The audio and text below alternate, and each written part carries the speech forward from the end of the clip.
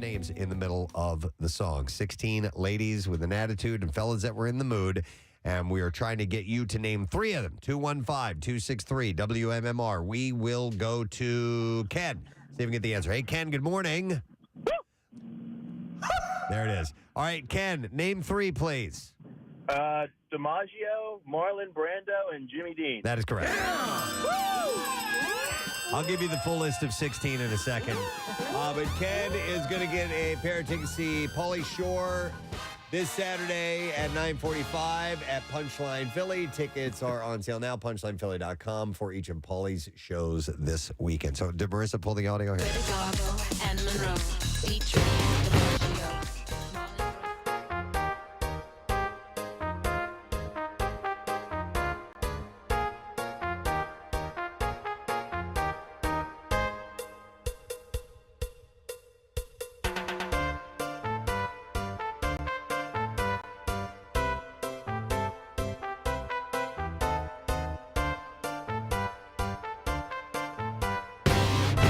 She was saying Manitou. I thought Attitude. You thought that movie, that sci-fi movie? Yeah, Attitude. Yeah, Lauren Catherine's Attitude. Attitude. No. Attitude is what I heard That's where as well. an Indian grew out of the woman's neck. No. That's Manitou is the movie, was what I was Gotcha. referencing. I was referencing now. Yes? Wait, this is one that I sing. I know it's wrong. I know these are not the lyrics, but I never knew what it was. Ginger Rogers, Gingivitis. Gingivitis. But can you play that part again? Is she going through oral diseases at that point? I was wondering why there was blood all around her mouth. I knew it's on that, but to me, that's what I hear. Gingivitis, canker sore. Kelly, Hollow Jean, picture of a beauty queen. Jean Kelly, better stay.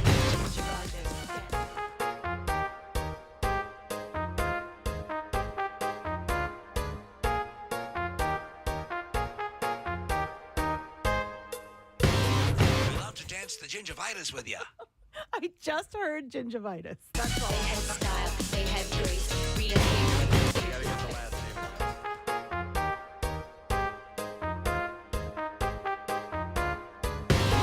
Jimmy Dean on this list solely so they could include magazine in the Probably on the cover of a magazine. Carrot Jimmy Top. Dean. So the only one I don't know, it says Grace Kelly, Harlow, Jean. Who would Jean? Jean Harlow. Oh, Jean Harlow. Yes. Okay. She was phrasing it. Harlow, Jean. I thought it was Norma Jean. That's Simmons, it. No, Jean. because Monroe is already mentioned. Oh, yeah. She's the second name mentioned. So Is it Jimmy Dean the sausage guy or James Dean the actor? Jimmy Dean, the sausage guy. Yeah. Of course. Come on. Gave good sausage. Link or Patty, I don't care. He had really stellar hair. It played a part into how he got gingivitis. So much pork. Gingivitis. Sausage and Yeah, gingivitis. it's just like, All right, then who I've is been drinking.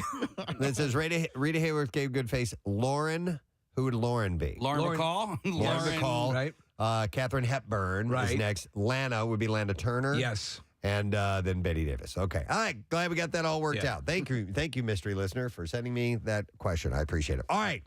On to the celeb stuff here for you, friends. We're going to begin with Amber Heard. During the final day on the stand yesterday, the actress said that Johnny Depp can't look at her because he's guilty. Heard's attorney, Guilty. Heard's attorney, Elaine Bredoft, had asked Heard why she told Depp's lawyer, Camille Vasquez, that she knew Depp couldn't look her in the eye. She said, because he's guilty. He knows he's lying. Otherwise, why can't he look at me? I survived that man. I'm here. I'm able to look at him. Depp seemed to find this response amusing as he leaned over to say something to one of his lawyers, and then he laughed, apparently. Very funny. Now, on the heels of that, she could be facing, or it's speculated that Amber Heard could face a police probe amid claims of perjury. The star had she had admitted not giving $3.5 million from her divorce settlement with Johnny to charity, despite telling the high court that she had. So she told one court one thing and told this court another thing, which makes her at least, it makes it a possibility. Of perjury. Yeah, of perjury. So after the couple divorced in 2016, she said that she would split the $7 million settlement between the Children's Hospital of Los Angeles and the American Civil Liberties Union. But giving evidence in their libel trial on Monday, she said that she has yet to make the full donation because Johnny, quote, sued me for $50 million in March 2019. It came despite the actress having claimed on several occasions, including under oath, at their UK High Court libel case that she had Depp's lawyer also argued yesterday that Heard had the money for months before the lawsuit, yet failed to donate the money as she promised. The disclosures led to accusations that Heard misled the public when talking about the donations on talk shows and may have lied under oath. She could face a perjury probe, but that's speculation as of now. So at the end of the day, when all this shakes out, what's that going to look like? Like, what level of benefit do either of them get from this? I'm just curious. Can you look into the future, Preston? You know what? It's a good question because all of this has been dragged out in the public, Right. and no matter what the jury's decision is, the public's going to have an opinion on it. Well, and SNL. and it's going to be bad for both of them, no matter, it just depends on how many people believe. You're So, exactly right. SNL opened up the show with a skit about the trial. Yeah. So it's become now pop culture, grist for comedy. Yep. Yesterday, Bob Saget's friends and family paid tribute to the late actor on what would have been his 66th birthday. Saget's wife, Kelly Rizzo, posted photos of the star from a trip to Mexico last year. Happy birthday, my love, she wrote. These pictures and video were taken exactly 1 year ago in Mexico, and we always celebrated our birthdays together with a trip. And she continued saying, this last trip was so special.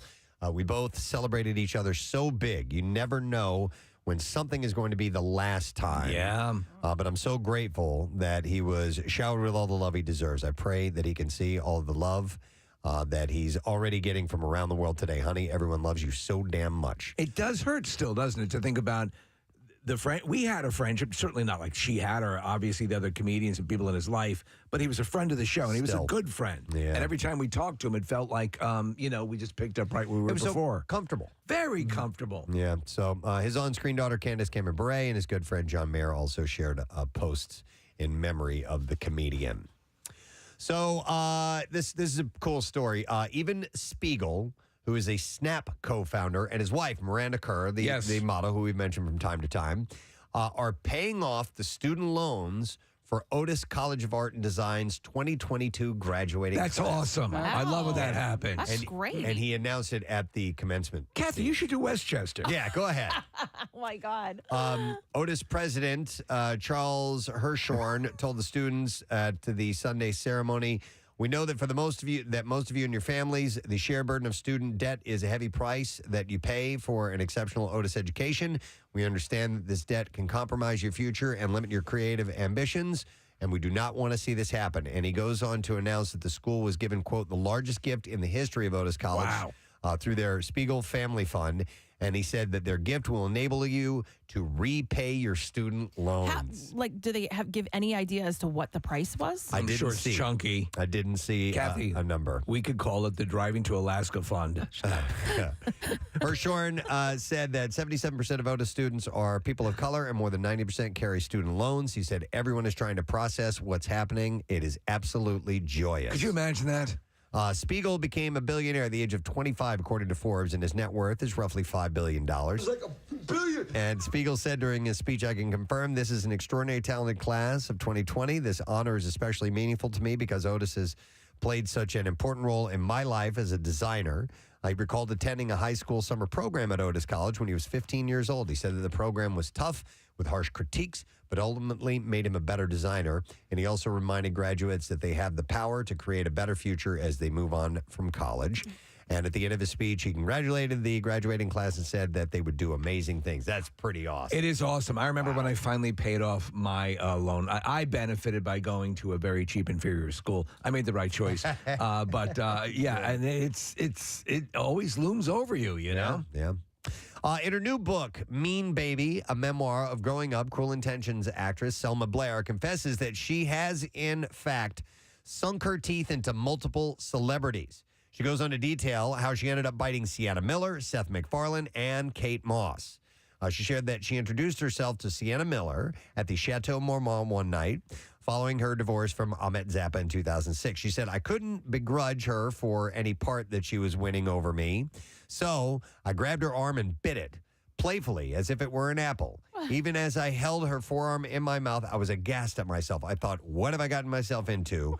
Or her. This is horrible behavior," she wrote.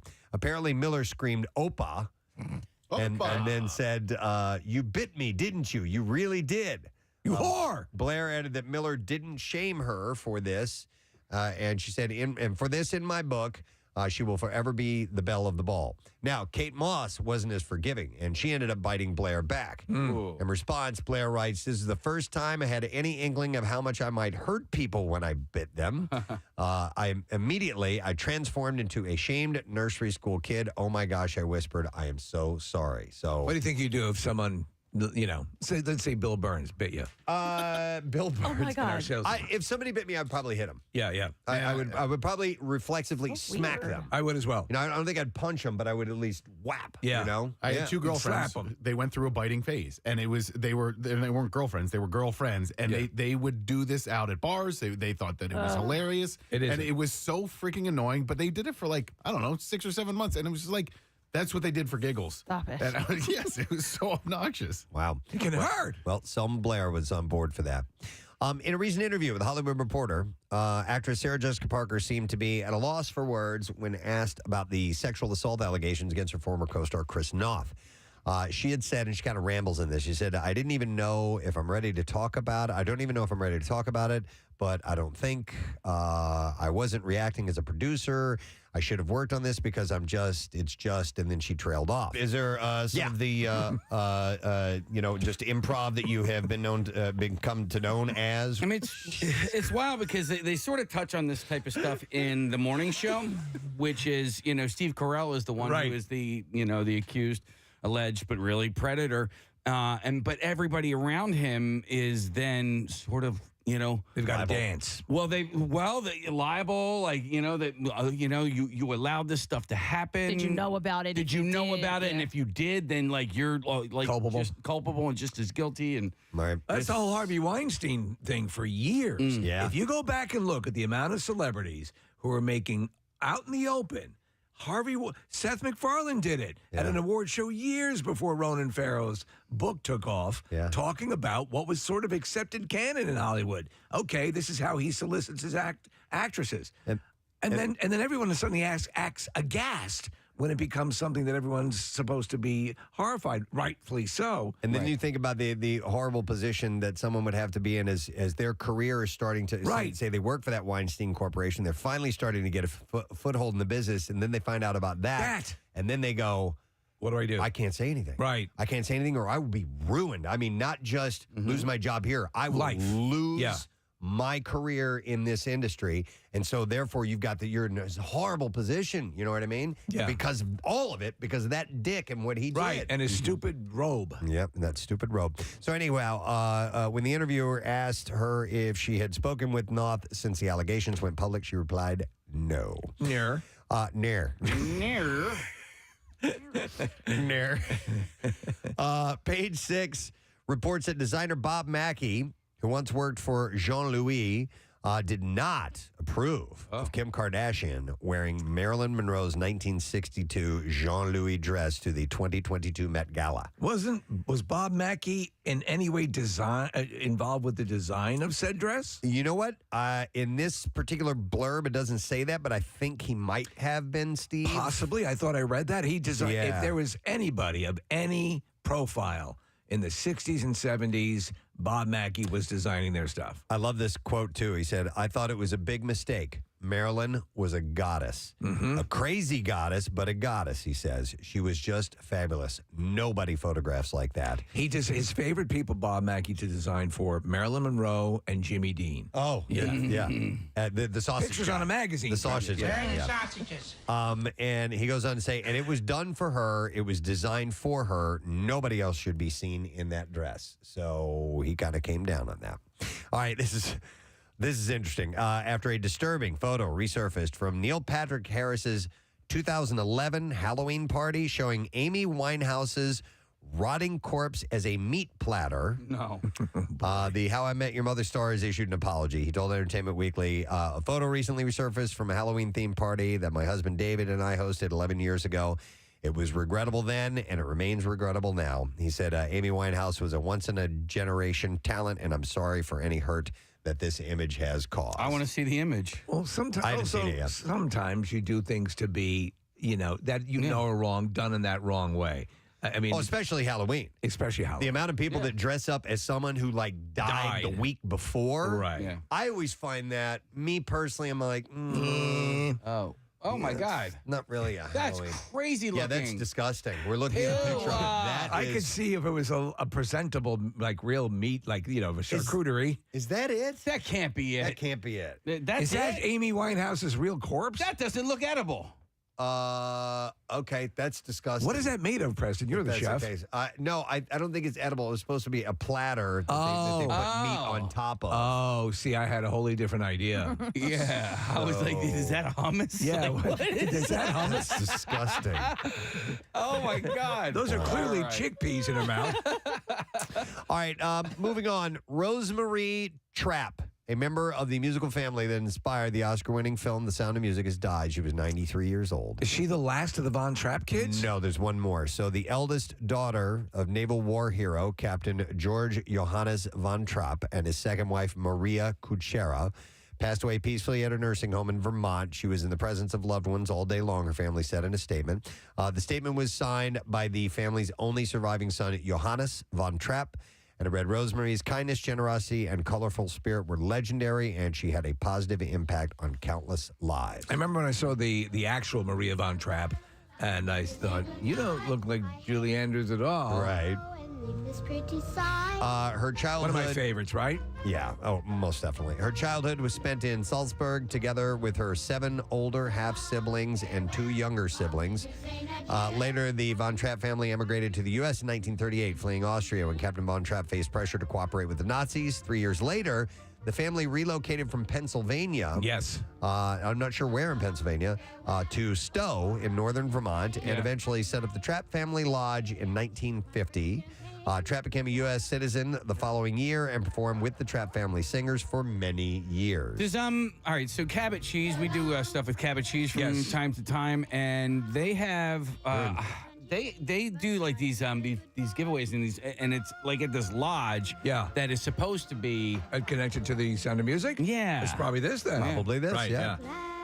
Their story was adapted into one of Broadway's most famous musicals and even inspired the 1965 Oscar-winning movie The Sound of Music with Julie Andrews as Maria, although Trapp rarely spoke about her family's claim to fame. She later worked for 5 years as a lay missionary and teacher in Papua New Guinea with her sister Maria. And according to her obituary, she also volunteered on a kibbutz or communal settlement in Israel and reportedly overstayed her visa. So is that one of the only 2 Broadway musicals featuring Nazis? No, the producers. Yeah, the producers are loaded with Nazis. Cabaret, Yeah. Sound of Music. There's a few of them there. Yeah. All right, what else do we have here for you? I was looking at my finger as I turn the page. And now the news. I'm Tom Brokaw. That was an impression of a marinara machine. All right, where is that again? One more time. All right, listen. This is kind of a heavy story, but I didn't want to let this completely disappear. All right. But Kristen Chenoweth is opening up about a tragic moment from her childhood. The Tony Award winner is trying to help find answers to the brutal 1977 rape and murder of 3 Oklahoma girls on a camping trip that she was supposed to attend. So she would have been there with them. Yeah, this is a new documentary. She said in the trailer for ABC News Studios' Keeper of the Ashes, the Oklahoma Girl Scout murders. The story, this is a story I wish I never had to tell. It haunts me every day, but this story, it needs to be told. The 4-part docuseries, which premieres on the 24th on Hulu, explores the killings of Lori Lee Farmer, who was 8, Michelle Heather Guys, who was 9, and Doris Denise Milner, who was 10. During a 1977 Girl Scout trip to Camp Scott, local jail escapee Gene Leroy Hart was arrested at the time, and although he was acquitted in 1979, recent DNA evidence suggests his involvement. She said, I remember that I should have been on that trip, but I'd gotten sick, and my mom said you can't go, and it stuck with me my whole life. I could have been one of them. There's guilt that happens when someone, misses a flight and the flight goes on and crashes or something. Yeah, survivor's guilt. Yeah. It can be very profound. This is coming out on the 24th, but looks pretty intense. The director said, unless something new comes up, something brought to light we are not aware of, I'm convinced where I'm sitting of Hart's guilt and involvement in this case. All right, something lighter. Edie Falco has joined the cast of Pete Davidson's upcoming half-hour comedy series on Peacock, and it's titled Bupkis. Falco will portray Davidson's mom on the series. The actress Davidson made the announcement on Monday during NBC Universal's upfront presentation. Butkus will follow Davidson as a heightened, fictionalized version of himself. And He plays that a lot. The show will combine grounded storytelling with absurd elements from the comedian's unfiltered and original worldview. He's also writing and executive producing, by the way. Did you see The King of Staten Island? No. Yeah. Was it good? It's basically his story. Yeah, it was good. You know who's really good at it? Bill Burr. Yeah. Oh, yeah? Yeah. Yeah, I did hear that. I watch SNL every week, just like you and Casey do, Steve. And Pete Davidson just sort of comes and goes as he pleases. There are weeks where he's not there. Yeah. Do you know why that is the case? Because Lorne Michaels apparently has some sort of like paternal thing with him, and he looks out for him, and he treats him like gold. It's just bizarre because I like the show, and I don't hate Pete Davidson. He's kind of an odd guy, but he just you never know if he's going to be on the program or not. Two more quick things. More dystopian nightmares are on the horizon. Black Mirror is set to return to Netflix for a 6th season. How many episodes? They made it's going to have more episodes than the last season because last season I think only had 3. Yeah, it was like nothing. Yeah, Charlie Brooker's dark anthology series last aired on the streamer in June 2019. The show is now casting for the 6th season. Variety states season 6 will have more episodes than season 5. The 5th season only had 3, and it starred Andrew Scott, Anthony Mackie, Topher Grace, and Miley Cyrus. As with recent seasons, season 6 is expected to be even more cinematic in scope, with each episode treated as an individual film. Episodes in the past 2 seasons have often exceeded 60 minutes with high production values, elaborate concepts, like the interactive choose-your-own adventure episode Bandersnatch, which was kind of interesting. But I do like the bigger, longer ones that they do. They did one that was about these mechanical bees. Yes. I loved.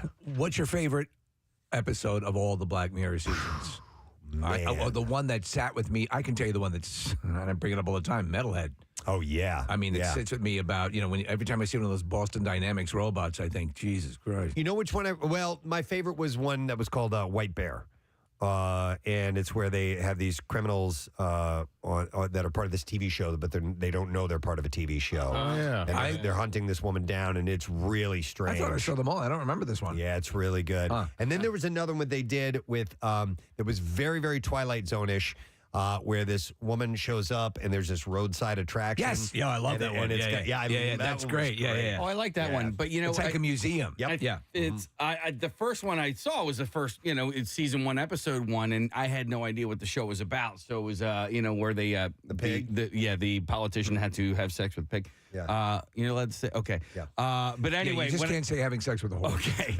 when I got to episode 2, and it was a completely different story, I was like, "What the hell is going on here?" I'm like, "What does this have to do with the other one? With the dude banging the pig?" I didn't know everything was self-contained. Yeah. All right, so it's coming back. That's good news. All right, and then one last thing: the New York Post reports that Chris Rock might end up hosting the 95th Annual Academy Awards. Wow. Good. Yep. Genius. That'd be great. ABC's president of entertainment, Craig Eric, said Tuesday that he's open to Rock hosting the 2023 edition. Eric also said next year's show will be even better. So somebody's going to get Falcon Punch. I have heard more people, the damage I think Will Smith did to his outward persona and the way people perceive him, it was substantial. There are a lot of people who are who've reversed completely their perception of Will Smith. The day before the Academy Awards, I was talking to my mom. Right. And she goes, "You going to watch the Oscars tomorrow night?" Yeah. And I go, "Yeah, I'll watch some of it." She goes, "Boy, I hope Will Smith wins. Oh, man. He's such a nice guy." Oh, man. Is he? Right? He's such a nice guy. I think a lot of it has to do with people feeling that they were taken for a ride, that they were scammed, All right, we got to do the clips. Then we got a phone call. All right. Clips, here we go. Andrew, a bar mitzvah party host, strikes up an unlikely friendship with a mother and her daughter in Cha-Cha Real Smooth. And here, star Cooper Rafe talks about how he relates to his character. You just got the Cha-Cha Real Smooth? Yeah, here we go. I was not a party starter, but I relate a lot to Andrew and what's going on inside of him. And graduating college, actually didn't graduate college, but being in that post-grad delirium and trying to figure out what to do in your 20s and being good at starting other people's parties and not being good at starting your own. I relate to that. I don't think I want to see it. Cha Cha Real Smooth streams on Apple TV Plus June 17th. Next clip. After a sinkhole opens up out front of their restaurant, the cast of Bob's Burgers must work to save their restaurant while cooking up some interesting food along the way in the Bob's Burgers movie. In this clip, Kristen Schaal talks about why animated food looks delicious. I think with animation, people are able to project onto it more than something in real life. Like they can see themselves in an animated character before they could see it in an actual person. So maybe you're seeing your favorite burger in a drawing of a burger. Yeah! Bob's Burgers movie premieres in theaters May 27th, but we have a screening of it for Wednesday the 25th, next Wednesday, 7 o'clock UA King of Prussia. I'll take 5 callers right now. We'll give you passes. 215-263 WMMR. It's from 20th Century Pictures. Bob's Burgers movie hits theaters May 27th. That show hit its stride and then has consistently been really solid. At the beginning, I was like, and now I love that show. All right, and there's your entertainment report. Guess what? We have a phone call to take. We had mentioned earlier this morning that Unionville High School has named their coolest teacher of the year. Ladies and gentlemen, please welcome Mr. Nick Deldato to the show. Mr. Deldato, good morning. Hey, good morning, guys. How you doing? We're doing great. Congratulations to you, man. Yeah, what a great way to start my day here on a Wednesday here. Hey, did you get wind of this contest yesterday? So yeah. Yesterday we had an in-service for the primary election day. Yeah. And no students at the school. So we had heard that we were selected, and the administration put out a call to the students to nominate their coolest teacher. To be honest, I don't know if they fully understand the term coolest because I don't know that I deserve this title, but I'll take it. I'll take what I can get. You look a little nerdy in your staff photo. I will say that, but nerdy's cool, man. I agree. Hey, I appreciate that. That's Bow Tuesday. We wear bow ties every Bow tie Tuesday. I love it. Yeah. That's great, man. Nick, you are a social studies teacher. Tell us how you make that subject interesting, because when I was a student, social studies is something I didn't care about. I now find it very interesting, but how do you get it to translate to the students? Yeah, I tell my students on the first day that, I'm excited to be there every day. I love my subject. I love my job. And I tell them I can't expect them to get excited if I'm not excited. Yeah. And if you talk to my students, I think they'll tell you that I get very excited about a lot of stuff that happens in the classroom on a regular basis. Sometimes probably more so than I should. But, I think it's just I bring energy as much as I can. And I love my students. I really love the school I work with. I work with some amazing colleagues. And I'm happy to come to work every day. Every day I come to work, I'm in a good mood. So I think that translates. It does. Do the students sometimes have to tell you to calm down a little bit? That is like a daily occurrence. Whoa. Slow your roll. It's just the Boxer Rebellion. I mean, when I have first period, second period students, I don't know that they can handle how much energy I bring that early in the morning. Hey, where are you from, by the way? So I live in Kennett Square, but I'm originally from northern New Jersey. Okay. All right. Excellent. And what brought you to Kennett Square? So my wife actually graduated from Unionville High School, and she's from Kennett Square. So when we got married and we decided we wanted to settle down and have a family, we moved closer to her family so we could, be close to home. And we've been here for the past 7 years. Okay. And do you like mushrooms? Oh, man, let me tell you something. You got to get used to the smell of the mushroom farms. Yeah. But you know what? It's part of the culture here. Mushroom Festival every September. Yeah. And the best mushrooms in the world. Excellent. Mushroom cake, mushroom stew. I hate mushrooms. All right. Well, Nick, congratulations to you. It is just a small token, but it's from the heart, from the kids at your school. And we have an official coolest teacher of the year, Preston and Steve coffee mug that we are going to award you, sir. That's awesome. And I heard that that I'm the first one to receive the $250,000 check that you're putting in that month. We haven't released that information yet, but though. congratulations for that too, Nick. That's great, man. Thank you very much, guys. I appreciate it. All right, let's hear from Nick Delgado, guys, at Unionville High School in Kennett Square, and we have chosen another school. It is Pittman High School in Pittman, New Jersey, and we are going to have you do the same thing. And all you do, if you're a student at Pittman, is text the word teacher to 39333, and we will send the voting link. And tomorrow morning, we will award that prize to the person who has received the most votes. So get on it. We're going to take a break, and we will be back in just a second. Make sure that you stay with us this morning.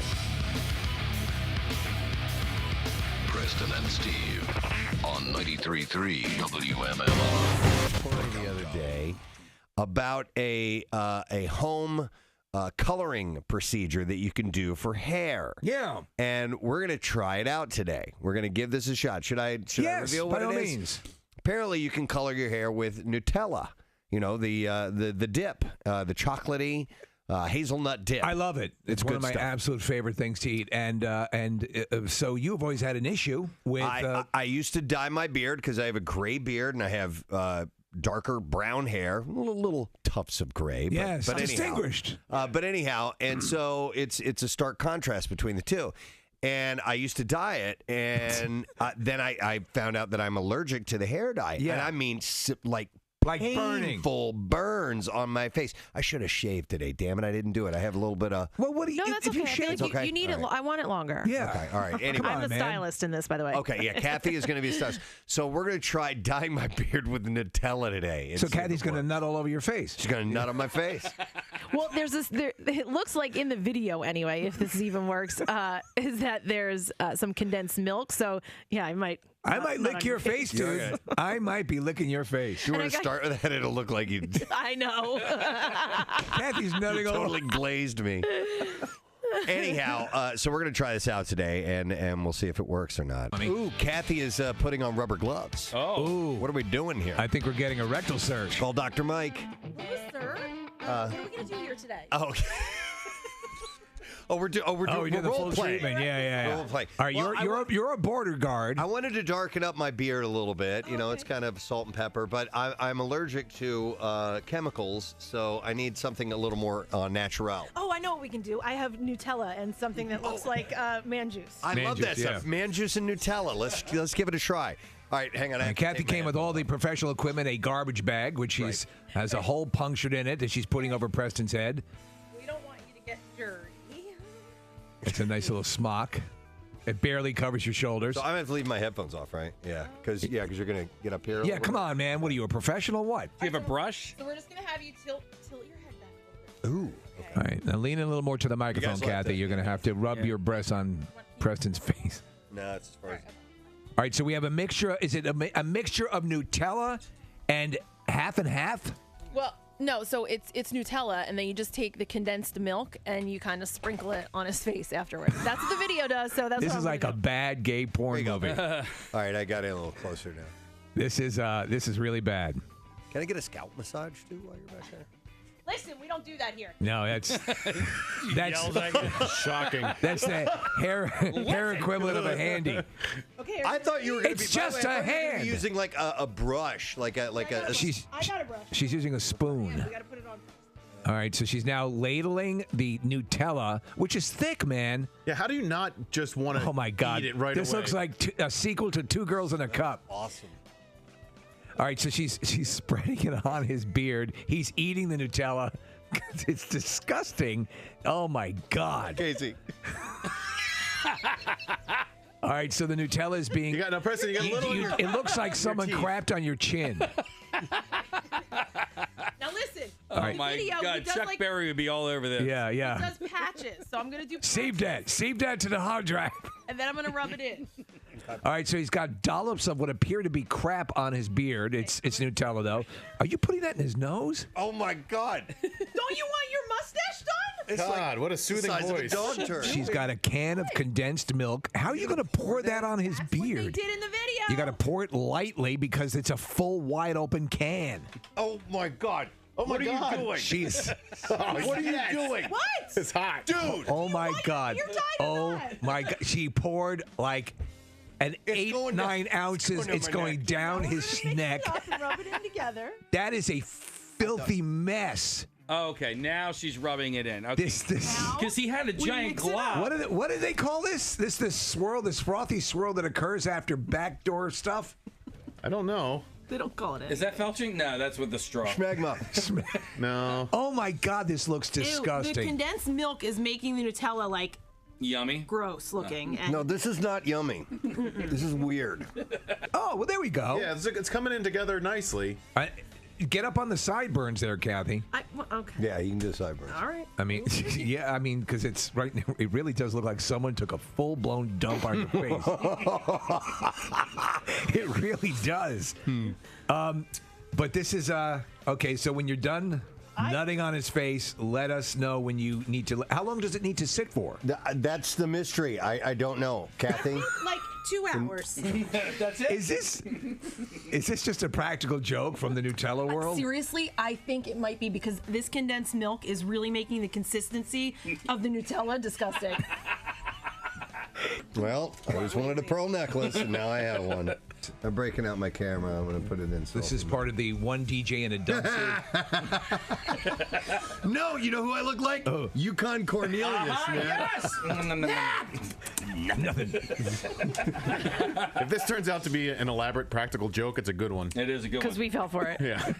Yeah, it's not like there's a bad ending to this. Right. You look like this looks like the last scene in the most horrific gay porn ever made. Yeah, I'm a mess. It's called Taco Tuesday. You've got. Did I get some on my headphones? You did. Damn it. I know. It's I tried. Oh, yeah. no, Preston did it. It wasn't. It's not you, Kath. He's licking them off. I'm just trying to see if How long? If there is a if it says how long. So let me just check here. So this is a beauty hack. If this works, you might have something here, Preston. I would do it. I would not do it this way. So we're going to do a post Nutella reveal. I'm wearing a Michael Jackson mask. And by the way, he brought me into the bathroom when I was wiping off the Nutella from my beard, which we were trying to use as hair dye in case you were just tuning in. this looks all right. So if you didn't hear that, he's wearing a Michael Jackson mask currently because we're going to get a reveal on air. He had Nutella in his beard as a dyeing agent, and we're going to find out if it works. I will tell you what? You look better with that Michael Jackson mask than Michael Jackson ever looked. It's white Michael Jackson, by the way. Okay, so you guys ready? Yeah. Right, so before we before we reveal, you took a peek. Any feelings before you reveal to us? No. Okay. I'm going to let you guys take a look. I don't want to tip the hand. All right. So we can get a drum roll, Case. Yeah, here we go. All right, Michael. Reveal. And here we go. So the exact same. Not a damn thing. Well, your skin is a little dyed on the cheeks. It's nothing. Nothing. It's nothing. Literally anything. nothing. It is a complete lie. Damn it. Jack Nicholson has been enjoying a much quieter life since his last significant acting role in 2010, which was How Do You Know? Which he shot here. That's correct. But now his longtime friend and Easy Rider co-star Peter Fonda says that the legendary actor is retired. Like retired? At the age of... I beg your pardon? He's retired at the age of 79. Fonda said, I think he is basically retired. I don't want to speak for him, but he has done a lot of work, and he's done very well as a person financially. What kind of project do you think would get him out of retirement and acting again? And I have something in mind, Monster Trucks 2. Oh, really? Wait a second. There's an actual monster in the... Oh, that's perfect. No, I think Connery's up for that role, Steve. Yeah, this thing just puked in the glove compartment.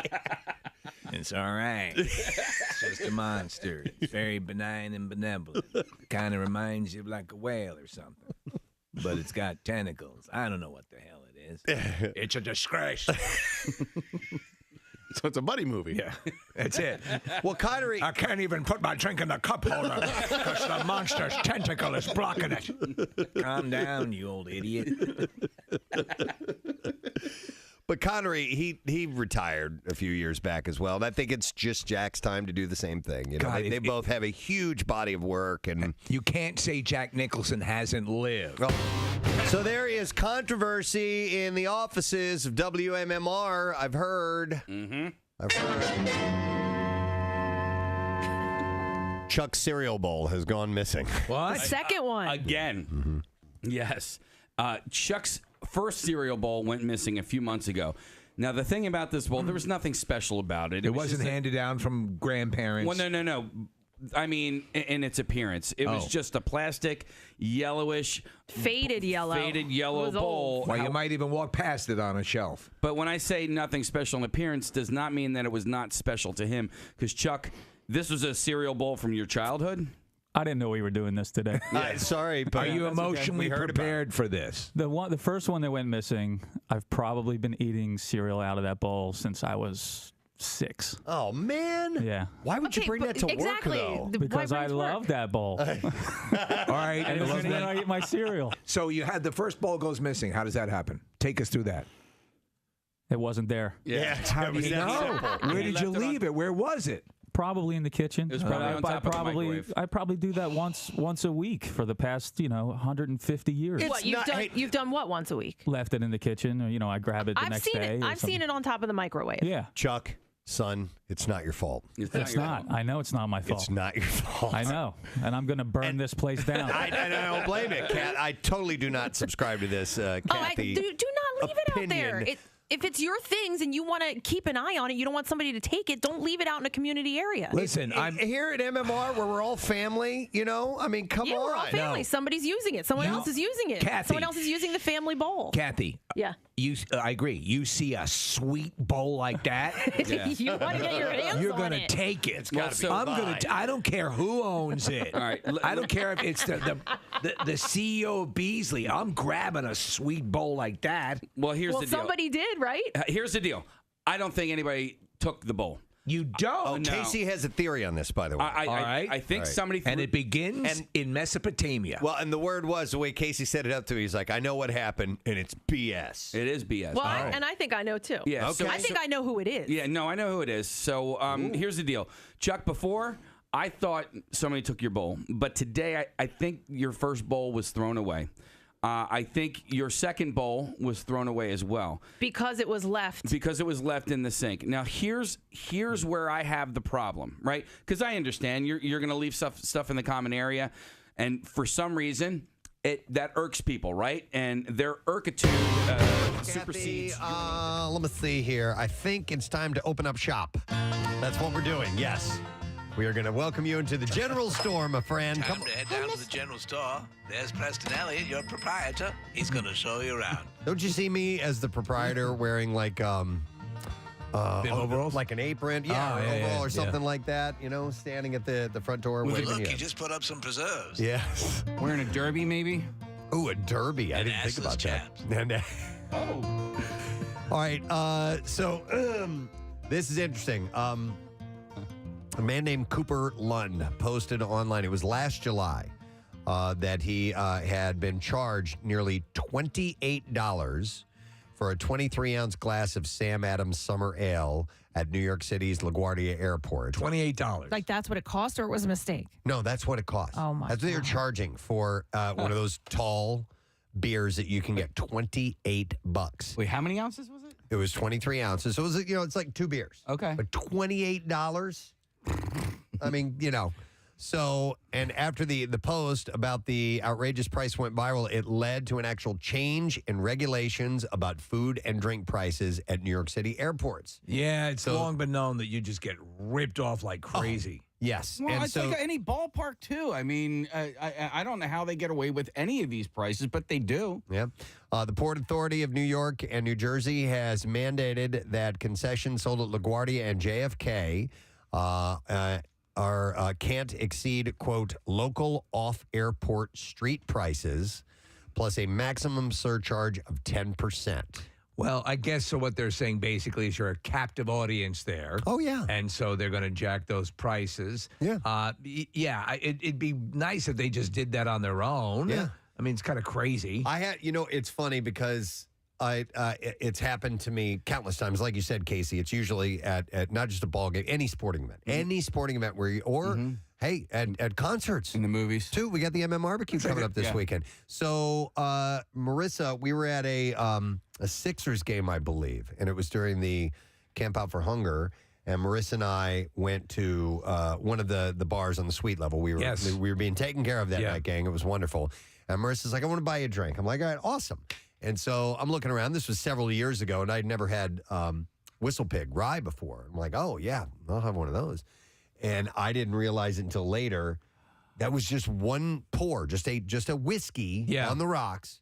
It was $35. No. Yeah. No. And Marissa paid for it. And it was excellent. From there on out, I drank Whistle Pig because it's outstanding. It's only $35. $35 for a glass of whiskey. It's like that scene in like a 2-ounce pour. 40-year-old version. Hey, it's great to be here on $9 beer night. Yeah. Marissa, did you know the price, or did you get the bill and you're like, oh, I guess I'm buying Preston a $35 drink? No, it was definitely sticker shock, but it had already been poured. There was I had no option. No going I wasn't back. handing it back. It's like Casey's. What'd you do? The chicken? Oh yeah, I thought I was ordering like a single order. Chicken wings, but no, I was ordering like for a chafing dish full of chicken wings. I didn't realize we were ordering for the entire suite. I thought it was like individual orders. Well, the funny part about that is, Marissa, we were in the suite, and later on, I go, Marissa, this is fantastic. I'm like, this is really great whiskey, and she goes, that is great to hear. Because it cost $35. So money well spent. I loved it. Yeah. I don't know much about the Atlanta Falcons, but they play in a place called Mercedes Stadium and Mercedes-Benz Stadium, and for several years they've cut prices of food deliberately. So you can get a hot dog for $1.50, you can get pretzels for $4.50, a burger $7.50, a waffle cone $4.50, chips and salsa $2.50. They make it a point to sell their concessions at a very discounted price. Hot dog for $1.50 at the ballpark here. $6, something like that. Yeah, unless you go to the kids' That's just stand. me guessing. I mean, we're going to have John Brazier coming by bringing some food here. It's probably not a good time to talk about this, but they really rake you over the coals for that stuff. When you're going to go and you're going to do the things run the spectrum though. Price wise, don't they over there? I mean, it's cost prohibitive because you got to buy the tickets first of all, then you have to pay for parking, and you know what I mean. Like it is unfair. It's simple as that. I mean, it's unfair. Marissa? I couldn't agree more, Casey, but I hate to say this. I was not as shocked as the rest of you guys when I heard $28 for a beer. For a double beer, for 2 beers at an airport. I don't know. It's essentially $14 a beer. It's $14 for one 12-ounce beer. It's a lot, but I understand what she's saying. You, it's not like that's the only place you see that. You see those prices. No, I know. Yeah, and you are numb to it. But try this. Go to a beer store and try to buy a 6-pack, and if they charge you $30 for a 6-pack of beer, you're going to say that is ridiculous. I'll tell you how numb I am that it's more of a surprise if I can put a 20 on the bar and it pays for 2 drinks. So, it's the opposite that gets me now. Because being in the city, it's just everything's a little more expensive. Yeah, I mean, I agree with we're numb to it. You just kind of expect it. That's part of the deal. If you go out a lot, if you're going to these things a lot, I think you're going to notice it more and be a little bit more pissed. Yeah. But if it's like an occasional thing, okay, this is part of the environment. This is part of what you're going to pay, and that's it. I think it sucks more at the airport though, because if you're going to an event, if you're going to, you're like, okay, we're spending money tonight. Yeah. We've paid for these tickets. We're gonna go watch the planes. We've got to pay for. We know that we're gonna. But if you're traveling somewhere and you're like, I'm gonna stop off and get a beer, $28. The hell, man. So anyhow, they have stood up and taken notice of the Port Authority, and they have made this rule. So when you go through New York, it shouldn't cost you an outrageous amount any longer. The Office of Inspector General for the Transportation Authority had found that more than 24 customers were charged what was called totally indefensible amounts for beer by concession operator OTG. So what are they going to take a median price of beer prices outside? I guess so. Median check? Yeah. Or yeah. Okay, we'll see how that's reckoned. Yeah, hang on a second. Let me go to Johnny. Johnny. All I did was get out of the shower. Yes. Squeaky clean. What's up, bud? So I lived in Utah for like 3 years, and when we first moved to Utah, my wife's company was like partnered with like the main sponsor for the Utah Jazz. So we go to the Jazz game, and it's like we have the biggest suite in like the whole arena, and it's like amazing buffet. And then we have like this waiter. You got the cushioned suite chairs that like are like the second level, and they're like, I'm sitting there like, hey, would you guys like something to drink? And I was like, yeah, sure. And so we order wine, and they bring us wine, and this is Utah, okay? Like there's no drinking liquor in like a beer, yes. But liquor, I was like, oh my God, we're drinking liquor at a Jazz game in Utah. Yeah. So I'm like, all right, like the next time the waitress comes around, I'm like 7 and 7, and my wife's starting to get embarrassed because I'm like, I put down like 6, 7, and 7. Oh my God. Because we were like walking distance to the stadium, so I was like, I'm hammered. We get the bill. I was like, oh, this wasn't free. I thought it was all included. Oh no. How much was it? $260.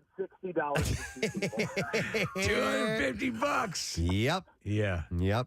And how did you tell them? Did you say, I didn't know this wasn't free? Yeah, well, it's also like a Mormon-owned company, so I'm just like, I should have known. This was my fault. It was my fault. I should have known better. The liquor was not going to be free. Surprised the soda was even free. Is it? But, it was worth it to drink liquor in that stadium. Johnny, I think you can make a case that you repented and they should have forgiven you and your debt. Right then and there, yes. Right?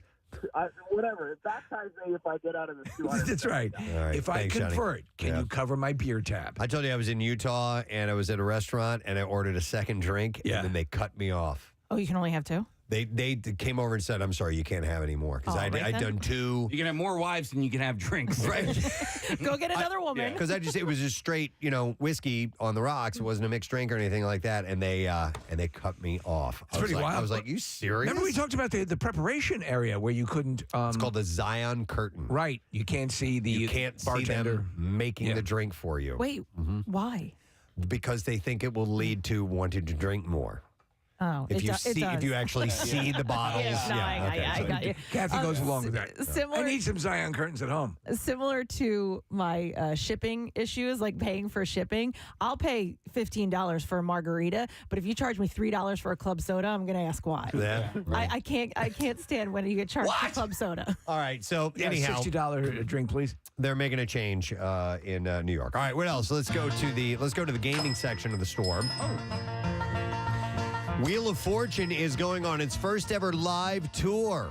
Oh. Wheel of Fortune Live is set to travel across North America for a tour of over 60 dates. They've done just about all the other game shows. Maybe Jeopardy hasn't done it, but Wheel of Fortune's an obvious one. They haven't done it before? So this isn't the actual TV show. This is like a stage show. My friend Todd used to host the Price is Right version of this and traveled all over the country. And we went to see him in Atlantic City when they did it one time. And you get to play the game. You don't win as big of prizes, but you can win, $1,000, 10, in fact, they have a $10,000 grand prize for this one and maybe some trips and stuff like that. But so, yes, and this will be coming to, I think it's going to be at the Kimmel Center. Oh, really? Man, I need to do this. Thursday, October 6th. Yeah, dude. I did contestants, sir. I think me and your wife might have been at the Grand Emerald Mall. We were both trying to become contestants on Wheel of Fortune? We auditioned. I auditioned as well. Yeah. And Wheel of Fortune is not my favorite game, but I went ahead and did it anyway. And they didn't pick any of us. Yeah, my neighbor actually was on Wheel of Fortune and won. How much? She won a car. Oh, nice. That's my awesome. cousin's husband was on it. He did not win, and I tell you, I was so mad because I had waited for months because they're not allowed to tell you anything, right? Mm-hmm. So I waited for months for this thing to be on, and my buddy John lives in or at the time lived in Boston, and he knew that I was watching. Well, in Boston, Wheel of Fortune's on before Jeopardy. Yeah. And John reached out to me and told me, he didn't win, blah, blah, blah. It sucks he didn't win. I was like, dude, it's not on yet. You ruined it. He ruined it. I had waited months and months, and then he ruined it right at the last second. So did they keep the car, Preston? Yeah. Oh, they did? Yeah. Okay. Mm-hmm. I didn't tell you guys this, but I auditioned to be on a game show called The Chase. It's the one that where Ken Jennings I've been watching and it. James Holzhauer. Yeah. And I made it to the final auditions. What? Yeah, and then I didn't make it any farther than that, so I don't know what happened. But I did like an online test, which I passed, and then I did an online audition, which I also passed, and then they invite you to Los Angeles, and then that's where it stopped. It's a pretty decent show. It's a good show, yeah. And When did you go to L.A.? Last month. But I didn't make it onto the show. Oh. Oh, is that okay? Yeah, Well, so yeah, you were on vacation. yeah. Oh, nice. Yeah. But it's a good show, so if they're listening, I'd still like to be on it. So, yeah, the attendees will have a chance to spin the replica of the iconic Wheel of Fortune wheel, solve the puzzles on the tour's puzzle board, and win prizes including $10,000 or trips to Paris and Hawaii. Additionally, other audience members will be randomly selected to win cash and prizes. So if you would, and it's coming to Bethlehem too, October 2nd, it'll be at the Wind Creek Event Center. One of the most casual wins I ever saw was on Wheel of Fortune. I remember because I watch it now every, right after Jeopardy goes right into Wheel of Fortune. So, okay, I'm along for the ride. I agree with you, Preston. I prefer Jeopardy far more, but I enjoy Wheel of Fortune. So this woman is there. She gets up to the final deal. They pull the card out. She gets the letters and the words. She guesses it. And Sajak literally goes, "You want $1 million?" Like really? And then all hell breaks loose. Wow. Yeah. Was this recently? This was years ago. Okay, Yeah, all right. My two favorite moments on Wheel of Fortune are when they get the wild card and can take that to the final round. Yep. I love that. And then on the final spin, when the contestant ends on the 5,000 spin, Right. and then they get 6 on the each additional letter for that. That I love those. Let me ask you, when you can do the train thing where you keep going, I'd play. Yeah. I would play, you yeah. got to go for it. Yes. Wait, the train thing? Yeah. So I don't remember. you'll hear like a train sound, right? And you say, exactly, Nick. That's how it goes. It goes like, woo, it is. woo, Yeah. They bring out the pips. And so what happens is you keep going. And what is the conceit there again? You can only You have to guess all the letters correctly, and if you get any of them wrong, you go bankrupt. So it's a gamble. And if there's no letters up yet, it's a pretty.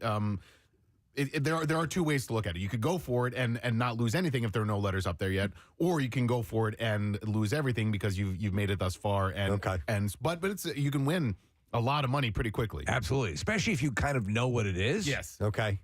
Now make the train noise. Again. Yeah. Let's do the pips. 1, 2, 3. Woo, woo.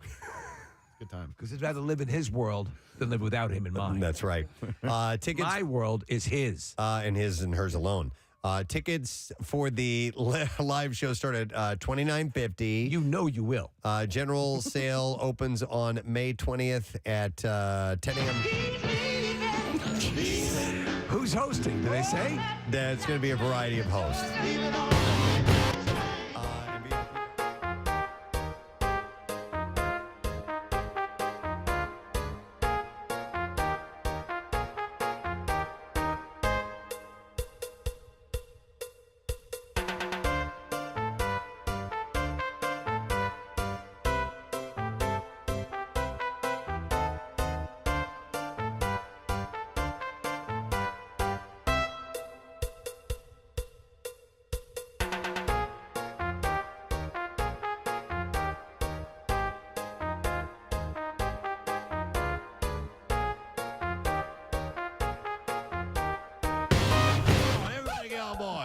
All right, it's the tram taking you to another part of the store. Wow. So here, everybody hop on board. Well done. On the monorail. Black wedding dresses. Apparently, wedding dress sellers note that there is increased interest in black bridal gowns these days. Oh. Huh. Searches for black wedding dress have kept pace with searches for white wedding dress over the past 12 months. I think, I think I'm there cool should with be it. some color explode. I mean, this is obviously black is lack of color, but it's still, I think there's a place for this. Yeah, I agree. Especially if you spill stuff. So, yeah, right? I mean, like you're in that white dress all night long in a very messy environment at the reception. I remember years ago it used to be, she wasn't wearing white. Oh, yeah. I can't wear white. Yeah. Because that means virginity, right? Yeah. Isn't that what I that's can't wear white. representative I slept of? with your father. Like pure. Yeah, pure. Yeah. Yeah, virginity, all So that black stuff. is like a hooker dress. Kathy, you did not drink red wine at your wedding, did you? I have no idea You why. don't remember? Oh, just because the whole wedding white wedding dress and Oh, right. Yeah, I think whatever I drank was probably clear. I don't think I drank anything. I was so busy, but yeah. So in September and October 2021, black wedding dress was even searched for more than white wedding dress on Google. The trend has picked up so much since last year that David's Bridal, which previously only offered black wedding dresses by custom order, will offer black versions of its most popular gown styles in select stores for the first time this fall. Here's the history of the white dress, Preston. All right.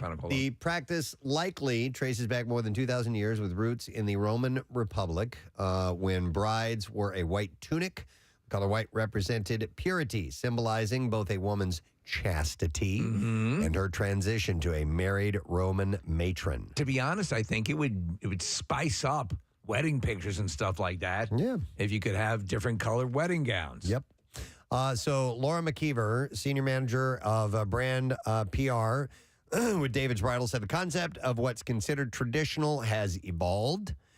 We started to see this in 2021 with couples wanting to throw traditional wedding rules out the window. Brides who have had to postpone their weddings because of the pandemic now want their special day to be unique, and they want to wear what they want to wear on their big day. It would be cool, too. Well, all right, so Kathy, do you think this might incite more women to wear, like, their bridesmaids to everyone have the same color, including the bride? Oh, yeah, I've seen that. That was a trend a few years ago where everyone wore white, or everyone wore, I saw almost like a champagne color or a peach color. Even the bride? Even the bride, They would always say that years ago, you never wore white to a wedding. Right. Because you were taking attention away from the bride. I still, as a guest, would never wear white to a wedding. Other bridal gown colors besides the choosing that brides are choosing include blue, champagne, purple, and red options as well. I mean, I've seen the colors that you're saying. I've seen that in combination with white. Like, it's almost a detail in the dress, but I've never seen a full,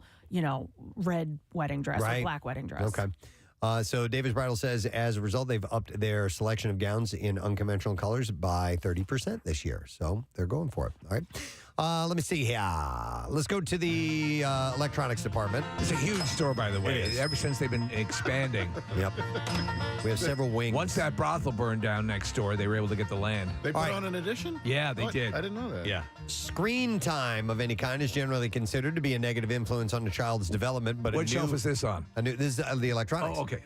But a new study from a team of European researchers makes a strikingly different case, presenting evidence that playing video games may actually boost a child's intelligence. Kathy. Dear God. We've heard this. I believe it in some way, don't you? Especially if you're playing a game. That it boosts their intelligence? I sure as hell hope so, because Jay's is going to be the smartest kid ever. So, despite decades of research looking into the effects of television and video games on adolescent development, the digital landscape of the last decade has dramatically reshaped a child's relationship with screens. And this means screen time now spans a multitude of different activities, including socializing with friends on smartphone apps, watching TV, playing video games, and even doing schoolwork on a laptop. So that can be considered screen time. Any suggestion as to how much your intellect will increase if you visit Pornhub regularly? They're still working on that part of the research. The socializing with friends is what I'm having a hard time grasping, because I know that that's essentially what they're doing. But to me, I'm viewing it as how I did it as a kid, and what my mom used to yell at us about. And it was just sitting in front of there for hours and hours and playing the same damn game and getting angry and crying when you lost. And it's different now. I know that he's in this whole, group of friends who play together. Yeah. But to me, I'm like, can't you guys go outside and play? Right. So in the past, you had to go somewhere to be with other people, and now you don't have to do that. Yeah. And so therein, I think, is the reason why we're seeing some kids not as excited as we might have been to get our driver's license back in the day, to get on their bikes and go everywhere on your bicycle. Yeah. You don't need to do it. You can jump onto your game system and be with your friends. Or you can get on your phone and be with your friends and FaceTime. It's a hybrid version of getting together, though. Yeah. You actually lose. I think what you may gain in some aspects, you're going to lose in general in-person people skills. Well, and I'm like, I am so struggling with this right now because it's what we do. Like, I'm like, go outside and ride your bike. And he's like, but all of my friends are now in this, whatever they call it, a party or something like that on Fortnite. I don't know. And he's like, they're all there. We said we were going to do this after school. We have plans. And you know what I mean? And like, now I'm not letting him hang out with his friends because I want him to go outside. Like, it's just. Is it time for military school? I think it is. I think I'm going to send him away. It's funny though, Kathy, when you do take it away, right? And so my son goes to this camp. I mentioned it many times. Marissa went there as well, called Camp Taqua, and there are no screens allowed. There's no devices and there's no screens. And so they're outside and they're doing sailing and they're archery and all the whole nine. It's summer camp, and they are normal kids. I say normal. They are kids like we were kids back in the day for 2 weeks, and they come back completely different people. They don't rely on their phones nearly as much. So if you remove it entirely, Thank you for sending me away, Father. well, that too. But it's pretty remarkable what happens when you just take it away for a long period of time, because then they aren't as reliant on it. Yeah. All right. Unfortunately, we have to wrap this up. I forgot we were going live on Fox that's right. today. So I didn't even get to the specifics about why it may increase intelligence. You figure it out. But intelligence is it's a subjective term. Yeah. You know, like the word intelligence is kind of hard to define. Only smart people can understand. Yeah, right? Yeah. We're not any of those, so never mind. I'm sorry I even brought this up. Go play a video game. Yeah, go play your video Go to game hell. and learn. All right, we got to close up shop, so let's shut everything down. Shopper's lost his lease. Thank you for stopping by, though. It was nice to see y'all. Going out of business sale. Yeah, come back sometime, please. All right, we're going to take a break. When we come back, live on Fox Good Day, don't forget secret text word, chance for you to win tickets to see Bill Burr Friday, September 16th, Wells Fargo Center. We'll be back in a moment. Preston and Steve on 93.3 WMMR. Hey, we only get to do this once a year, people, so come do it right. It's MMR's official opening of the Jersey Shore, Friday, May 27th, starting with the Preston and Steve Show, live from Keenan's North Wildwood. On Martin Luther King Day, when nobody was in the office except for us. A day of service, A day of traditionally. service. Nobody was in the office except for us, the morning show, and Bill Weston. And one other person. Oh, Yep. get out of here. Bill Weston. I'm It's with you, Bill? Casey. Yep. Now, Bill Weston, known as the man about town, the silver pony, quick with a comment and a quip, always a smile on his face, cigar smoker, a family man. And there's a deep secret. Despiser of clutter. Well, and here's the thing: I've had conversations with him specifically about the kitchen, the sink, and the items that are left in the sink. Wow, I'd love to hang out for your conversation. That's why I was going to say I think it's Bill. I think Bill takes whatever's left in the sink, if it's left there for more than one day, and he throws it out. so here, That ain't cool. here is the BS part of it, okay? All right. On Monday morning, Bill was in a Bill mood and decided that he did not like the clutter that was left in the sink, Steve. A Bill mood is easily identifiable. He's usually singing Katrina and the Waves. Right. Let me see if I have that, by the way. He's walking on sunshine. Whoa! I don't have it. And whose bowl is this? Yeah, it stops right there. God damn this! He's whistling his little tune in. Here I am walking on sunshine, and I see this clutter. I'm having a hard time wrapping my mind around Bill. All right, well, here's throwing away what is Because if it's left there and it's dirty, we're not going to go in there and clean it. No, it wasn't dirty. It wasn't in the sink. It wasn't dirty in the sink. And Chuck, okay, because that's usually don't just put dirty dishes in the sink. But that's usually what Bill has a problem with, are the things that are left in the sink. Now, if I had left it on the counter or on the microwave, somebody may have put it back in the sink, and water got in it, made it look dirty. But I don't just put my dirty dishes in the sink. Here is the BS nature of what happened on Monday.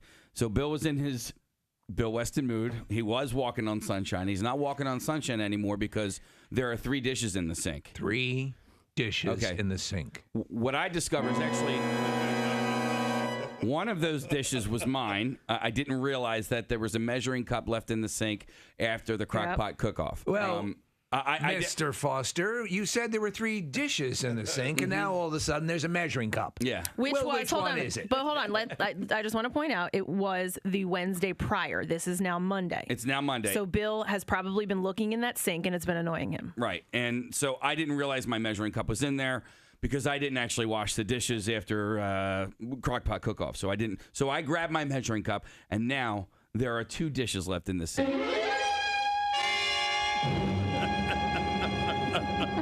It is a plate and a bowl. Okay. Was it your bowl? Here is the BS nature of it. Bill Weston then walking on sunshine. He was walking on sunshine, not anymore, Steve. He did not feel good. No. Bill Weston leaves a sign, hangs up a sign after he got done walking on sunshine. We need like a record scratch.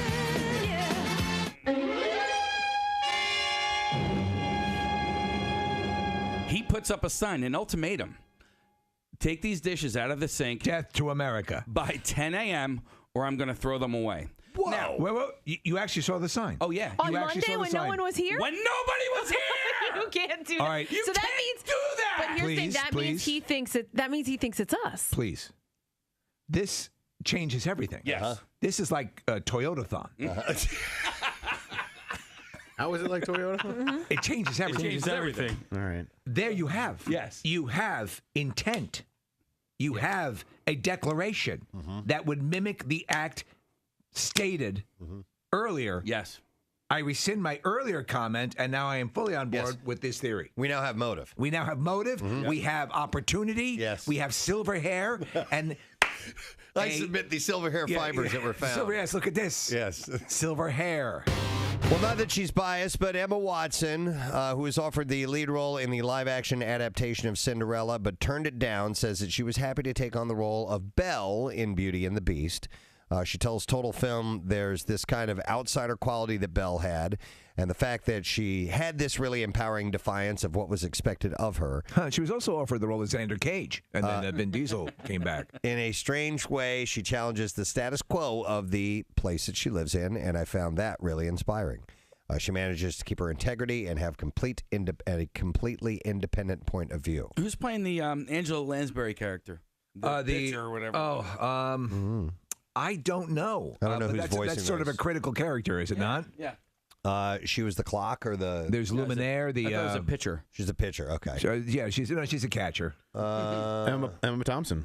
That's a good choice. Yeah. Most stuff. And who's playing? Lumiere? Yeah. Is Ewan McGregor. Nice. Luke Evans, I don't know him. He's Gaston. Stanley Tucci is Cadenza. Josh Gad is in it. I mean, Who's playing the gravy boat? Ian McKellen plays Cogsworth. Kevin Kline plays Maurice. I'm only too happy to hold your gravy, and I promise to keep it warm before you place it upon your mashed potatoes. He takes it very seriously. I am the vessel by which you will pour your gravy upon your various meatloafs and mashed potatoes. And I do not take this task lightly. Okay. Well, he's a professional, man. He's not going to take a role that's cheesy. You know, I understand If it is 1 degree colder, I have failed as a gravy boat, and I shall hurl myself off of the bureau. Should I see the animated movie Yes. before I see that? I don't know. Maybe that's not the way to go because apparently they're saying is pretty close to a live action rendering of the animated movie. It's so weird because this stuff now starts to cave in on itself, you know? Yeah, the story has existed for a long time before the animated movie. Oh, yeah. Did you see live action Cinderella? I did. I enjoyed it. No, I didn't. Did you see animated Cinderella? Well, yeah. When I was a kid. Yeah, I mean, Steve's right. It's all the same story over and over again, so it doesn't really matter if you've seen it or not. Are they working on a live action Pinocchio now? Yes. Are they? Yeah, with Vin Diesel. Oh, wow. Tale as old as time. I do know the song. Beauty and the Beast, and not one drop of gravy spilled. Will you let it go? He can't. He can't. You know who's directing live action Pinocchio? No. Guillermo del Toro. No way. Wow. Well, that might be interesting then. He is a visionary. He's a visionary. Bitch. Wow. Is the name of that song. Makes me think of Freddy Krueger. I drive a Range Rover, bitch. Get in the Range Rover, bitch. Did you bring a water bottle? It's a long drive, bitch. 9:32. Where's the Easy Pass, bitch? Friday morning with the Preston. What do you call a female dog, bitch? I actually like that. Thank you. Let's get a look at traffic. What's going on, Kathy? Bitch. Give us the traffic, bitch. Do you think like Springfield Mall has numbered days eventually? Like these things? It's 7:54 a.m. and we are getting right back into things. We got some TV time coming up here in a moment. We'll go live on Fox Good Day, so you can see us on your screen or listen to us here. However you choose, but that'll be in a moment. Right now we have a look at traffic, so let's get into that. Kathy, what's happening? A disabled tractor trailer causing big delays on 295 southbound. So from 561 to the 42 freeway, you're crawling along. And this is because of the disabled tractor trailer, which is in the right lane. 55 northbound, jams north of Deptford to the 42 freeway. 42 north, heavy from Blackwood Clementon Road to 55. 30 bypass, that accident eastbound at 282 Norwood Road is cleared. But you are still jammed back to Reeseville Road. You are starting to move a little bit more here on the Schuylkill eastbound. That's slowing 202 into Belmont, the Boulevard to the Vine, westbound past Young to the Vine, the Boulevard out to the Blue Route. Blue Route northbound, jams 95 to the Media bypass on the southbound side from Broomall to Media. And then on 95 southbound, you can expect delays from Academy to Cotman, the Betsy Ross Bridge through to Girard. This traffic report brought to you by AAA Car Care. Buy 3 Cooper tires and get 1 free at any AAA Car Care center. May 16th through the 28th. See store for details or visit AAA.com/mycar. And that's your traffic on 93.3 WMMR. Thanks, Kath. A reminder, Pittman High School, Pittman, New Jersey, you are up next for Coolest Teacher of the Year, and we want you to text the word teacher to 39333. If you go to school there, we will send you a voting link, and you will get to tell us who you think should get the award.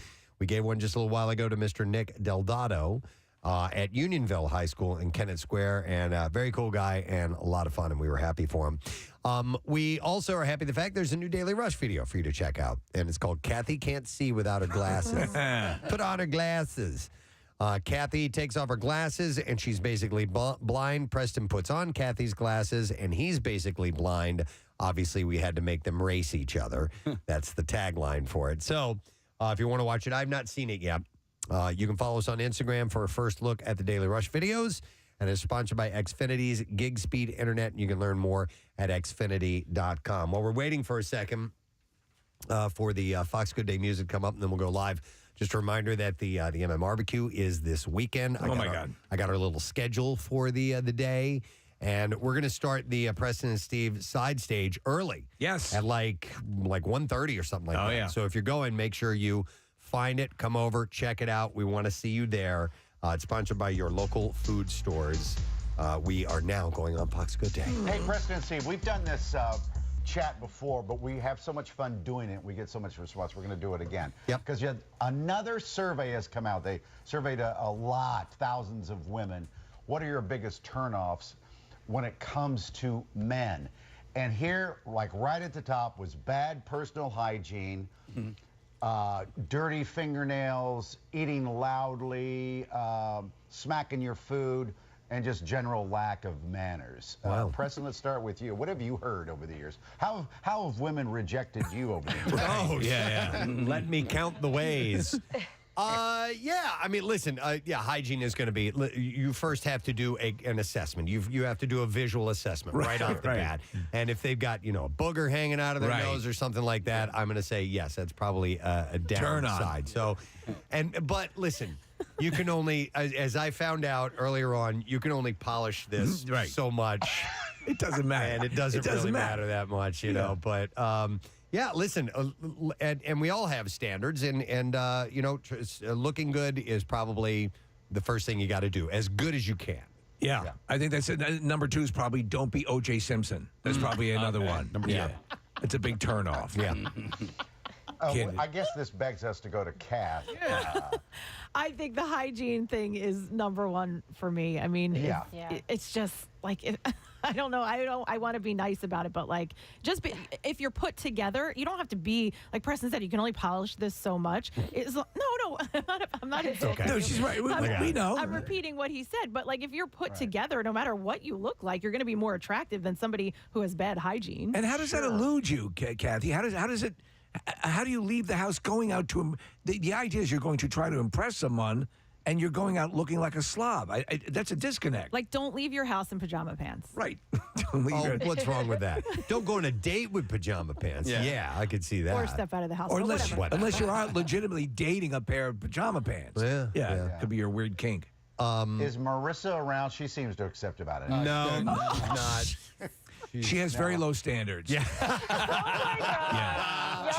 She goes down to the docks and just waits to see what comes Well, in. what about Alex? What about you, Alex? Alex, turn off. I agree with the fingernails, dirty fingernails, or if they're like really long.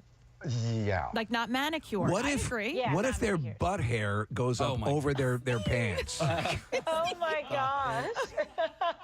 I've not seen that. Is that? Yeah. yeah. That's why both Preston and I trim every Casey, day. you want to show him? No, I don't want to show Okay, them. all right. No. He runs around naked on his Instagram. I do. Oh, we've all seen Casey's butt crack. Oh, yeah.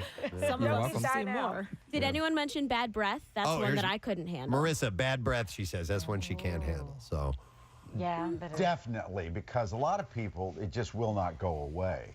Yeah. We have guests every now and then that sit next to me, and they've come on for years. And I go, oh my God, it never gets better.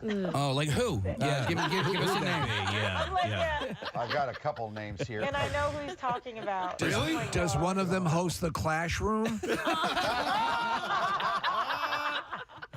No, he is impeccable. He is. No, he's put together. Groomed. yes, Richard Curtis is groomed very well. And You are smells correct. like a dove. Yes. Is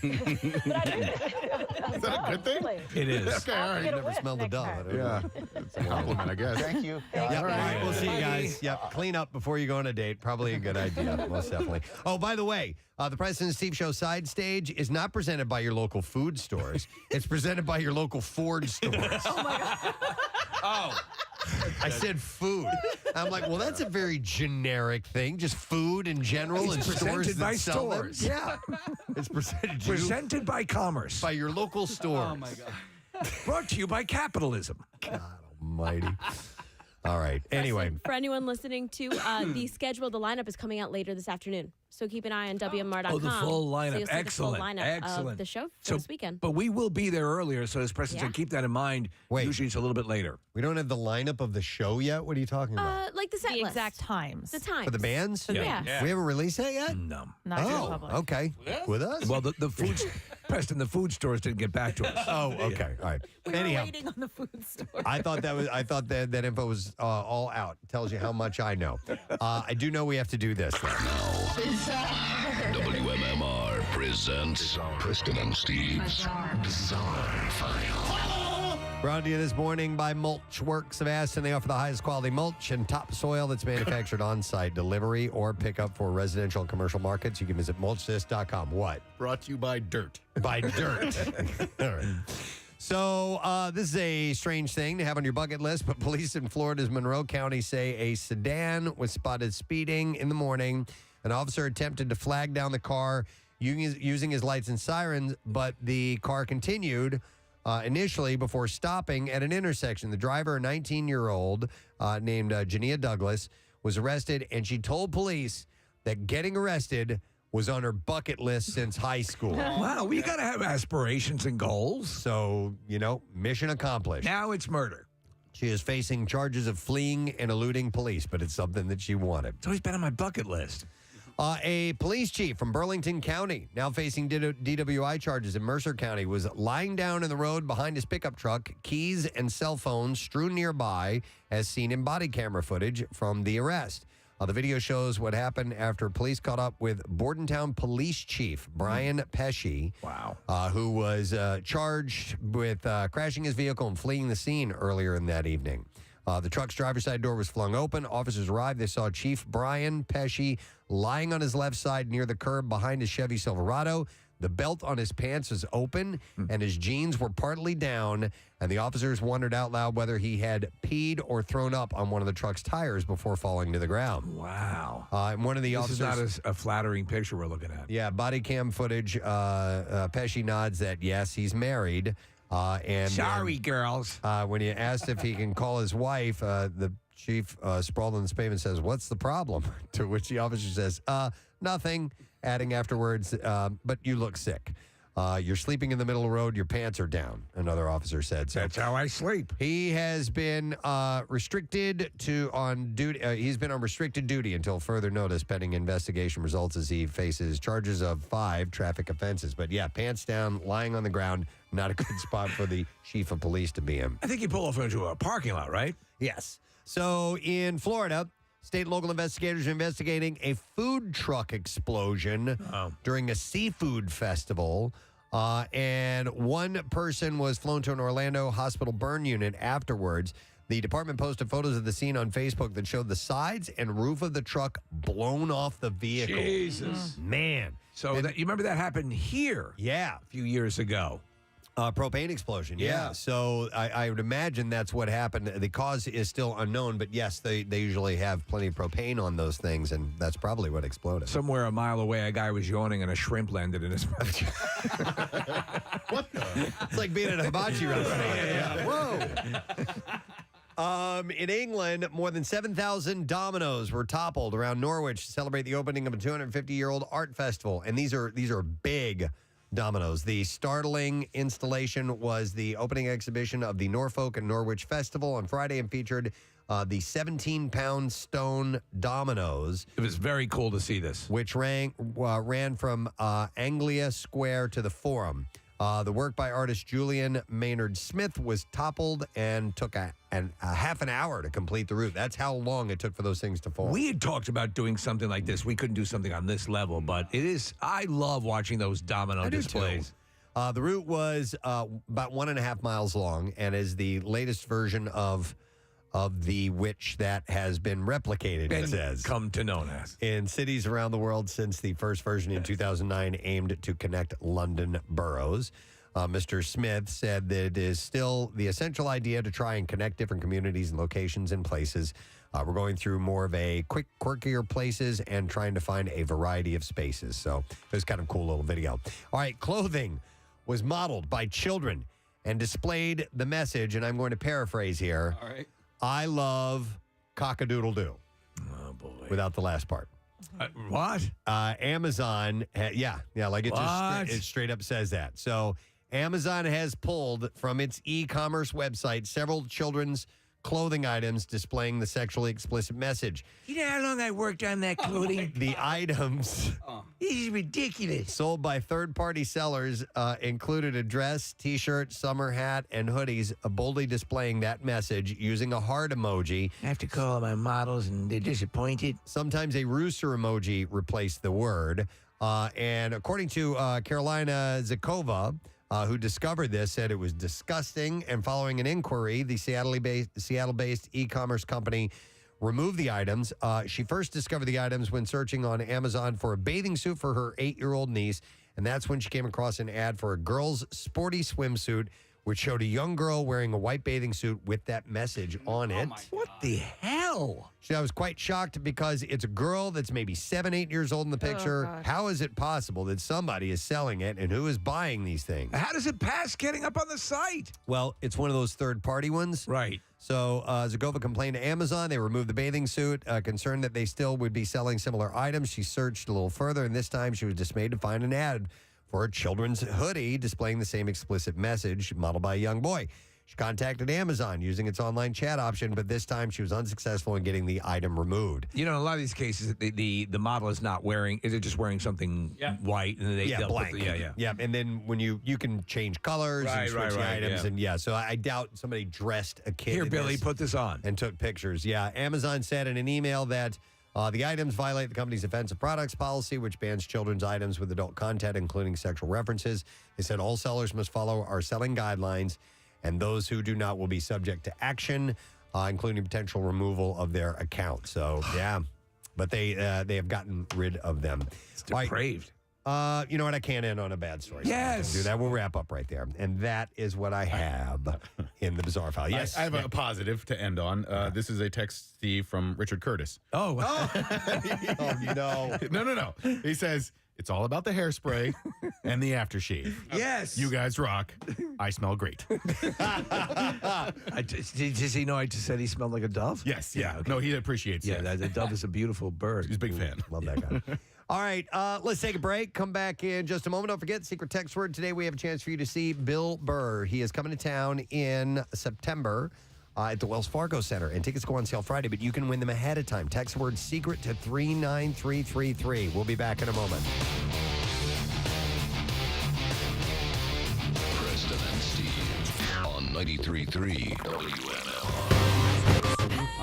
So that brings in a lot of traffic. It's always packed now. Sears and Boscov's have kind of. What are the plans for those? Are they going to remain in the area? Because I know they're putting in apartments. Are they not in condos? You know what? I don't know. It's going to be a town center, and there's going to be residences there. I don't know. Are they going to keep those stores though? Oh, those stores? I think so. That's why they're not down. Although Sears is closing a lot of their stores. But they've got great plans for the area, bitch. Freddy Krueger, town planner. There's going to be a lovely promenade right over here, bitch. And bicycle racks for everyone, bitch. Town planner. Yeah. Just a place, community center, bitch. Places where other bitches can hang out and say hi to other bitches. Bitch. Lovely day in the park, bands can play in the gazebo, bitch. What about things for the kids? Things for the kids, face painting, all that stuff, bitch. It's become cordial. He's pointing with his razor gloves to all the areas around. Kind of a pond, or like a large koi pond, or something for the ducks, bitch. All green, though, bitch. All green. Environmentally friendly? Yeah. I would love to see Freddy Krueger as a realtor. Great schools in the area, bitch. And here's a nice cupboard for, your little knickknacks, bitch. And this is electric heat, bitch, so I just want to let you know, bitch. Oh, wow. All right. Freddy Krueger, real estate manager. Bitch. And his bus stop bench sign says, "Call me, bitch."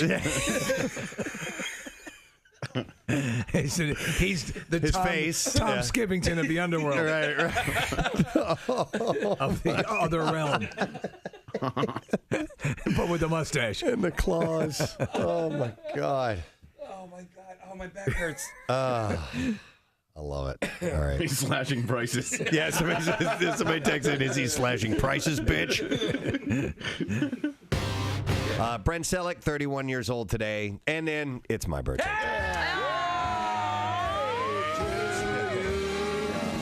Happy birthday to you. Happy birthday, dear Preston.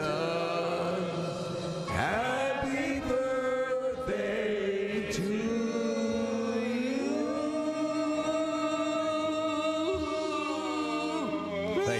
Thank you, Kathy. I like Nick's version. He's eating a hamburger or something. He's actually eating loose leaf paper. He's like a goat. What? You chose to eat instead of sing happy birthday? I took that opportunity, yeah. That's why sometimes we have to put something heavy over the garbage can. I'm like a bear. Are you at all into wine? Nah. I will. If I go out to dinner and we're drinking, I'll do cocktails beforehand. And a little blow. And a little cocaine. No, I'll do cocktails beforehand, but when the meal comes, there are times where I'll get a glass of wine. Oh, because, you will? Yeah, I think it pairs better with... So will you pair, do you like a red, or do you just pair with whatever you're eating? Whatever kind of mood you're in tonight. Yeah, exactly. A little red, a little white.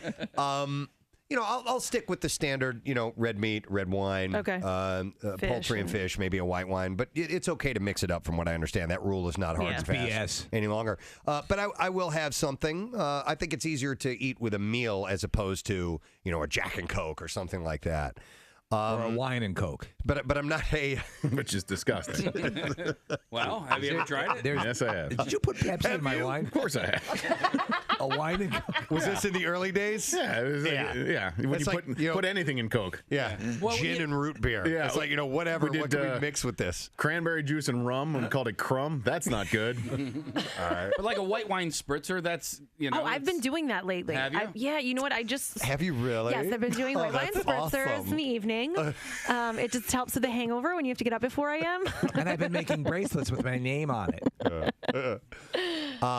So anyway, but I do drink wine, but I'm in no way, shape, or form do I have any room to speak on it. My wife is definitely, she's into wine, and is this volcanic thing actually piqued her interest. Okay. Casey, though, with the white wine spritzer, seriously, I won't take, it has to be a certain grade wine. Like, I'm not going to take something that's, mid to higher level and add, a spritz, and spritz it up. Yeah. If it's called piss wine from the Piss Valley, I'll you're not spritz gonna that. take it. Yeah. So you do like a Ernest and Julio Gallo or whatever. Right. I'll have a glass of piss from the Piss Valley, please.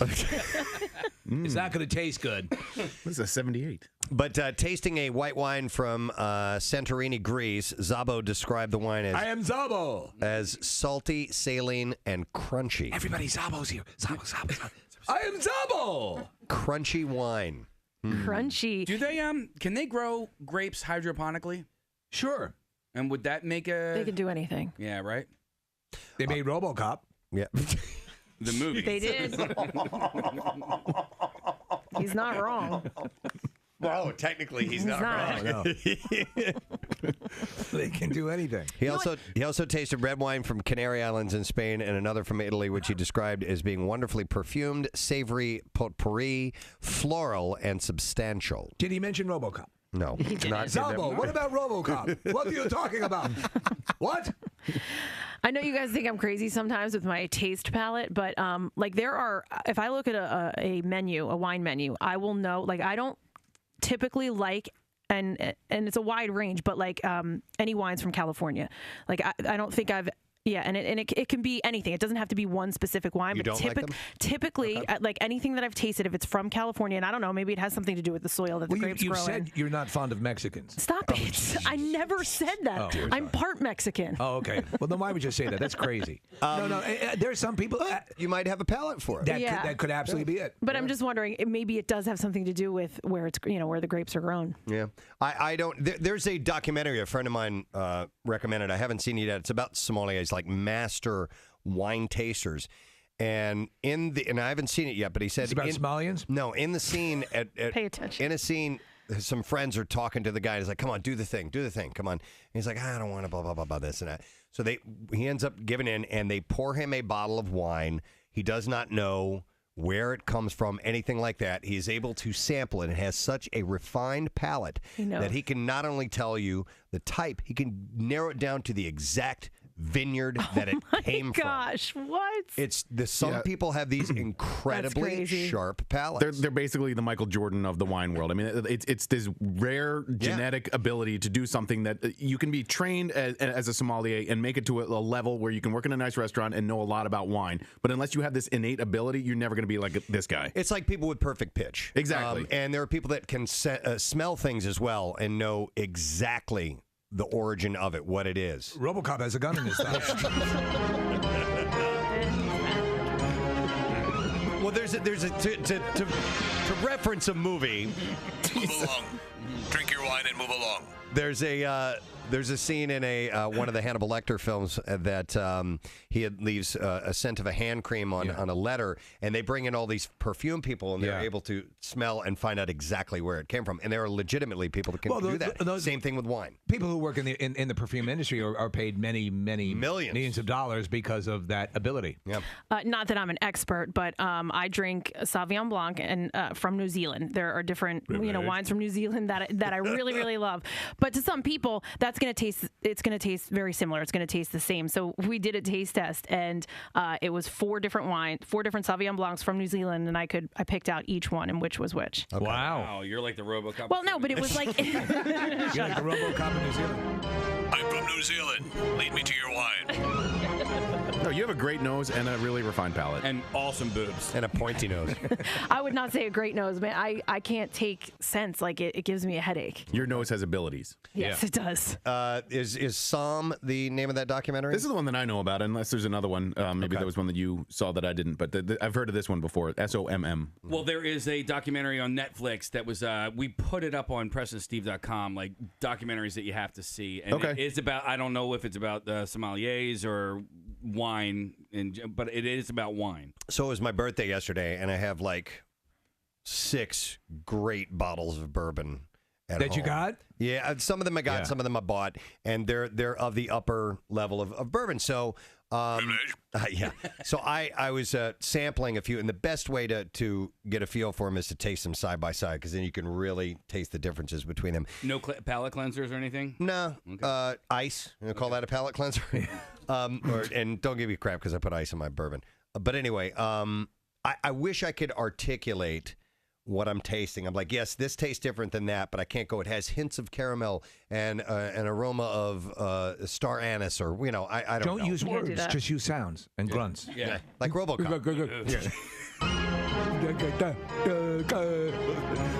What about Bob Clip? All right, let's see if we can get the answer to this question. The poinsettia plant is indigenous to what country? 215-263-WMMR. I'm going to go to Mark for the answer. Hey, Mark, how you doing?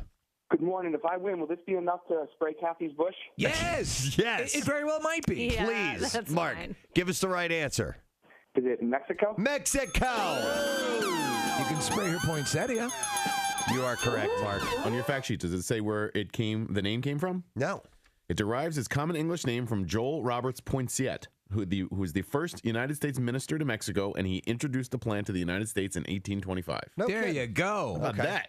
And I was just curious how it became associated with Christmas and why. Maybe just because it's red and Santa Claus, and I don't know. It was Jesus' favorite plant. Oh. Yeah. I had no idea. He visited Mexico. He did a little travel in his earlier years when he was still in college. Okay. Hey, is it true though about that it is not healthy for cats? Yes, that's what I've heard. That it's not healthy for cats. Now, they supposedly created a hybrid version of the poinsettia. So if you want to take a crack at it and see if your cat will survive, go for it. Wait a minute. In the United States and perhaps elsewhere, there is a common misconception that the poinsettia is highly toxic. The misconception was spread by a 1919 urban legend of a 2-year-old child dying after consuming a poinsettia leaf. That's a human child. What about cats? Let's see. Toxicity is relatively mild. Its latex can cause an allergic reaction in sensitive individuals. So for 15 years, I didn't have a poinsettia in my house, and really I could have. You know what? I don't know. It doesn't mention anything about animals. Oh, it says there, sea cat's deadly scourge of the feline world. May sometimes cause diarrhea and vomiting. So Nothing about kitties. Nothing about kitties in the in this particular post. Why don't you Nick, just type in the Google search bar "pussy" and see what comes up? It's probably some sort of toxic pussy. All right, see what we get. All right, only $19.95 a minute. I will move along. Get back to me if you find anything, Nick. Paula Patton. Oh, yes. Dude. What? I'm doing what Steve said. Take it off of images. May I just be? So he typed in toxic pussy, but he had it on images. No, you don't want to see that. It's standard stuff. Go to videos. Maybe there's cats in that. Now we know it's bad for your cat. Go to videos. Put up the videos. What about shop? Toxic Pussy is a band. Oh, that's a good band name. Yeah, it is. All right. Okay. What's your next story? Dan Rather announced a new social media page in the midst of January's flying fake news and alternative facts. It's called Shart.com. Shart.com. Okay. Now join me over on Snapchat where I show you a sexy new way to work out. Bills are hosting Padres tomorrow. It's a 105 game, the business person special. I love stuff like that. Weather's going to be fantastic for baseball, especially this time of year. It's going to be excellent. So we wanted to welcome our good friend. He is the head of fun and games at the ballpark. Yeah. The magistrate of merriment. Is it the head? What the Vice President of Shenanigans. Vice President of Shenanigans. I just Thank gave you. myself a raise right now. Congratulations, John Brazier. is here with us. Hey, John, how you doing? I brought some food in. I don't know if you could smell it from the other studio. We've already eaten it. Oh, you have? Yeah, we dove into it. We had the peanut butter and jalapeno jelly burger. jam, yep. Okay. Did you have the burn ends cheesesteak? Skeptical at first, but it works. Okay. Yeah, it definitely does. works. I liked it a lot. It's got bacon on it too, and yeah, that was really yummy. Chef Bonnie made it in the studio, like right over there. Well done, He cooked Chef. this morning, and then he prepared it over here. All right, and the other one was the burnt ends. Burnt end cheesesteaks, which is featured at Bull's Barbecue. Okay. And then he also brought in the Bull's ribs, the ribs from Bull's Barbecue. I just dove into the burger, so I'll sample further in a little while. He actually made you one of the burnt ends sandwiches out there. It's already pre-made. All right. That was for Casey. Oh, I didn't know that, so I ate a burger. Okay, well, you'll have to eat the cheesesteak then. Well, to the people who are on the fence, the peanut butter provides a nice little bit of an accent. And the jalapeno, whatever. Yes. Nice. The peanut butter is not overdone. It's just a little bit, and that's great. That's Well, what Chef Ani was telling me that they have a creative team at Aramark, and they basically try to come up with, everyone comes up with concepts that don't make sense on the surface. Right. Yeah. But then all of a sudden you put They it make it together and work. it makes it work. So Right.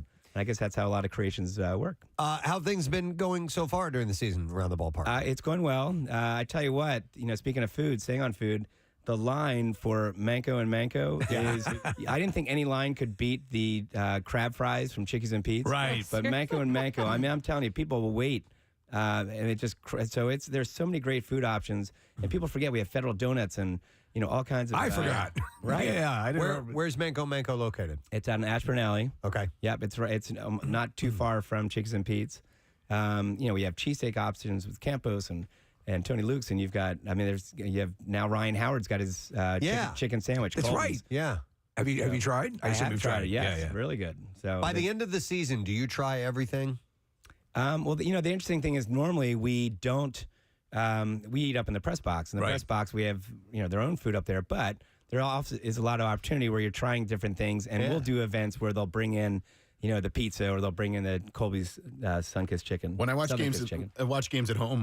My girlfriend and I have a game when we're watching it with Tom McCarthy and John Kruk, and it's in which inning will they bring mention the food? food? Yeah, because every game Kruk is going to talk about something, and inevitably they'll bring something up to the booth, which is pretty wise on Kruk's part. But there is no shortage of incredibly great food at the ballpark. And John Kruk is shrinking. Have you seen him? No. I mean, he's skinny right now. Really? Yeah. So if he's eating, he's probably taking one bite and doing it all for show because he is skinny. Or he's very regular. Maybe that's it. Yeah. I guess so. John, I was talking to off air to Nick and Casey about this baseball group. They're called the Savannah Bananas. You ever seen them? Yes. Was really getting a kick out of them. They were on the news this morning, and I'm like, well, who is this? And they're minor league team, I believe, right? Yep. And they do these really, and minor leagues do a lot of promotions and fun things around the ballpark.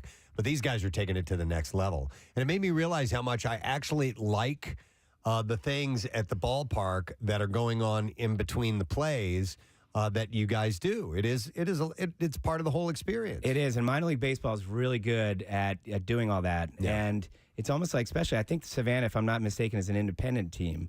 So they're not beholden to like a major league team. They can pretty much do anything they want. Minor league teams can have freedom as well.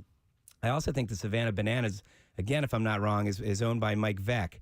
Mike Veck is the son of Bill Veck, who is the guy from the White Sox, and Mike Veck's the one who had the disco demolition in the late 70s. I remember that. It was probably the worst promotion in the history. Turned into a full-blown riot. Right. Well, they burned all the disco albums, and then they couldn't play in the field for 2 weeks. Yeah. And he got banned from baseball, and he ended up buying some minor league teams. And who did he bring in as a partner? Bill Murray. And the story gets a little better that I met. And again, I hope Mike Veck is the owner, because if not, this story is for It's naught. a bunch of crap. Yeah, it's a bunch. But anyway, like 25 years ago, I gave Mike Veck, who hates Major League Baseball, I gave him my card. It said Director of Fun and Games. He said, "Is that really your title?" I said, "Yes." He said, "Major League Baseball let you have that title?" I said, "Sure." Now, I basically made the cards up myself. So he hired Bill Murray and gave him the card and said, "Here's your title." So Bill Murray's title, I have a picture of his card. It says Director of Fun on his title. He left out the games part. Yeah. Okay, yeah, so Bill Murray basically ripped off my title. Son of a bitch. Not that I can get anything out of it. But, Does anybody else in the league have the title Director of Fun and Games? You're the only one? Right. There's I'm sure there's people in my organization that don't want me to have the title, right? They keep trying to give me like a real title, and I never use it. Technically, would you be called promotions and marketing, or? I don't even know. Okay. Marketing, I have no idea. marketing relationships. Whatever. You're coming up on 30 years there, aren't you? 20, it's my 29th season. Yeah. It's unbelievable. Yes. I remember you and I started in this town working about the same time. Around the same time. And yeah. one of the coolest things in baseball, if you work for the league, if you work for a team, once you've hit 25 years, they give you a gold card. The gold card gets you 2 free tickets for the rest of your life in any baseball stadium, spring training or major league stadium. Whoa, now, dude. I don't know whether I'm going to use it. 'Cause technically, I have connections everywhere, right? Yeah. But at some point, I'm going to be hopefully retired down in Florida. I'm like, hey, I wonder if I could go down to the you know, Red Sox game in Fort Myers. Yeah. Right. That's awesome. It's worth it alone. When you thinking about retiring, can I have your job? Sure. You could be my assistant director of fun games, Casey. Nice. Okay, so obviously you've got, you're hitting the food and everything and want people to come out and sample all that. Anything else that we need Well, to be just as aware of? we have, you mentioned earlier, we have the Padres tonight. We have a 105 game tomorrow, and I think Nick, you said it. It's absolutely gorgeous day tomorrow. Then we have the Dodgers. We have the Dodgers back to back. We were just in L.A. and now we got the Dodgers this weekend, Friday, Saturday, and Sunday. So really big weekend of baseball. And Preston was talking about the events and the stuff that happens, that you surround, the game with. What are you working on? What's coming up? That's anything of note? I know. We love when you did the 80s and 90s and all that stuff. What's on the list? Well, I think one of the coolest things we have coming up is June 1st. We have Top Gun night. And obviously Top Gun is getting released. Top Gun sequel, Maverick. Yeah. Right, it's getting released, I guess, a little bit before June 1st, probably like May 26th or so, somewhere around there. So we have Miles Teller, who grew up in Downingtown, is a huge Phillies fan, huge fan of all the sports. He's come to the Phillies games a bunch of times. He's actually a really good athlete. He went down in the batting cage with Jake Arrieta and had a hitting challenge, and I think Miles won. He was hitting balls at 95 miles per hour. I was there to witness it. I was just telling Casey, I like Miles Teller, and I've seen, him in some stuff, but he's in this show, The Offer, about the making of the Godfather movies.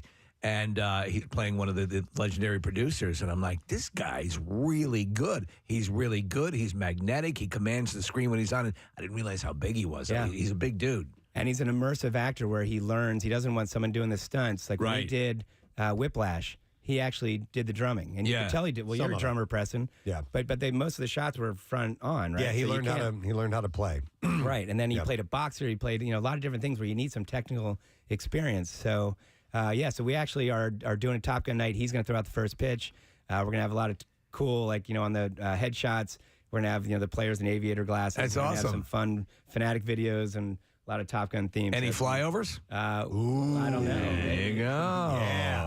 That's what you need to do. June 1, it's going to be Top Gun night. It's going to be a lot of fun. By the way, this information just relayed to me. Mike Veck owns the St. Paul Saints. I knew that, but I also thought he had the Savannah, no? Savannah Bananas owners are Jesse and Emily Cole. Well, then forget everything I said 10 minutes ago. Okay, done. But I still got a good story out of there. Yes, you did. You know how you can make it up to us, John, is get Miles Teller on our show next week. Yeah. All right, well, I can certainly ask him. Thank you. All right. Yeah. And there's a bobblehead. There's a Miles Teller bobblehead. Yes. Now that is through the theme nights, and that's a really cool bobblehead doll. Now that's through our theme nights. You have to go through the Phillies theme nights page on the website, and if you order through that theme nights page, you get that bobble, and it's really cool. And he plays basically Goose Jr., doesn't he? Yeah, he plays Rooster. Yeah. Right. Which Rooster, is, Goose. Yeah. Okay. Nice. The parents weren't too creative. I guess not. All right, cool. John, thank you for all things Phillies and ballpark. And we avoided we didn't even talk about elephants, right? So No, we were talking about. Well, you just did. I just did, right? But also, but I'm also on Nick's team. Yeah. Right? Go ahead. Well, you can. Well, John's on my team for Leukemia and Lymphoma Society. I've been nominated for Man of the Year, and John's been really helpful and generous in making some donations. We have a gala coming up on June 1st. And we're Kyle Schwarber autograph bat to so help raise money for that. Yeah, so thank you for that. It's a fundraiser that goes through the next 2 weeks, and so John's been really helpful. So if you need any information about that, you can email me or go to PrestonandSteve.com and click on the link about Man of the Year for LLS. Excellent. Yes. And you should be Man of the Year, Nick. Thanks, man. Yes. Appreciate it. All right, John, right now I want to come play golf at Manufacturers again with you sometime Definitely. soon. Let's do that. Yeah, and my buddy Jeff Hughes wants to take you out. So. All right. Yeah. I've always wanted to meet Jeff Hughes. There you go. Yeah. Exactly. I know you Anybody do. else? Anything else on your wish list? Who doesn't want to meet Jeff It goes Hughes? in this order: Miles Teller, Jeff Hughes. Jeff Hughes. Right, yeah. Exactly. John Brazier, everyone. Hey! Director of Fun and Games. Chef for Bonnie. Phils. All right, we'll see you, man. Hey, yes, thank you, Chef. We appreciate it. Yes. Really good stuff. That was Good awesome. stuff, Chef. So we're going to ramble on for a little bit here. We're Goodbye. going to continue talking. Speaking of golf, I do want to thank our friends at the Devereaux Foundation. Yesterday, they had their annual golf outing at Philly Cricket Club, which Beautiful is day. a wonderful, wonderful golf course to play. It was a beautiful day, dude, but it was severely windy. Oh, was it? Yeah. Incredibly windy. And so it was what we call a 3-club wind. Oh. So it was very hard to play golf, but a lot of fun. We had a good day. And by the way, I'll give away some Phil's tickets in a little bit here. John brought us Phil's tickets, so I meant to give that away. But anyway, That's a we had beautiful great time. course. Yeah, we played with Matt O'Donnell of 6ABC and our buddy Howard, who is from the Devereaux Foundation. I just wanted to give a plug to Devereaux Foundation because they are awesome. They are wonderful. They help out people, children and adults with diagnosed with autism or emotional issues. And they're like Cora. They just help them. They just, what do you need help with? Yeah. We will help you. You love with to that. support organizations like that, yeah. Like finding a vocation, Right. And all these. I've reached out to them before. They're fantastic. They're such great people. They do such great work, and they're right here. So there's a PA chapter of the Devereaux Foundation. So if you have or someone in your life has those issues, please reach out to them. They would like to help out, and they're a great organization to donate to as well. And I do have to mention that Casey, at one point we were on the green and we were putting, and Matt O'Donnell was about to putt for birdie, and Casey let a really long squeaker fart out. Really? Yes. Did that throw Matt off? Well, it was right after he hit the ball. Oh. But Casey timed it. Yes. To where right after he hit it. You know how Casey can time things with his gas? Yeah. Well, he He's did like that. a musician. And I think I was the only one who laughed, actually. So. Yeah, I could imagine. I thought it was hilarious. If it was somebody else who didn't take their game as serious as Matt does, I would have done it while they were in their backswing. So But, Matt was very focused, right? He's a good golfer, yes? He is, He's a really good golfer. Yeah. He plays all the time. Yeah, he's a really and so. But what's crazy, Steve, is for as good of a golfer as Matt is, I outdrove him a few different times. Is that right? Yes, I did. The very first hole, I outdrove him. I was like, "Ooh, somebody's a little bit further than you." He didn't say anything until after Matt was up on the green. He's like, by the way, I outdrove Matt. Matt's a 3 handicap. Yeah, he's a really good golfer. You got to invest the time, though, right? Oh, my God, yes. Yeah. Yes, it pushes your marriage to the limit. To the break. It does, yes. He can attest that. I'm going to go out and get some milk. I'll see you in 4 hours. Yeah, exactly. But we had a great time. Devereaux Foundation, thank you guys. Wonderful. And Casey and I are back there again on Monday for the Cora Golf outing. Yes. Another wonderful organization that just wants to help people out. Yes, great organization. And we will have a 4-pack, is that what you, 4-pack? a foursome? Foursome, thank you, to give away sometime in between, I guess probably tomorrow or Friday, because the event itself is on Monday morning. So we'll give those away in the next couple of days. Excellent. Also, we got to give a shout out to the caddies. So these young gentlemen, one guy's name was Tom. How exotic. Yeah, very, very exotic. Another exotic name, Brian, was the other guy. Yeah. But these guys are a bunch of college students. You know, Tom goes to Clemson. Brian goes to St. Joe's University. And this is what they do. They work hard there, don't they? Oh, yeah. You know what? I met a caddy. I'm very lucky that I have some friends that are members at some great clubs, and I get invited to play. Very privileged. Yeah. But I met this guy. Oh man, his name was Joe, and he was a caddy at Philadelphia Country Club. It was very exclusive, right? Beautiful golf course. And the following day was graduating from Westchester with his master's degree. Wow. And he told me all about it, that it was all through the Caddy Scholarship Program. I know you usually think of Caddyshack. Yeah. But it's legit, and there's a group called GAP, G-A-P, which is Golf Association of Pennsylvania. I'm not 100% sure GAP, but anyhow, if you are looking for financial support for college education, look into the caddy program, and you can learn the game of golf. Okay, so you have to have a working knowledge. You should know the game of golf in order to be a caddy, because it's an important part of when you play. I recommend using one of the clubs in your bag. Okay. Can you be more specific? But they have they help out a lot of people. And, and this guy, he was so thankful. He was like the first person in his family to attain a master's degree, and he was very proud of it. And he just kept going on. He's like, I could not have done it. That's awesome. Without GAP and the Caddy Scholarship Program. So does he love or hate Caddyshack? Because he must get Mr. Scholarship winner all the time. I didn't ask. Okay. Yeah. I didn't ask. I don't overdo the whole Caddyshack thing because it's beat to death. Of course. But you know what's funny is I'm a completely different college student than most college students, and so I'm walking with Tom, and I'm like, hey man, all right, Tuesday night. I'm like, what's going on tonight? Where's the party? And he's like, it's Tuesday. You know, I was like, yeah, but you're 20. You know, he's like, yeah. He's like, I'm a nerd. He's like, I just, it's. I'm focused on my education, sir. Yes. If you'd like a recommendation on your club, I can provide that now. But you see, that a lot of times, that's a very active thing when you're at. I mean, I walked around the last time we were at the cricket club. Yeah, it was for the core event, I believe.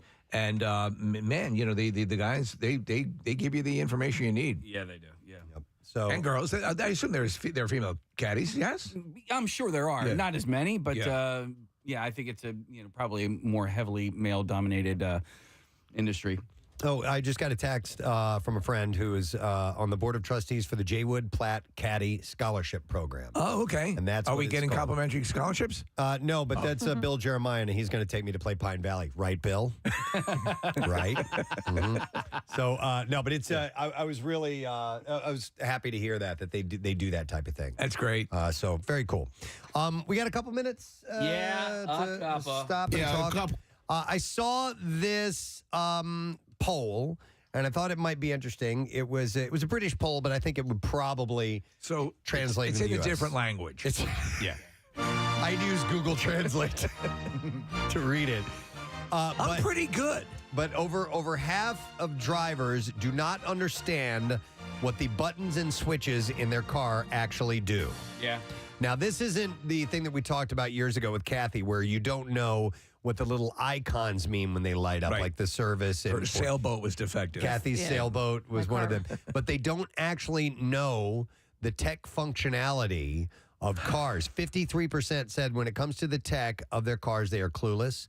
More than 10% say that they are confused by almost all of the buttons and switches in their cars. So I can see this now more than ever because now you have these computer interfaces. You have basically an iPad, whether you're dealing with a Tesla where it's predominantly controlled with that iPad, or you've got a whole bunch of different things lighting up and so on and so forth. If you are not good with your computer or tech to begin with, and then you get behind the wheel of a car, that could be a nightmare. But okay, so in my car at least, it's pretty self-explanatory. Like it takes you step by step. So like, can you give an example of what people like to go, Kathy? Are not understanding? All right, so 45% say that they've accidentally pushed the wrong button while driving and ended up unwillingly doing things like putting their full beam headlights on in broad daylight. Oh, all right, okay. 25%, and the car explodes. 25% say they've struggled to locate the fog light button. 25% haven't been able to find the lever to open the hood. So it's not okay. So it's not just the computer. In the car. It's all buttons and switches and all those things. In this day and age, and Preston, we saw it happening years ago.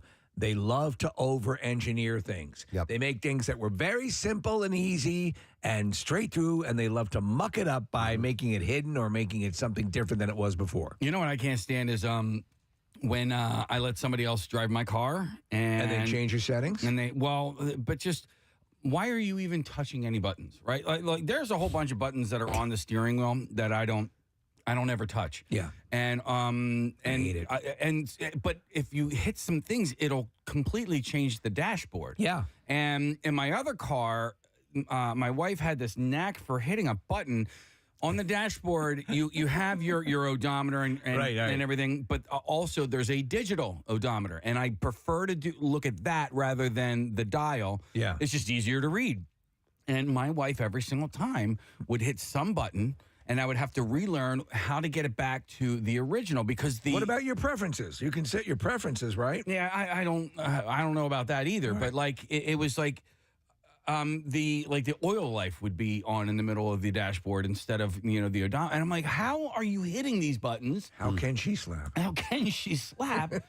But my daughter's driving now, and she will turn the lights off. Don't touch. She doesn't know what. But I don't think she's doing it on purpose. I think she's doing it accidentally. But well, roaming, it's like sometimes you ever tech support someone and you have to tell them that as I'm telling you this, don't do it. Like, in other words, I'm simply telling you can depress this button, and they automatically depress the button. Don't! Wait until I tell you!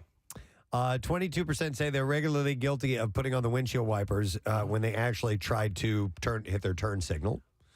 And 21% say they have forgotten how to switch on the cruise control. Yeah. Do you use cruise control with any regularity? Almost every day. Do you? Yes. Yeah. Absolutely. I never use it. Well, you don't drive a long stretch on the highway. No, even when I was, though. Like, they don't even have cruise control in a lot of my cars. But, yeah, that's probably another good point. Yeah, so now the way cruise is set up, Steve, it's, you have the detection system, and it will keep you a certain amount behind the vehicle in front of you. So if you're not in a great hurry, you can just throw that thing on, and I give my legs a break. But where do you use it? I used it on the Northeast Extension. I'm surprised that you can use it there. Like I do 10 miles on the.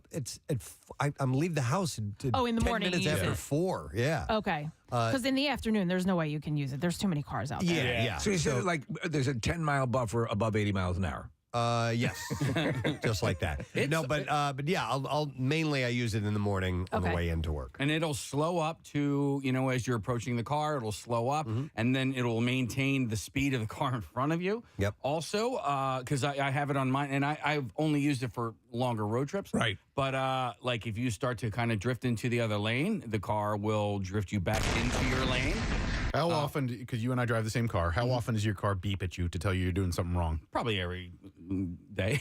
Yeah, I mean, like I get it 3 or 4 times a drive, and it's the lane drift. You know, it's that's why I turn mine off. Okay, I probably should do the same because I also get like if I scratch my head, I'll get keep your eyes on the road. Stop that. What? Yeah. There's this heads up display. Stop picking your nose. You're going to leave marks on that beautiful head of yours. I love you, Nick. It's a big head, so I guess it recognizes that it's moved. Well, you can shut off a lot of those. I want to shut off the head thing because it bothers me. I'll just be scratching my head. Do you guys? Do you shut off your lane assist, Preston? Yeah, absolutely. Does it jiggle your wheel when you're okay? Yeah. So I don't use that. The car can drive itself. Right. For about 45 seconds at a time, and then you have to touch the wheel. I mean, literally, Yeah. you can take everything and sit with your arms folded and legs crossed if you want. So that's what they call. I think that's level 3 autonomy. I think that like the Volvos had that. I had one that was you could basically let it drive you for a while, and you have to be a participant. You have to touch the wheel. To let it, Yeah. And then between those times, you can go back in the back seat and make a sandwich. And stuff. You can do all that. So anyhow, but Nick, you should be able to turn those features off. But it takes a little digging to do, and part of that is finding out where in your system you find that. Yeah, which is speaking to what this article is about. Exactly. You just don't look the stuff up in the first place. You're never going to figure it out. Best place, like even last time I bought a car, the dealer was like, I said, "Well, you going to do the run through on this?" He's like, "Well, nowadays we just tell people to go look on YouTube because somebody's done a video." For I you will there. sit there with my cars, and the last car I got, is the one I currently drive about 4 or 5 years ago. And I sit there and I go through all the menus. I learn all the stuff. I want to see what it does, and because I'm a tech guy, I'm a nerd for that sort of stuff. But even to that point, Preston, I've been driving this car that I have. I think I told you guys I had no idea that if you held in the windshield wiper button a little bit longer, that little windshield wipers come out of the front of the car and clean off your headlights. Oh, no kidding. Yeah. So I'm like, I thought, well, that must be where the sensors are. Because those little crazy doors, or maybe it's like a cuckoo clock, like a German cuckoo clock. At a certain, but I had no idea, and there was no video, nothing that ever told me that. Hang on, I'm going to go to Joan. Hey, Joan, good morning. Hey, good morning. Hey, what's up, Joan? How are you? Good. I just had to get a new car after driving the same one for 12 years. Nice. I get a brand new car last week. I go to get it gassed up, and the gas station attendant had to tell me how to open the little door for the gas. All right. Was it one where you have to push it in first and then it pops out? Yes. Okay. However, you have to unlock the doors in order for that to work. That's exactly right. Because if the doors are locked, the cars will think that the car is being siphoned, that someone is trying to get into the gas. You have to have the car unlocked before you can pop the gas lid. Exactly. But I'm waiting in line and I'm looking. I'm like, oh my gosh, I don't know where the button is to open the little door. Yeah. And then I thought, no, calm down. The sales guy at the car dealership told me how to do it. You just press it. Okay. So I'll tell the gas station attendant how to do it, but then he had to tell me. You feel like a jackass. Yeah. My wife just got a new car, and Thanks, most cars, a lot of the cars have the retract. You shut the car off, and the side view mirrors retract a little bit, and so she's trying to find out how do you get the side view mirrors to go back? You push them. This is a response. Yeah, of all the stuff this thing is loaded with, it's manual. And I've driven someone else's car before, or had a rental or whatever it is, and like the last caller said, realized you pull up to the pump, and I'm like, oh God, I don't know how to get this thing open. Right? Looking everywhere for buttons. When you borrow somebody's car, and I'll do it as a favor, I'll have nitrous installed in it. Right? That's very, very because I like generous. that. Yeah. Let me see. I have Dennis. Hey, Dennis. Good morning. Hey, how you doing, guys? Good. What's up, buddy?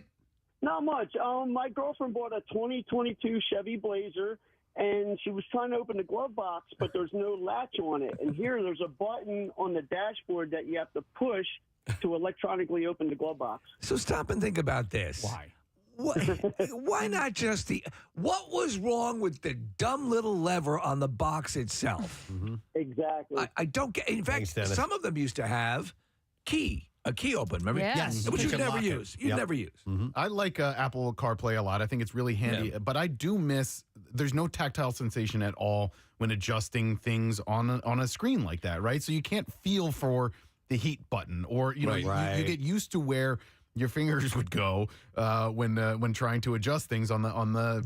They're adjusting that back so that you do get some sort of a feel of a button being depressed. But that's a big thing. That center screen can be really distracting. I have a button on the center console, like a dial.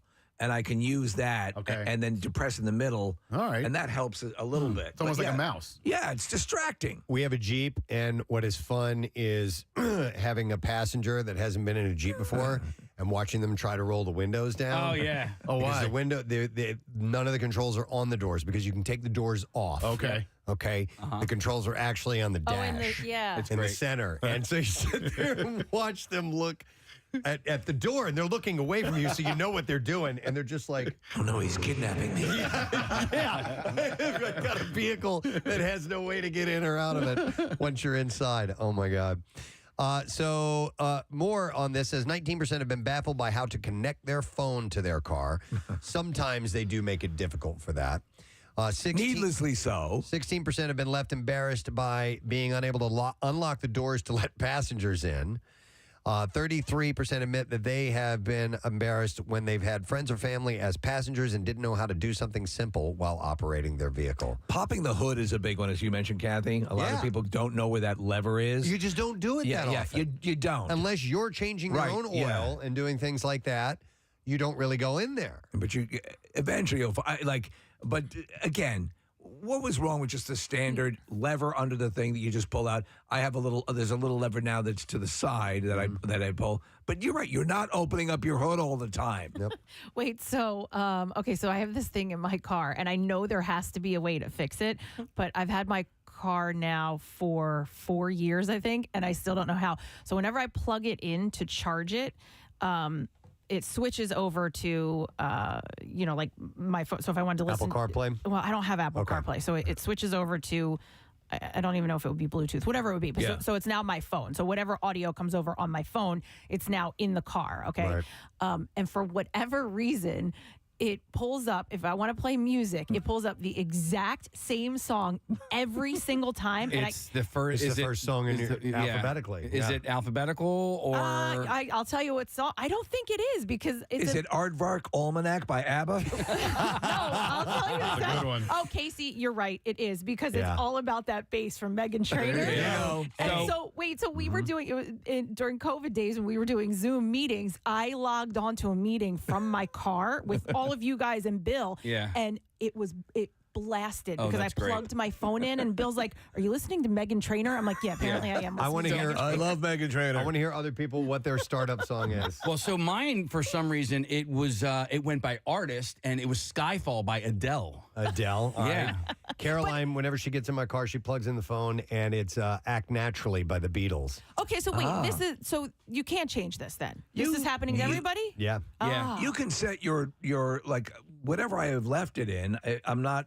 Like it all automatically goes to that. And if I want to listen to something else, I have to then go into my Apple Music, clear it, like swipe up and get rid of it, and then I can start the other audio. If you'll but remember, it's always Meghan Trainor. We talked about this a couple of years ago. And by the way, my song is different now because it goes by song title, and it's Aaron Burr from the Hamilton soundtrack.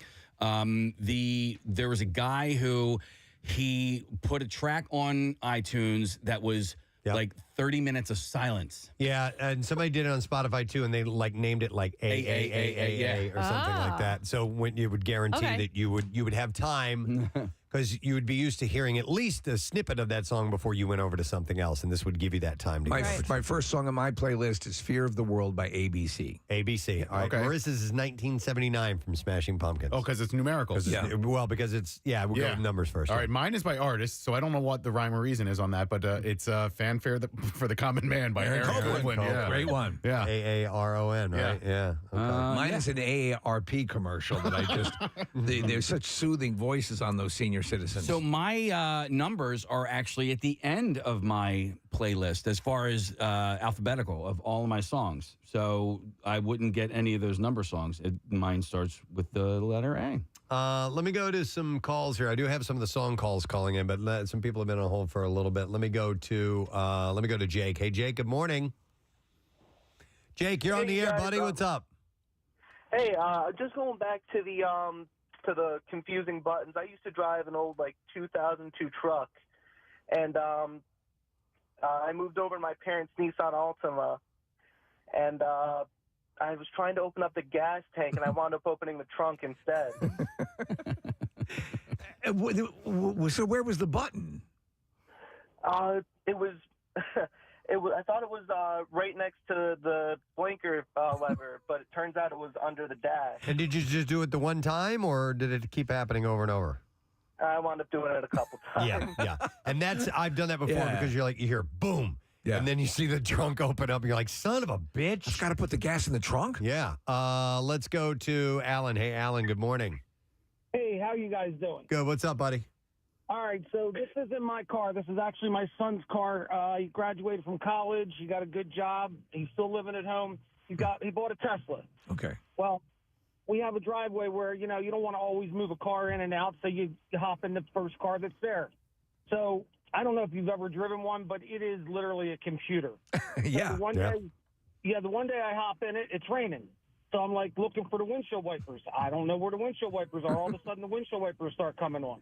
I try to turn on the radio. Don't know where the radio's at. It's all on that big screen. So if you're not a computer person and you're somebody old school like myself, you're really you're not in good shape when it comes down to one of those. You know what, though, Alan? Pierre drives a Tesla. He found a good way around that. Leave your sunroof open and let it rain in there, and then everything just starts operating automatically. Is that what it does? That's it, yeah. Beeping and flashing? Yeah. Flood it out. Thanks, Alan. Yeah, if Pierre can operate a Tesla, he can. Pretty much anybody can do it, I'm sure. Let's go to, let's go to Mary. Hi, Mary. Good morning. Hi. How are you guys doing? Doing well. We're great. What's up, Mary? I'm kind of having a retro experience. I have my son's car that's a 2018, and I have a 2016 with all the gadgets and the bells and the whistles. Mm-hmm. The parking camera and everything that I thought I would never use because I've been parallel parking since I'm 17 years old. Mm-hmm. But his car has nothing. It's still a key. There's no remote open lock. Yeah. You have to put the key in the lock on one side. There's no lock on the other side. I'm surprised he doesn't have rollers for the windows. All right, so this is a 2018 car. What make and model is this? It's a Hyundai, and he wanted a no-frills car. He said the more stuff that's automatic, the more stuff that's broken, and then I have to. I've heard people say this. The more But I there's mean, I have the latch latch on the glove box. And again, did you electronically have to have an electronic glove box opener? How lazy are we going to be? But I went for gas, and I actually had to open my tank, my trunk too, and I couldn't find it anywhere. I'm looking for it on the dash, and it's down on the floor on my side of my seat, like old school. And I'm like, I feel like I'm back when there was no power steering or power braking. Which I remember. I learned to drive on a car without power steering. Yeah. To operate those heavy Chevys and shit. I had a feeling. I mean, I'm back in time right now. All right. When you could curse on the radio, thank you, Mary. Remember those days? Remember those days? Yeah. Yes, and Steve, the rack and pinion steering. Oh my God, power steering. You had to literally underhand get underneath the wheel and pull around this way. Yeah, it was like navigating the Exxon Valdez. Yeah, if you weren't moving, especially, it was really hard to turn the wheel. And then you had to use your doorbell to turn your brake lights on. Remember that, Kathy? Yeah. By the way, all right, lots of people. We don't have time to go to them, but we're getting the as first songs that come up. Ain't No Rest for the Wicked. Thank you, Joey. Nice. That's from who does that? Cage the Elephant. Yeah. Bitch Better Have My Money. Rihanna. From Rihanna. That's Tammy saying that. We have others there. Yeah. Achilles' Last Stand from Led Zeppelin. So it's it's these alphabetical things. But it annoys me every time now. So put another song in there to get past Meghan Trainor. But it's the same song. Oh my God. I know what it's like. All right. We need to take a break. We'll come back. Listen, I would like to give away those tickets to see the Phils tomorrow. I have a 4-pack of tickets for the Business Person Special, 1:05 p.m. And we'll take caller number 19 at 215-263-WMMR. Get you to the ball game. That'll be a lot of fun. The weather's going to be great tomorrow. It's an excellent day to be in South Philadelphia, checking out the Phils play. So caller number 19. We'll take care of you. We'll be back in a moment. Stay with us. Preston and Steve on 93.3 WMMR. Place to be part of something noble and bigger than myself. For those reasons, I am starting a second Facebook page called News and Guts, a digital news feed of sorts. He said the goal is to inform, innovate, and inspire. He said this Facebook page will be under the stewardship of a very talented group of reporters who work at my company. These are men and women who know real news. Check it out at toxicpussy.com. It was the only domain name available. Yeah. Unfortunately, shark.com is taken. Ah, son of a bitch. I know. They make T-shirts. It actually should have been ours, right? Yeah. They reported. We always have great ideas years after other people have had them. He said they've reported with me. Again, that's toxicpussy.com. About cats. Yes. Right? Yeah. They're the reaction to poinsettias. Yeah. Which can be toxic and lethal. Hence, toxic pussy.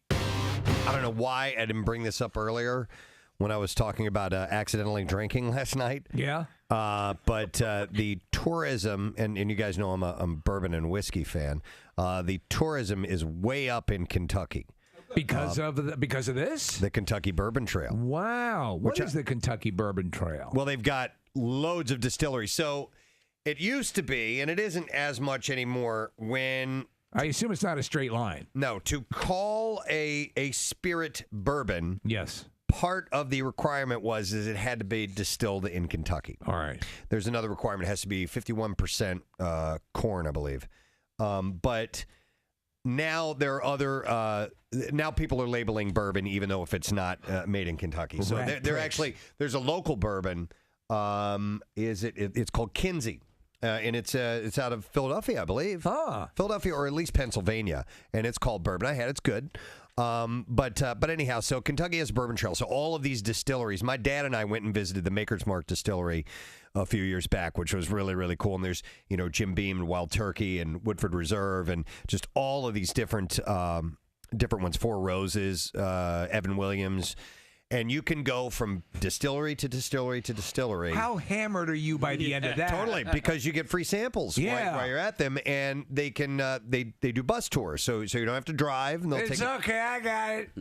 My buddies and I, Rochelle and I, and another couple, were going to go do this about 2 years ago, and something came up, and we weren't able to do it because my dad and stepmom live in Lexington, and we could start right there and then work our way through the Bourbon Trail. But we didn't get to do it. It is still on my list of things to go do. But I have been there for part part of it. Yeah, so like Napa and Sonoma are similar. I mean, Yes. it is a it's a destination to go. Oh, first of all, it's beautiful up there, and you can go to San Francisco first. But you can do bus tours. But I mean, wine is a lot less potent than bourbon is, and you can really only do like 3 vineyards, and then you're good. You're going to be wrecked. Yeah, and at these, obviously you're taking just the small little samples, half bottles of the bourbon, just a half bottle.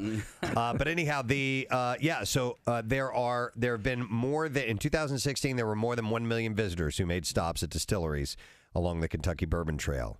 And the Kentucky Bourbon Trail Craft Tour. What is this music? Welcome to the Kentucky Bourbon Trail. I love this. Oh, what fun we're going to have this afternoon. Happy trails to you. It's not really like a line. It's like you just wander to the left and to the right, and eventually you'll hit a bourbon place.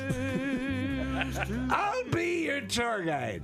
Kentucky Distillers Association President Eric But Gregory. first I got to take a piss. Eric Gregory says that it shows that people don't just want what's in the bottle, not the I Bible. don't want what's in the Bible.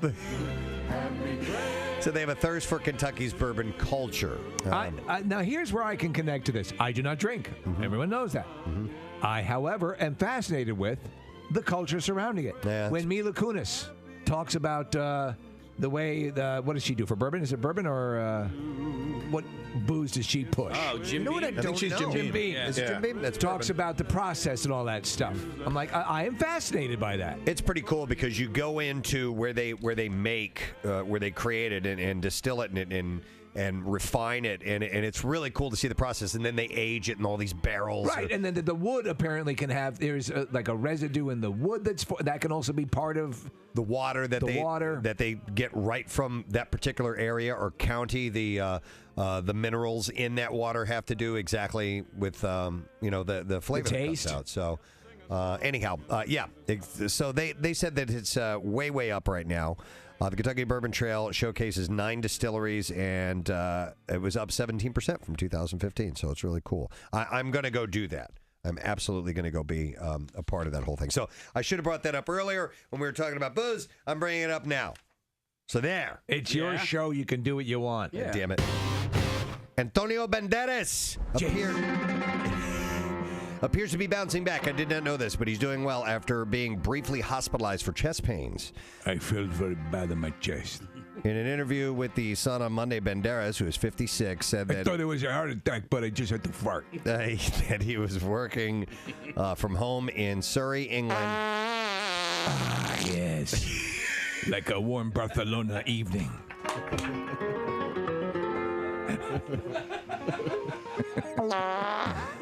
I miss my home of Barcelona. Wait, so you just do that, case it again. Like the streets of Barcelona. Did you have to waft that up to your face? And then what you call a Barcelona oven. So you can see the streets now. And the little children playing in the street. And you know what? I wonder if people have to, I'll bet you people talk to us. Via their radio. They're probably screaming, "No, you're wrong." Most of that the has to time. be the most common thing uttered at the radio when we're on. That information's incorrect. Yeah. In fact, I had jotted down a note not that long ago. I think I have it right here. Yeah, why have you yelled at us? Oh, really? Yeah, see it right here? Oh, I love that. Why have you actually yelled out loud, audibly in your car at us? I don't know if I want to hear this or not. I do. Okay. Do you think who ranks higher in the yelling department, lawyers or doctors? Probably. Well, that's let's put it this way: anybody with a degree or even a basic level of intelligence is going to be absolutely irate listening to us. It's funny because you get bits and pieces of information, and then you kind of put the rest. You make up the other puzzle pieces together, and it must be like A plus B must equal C. I think every state has a Springfield. Right. But, and it sounds theoretically. Well, I heard that somewhere.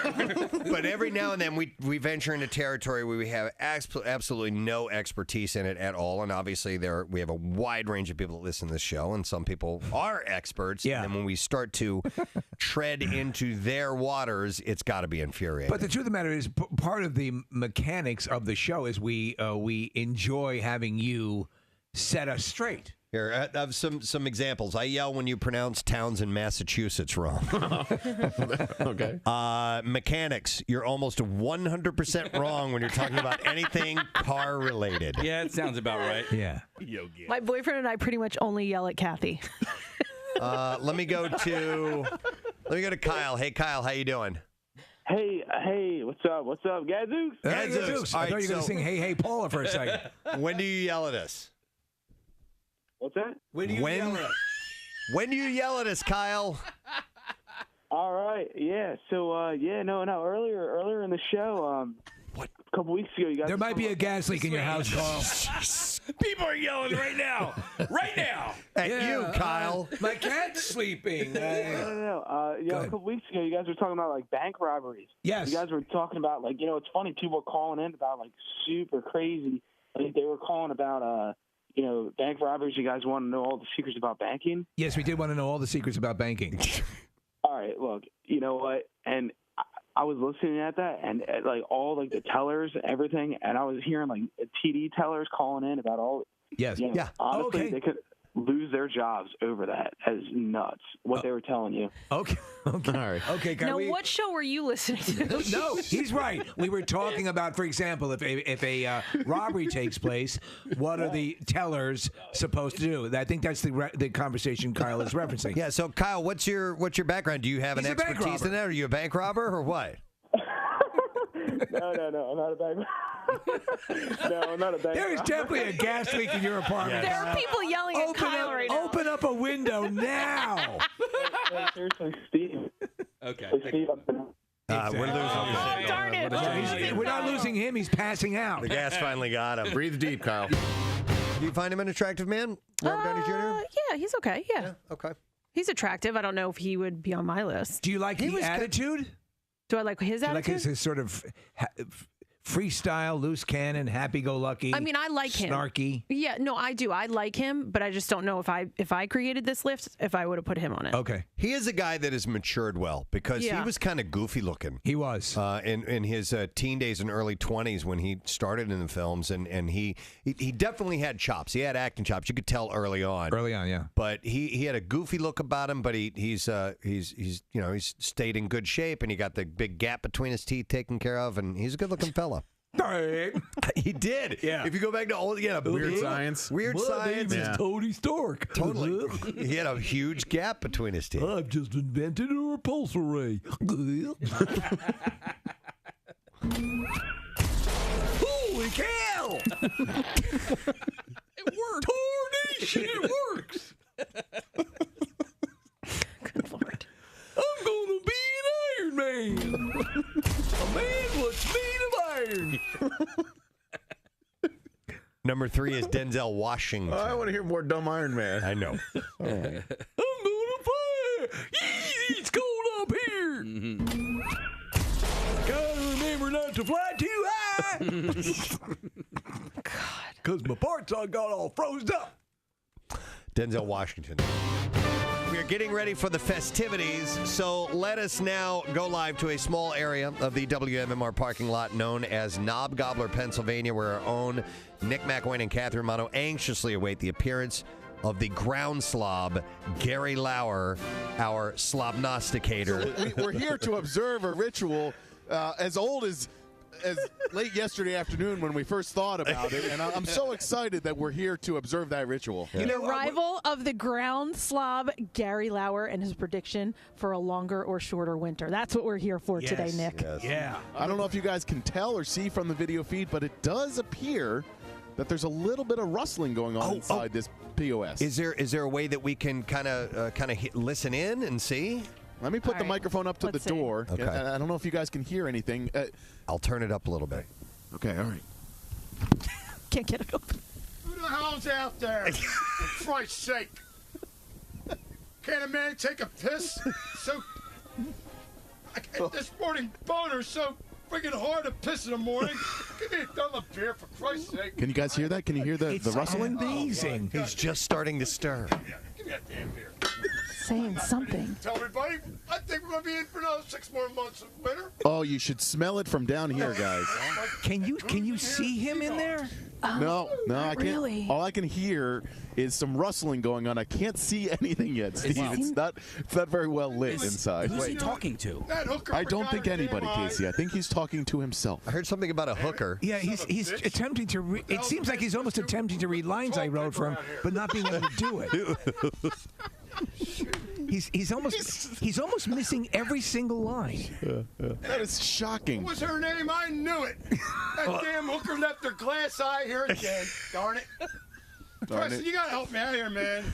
I'm so fast. I had 16 freaking skid marks in my underwear. Okay, all right. This is exciting. This is magical. It's just beautiful. Okay, Magical. Yeah. So, Kathy's gonna knock 3 times on the door. Knock 3 times on the door. Wait. Hello. Okay. And now the moment we've all been waiting for a good 5 or 6 minutes. Hear ye, on this, the 2nd of February, in the year our Lord 2017, our ground slug Gary Lauer, working his way out of the RV, drinking a beer, terrified of the sun.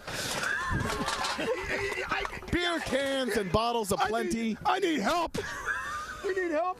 There's a bottle of Admiral Nelson's rum. We could not afford Captain Morgan's, but I we wish do we could have another groundhog here I could share my time with. You know? Yeah, sure, whatever that was. All right. He's got toilet paper draped out of his robe. He's wearing a robe. Is there a hole out of his bed? Is his I think there's going to be 6 more weeks of winter, children. Boys and girls of all ages. Well, we haven't asked you if you saw your show. Well, you heard it here. 6 more weeks. Oh my God! He's walking around. He's absolutely aimless. He's going Can to the I tell you back who's of good the at that? Yes. Oh, maybe I shouldn't point this out. Casey? Is it me? Yeah. Uh-huh.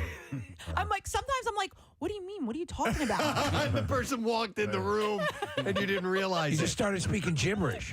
I'm wondering if anybody listening has like a surefire, go-to topic that they can immediately just switch gears in the middle of a of a conversation to mask what they were really the key talking about. is to remain calm, and then I go, but that's just me, or something like that.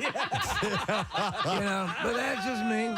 I mean, that is a non-statement statement. That's just me. That's the way I get. You know how I am. Now I know if I walk in and Steve says, well, that's just me. I'm like, what did you say about The me? Kathy thinks everything's fine, goes out, starts her car, and it blows up. Yeah. But that's just me. 215-263 WMMR. Nick, I took over there. You were going to say something. No. I was thinking about MMRBQ because we have a TV screen in the Acme Lounge, and there's a great shot of both Kathy and Marissa with their arms around each other, and they both look like $1 million. And I walked past it. Yeah, you both look incredible. I don't remember which They year always it get was. dressed up for the Yeah, MMR. and they look great. And so I wouldn't be surprised if you were talking about RBQ. But This whole thing? Yeah. Well, Steve. That's what we were whispering about. But I walked past that, and I'm like, man, they look good. And then I thought for a second, all right, I wonder what I should wear on Saturday. And then I'm like, it just doesn't matter. They just, nobody's looking at me anyway. There's no point.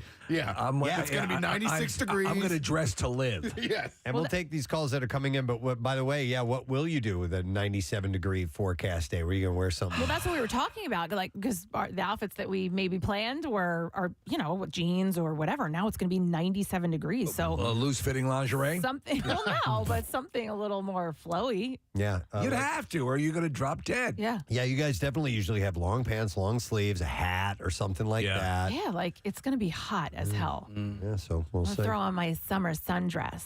That's just you. I just throw this on, but I don't care how I look.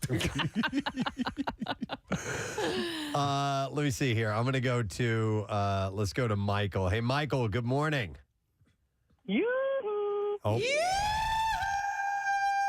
All right, Michael, you're talking with someone, and somebody else walks in, and they happen to be the subject of your conversation. How do you all of a sudden switch gears so they don't realize you were talking about them? Well, my go-to is, I don't think the Eagles are going to do good this year.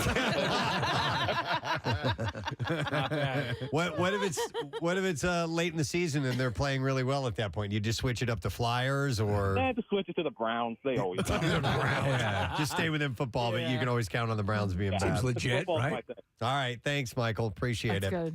good. Here's text says, so I've made a habit when somebody walks in the room that I have if I'm having a conversation, I always go, I just shh, there he is.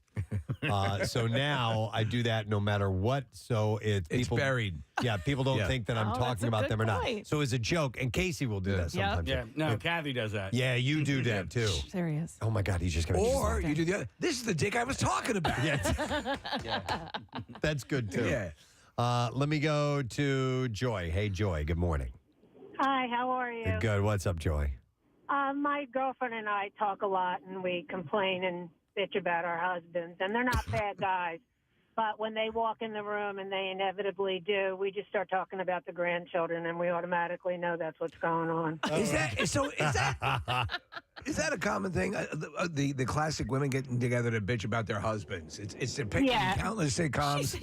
Yeah. I've been married 43 years, so I got Yeah, there you go. Crazy. It's never the other way around. Thanks, and Joy. I have 8 grandchildren, and she has 3. So we have Well, there you go. You've got right, you've got battle pay coming to you. That's a good Yeah, switch. I do. So I guess you guys are mainly just doing a lot of eye rolling about him then, I guess. Yeah, but then the minute they leave the room, it goes right back to the conversation, and they don't know. It's like that Key and Peele sketch They sure. where he's like, and I said, bitch. He goes, you said that? He goes, yeah, I said, bitch. and like they whisper it and they get as far away. Wait, you said that? What'd you say? Yeah, I said, Brian Miller says you always should say, and that's why you should always vet your proctologist. That should be the line. Yeah. The line you say. Nobody wants to be a part of that conversation. No, I was just curious. I combined. You guys are having a nice low-level conversation. They were doing a fashion chat apparently about how they're going to write. Yeah, we were having like a small fashion show, and you interrupted. I just always assume they're talking about me. Simple as that. No, I we can't really hear what you're weren't saying. talking about anyone. I forget. Oh, I know why we were whispering. It was about Casey, right? It was about me. Yeah, and what he's gonna wear. My fancy sweat shorts. Yes, of course. Yes. Yeah. It's really about let's all dress footwear. like Mario from Donkey Kong. You'll probably wear your fancy hat though, too, right? I'm probably gonna wear the hat that I'm wearing now. Fancy? Cowboy boots. Yeah. No, it's I hot. gotta wear comfy footwear. I'm going straight, like straight heavy summer shorts, the whole damn deal, because it's going to be warm, and we're going to be out on the side stage on the, it'll be a little hot out there. But listen, We're gonna be doesn't melting. matter. Doesn't matter. Do you think Rockstar Rob will wear his velour? He will wear. vest? He's going to wear his extra heavy velour vest. If he wears that, I'm He not, will. I'm not gonna be able to go near him. He will. It will make me. It makes me sweat. Melt Yeah. by Yes. looking at him. He'll be wearing felt. A felt That's what he suit. does. Mm-hmm. No. Okay. Put a T-shirt on. Rob. Let me A velour T-shirt. let me go back to some of these switching gears calls. I'm going to go to Kevin. Hey, Kevin. Good morning. Good morning. How you guys doing? Good. What's up, Kevin? So, one quick way I always do with it is whoever you're talking to, if you're not sure if they're going to be able to pick up whatever you're saying, Yeah. you just immediately compliment something that they're wearing. Oh my God, I love that shirt. Where did you get that? Yeah. Anytime somebody gets a compliment, they're not going to worry about as much about what we were talking about. Okay. They're just going to, Or you say, we have to wrap this up now. He just walked in the room. Right. Yeah, you can do that. There's a text that somebody said, I just say I'm a 2-pump chump. Okay. I'm just a 2-pump chump. Yeah. And then you don't even want to get in on that conversation. Nope. I will go to Bob next. Hey, Bob, good morning. Good morning. What's up, buddy? So if I'm talking about someone and they enter the room, in my circle of friends, I'm known as Star Wars Bob because I love Star Wars. Right. And immediately I will say, to this day, I can't believe how shocked I was that he was his father. Okay. They immediately know.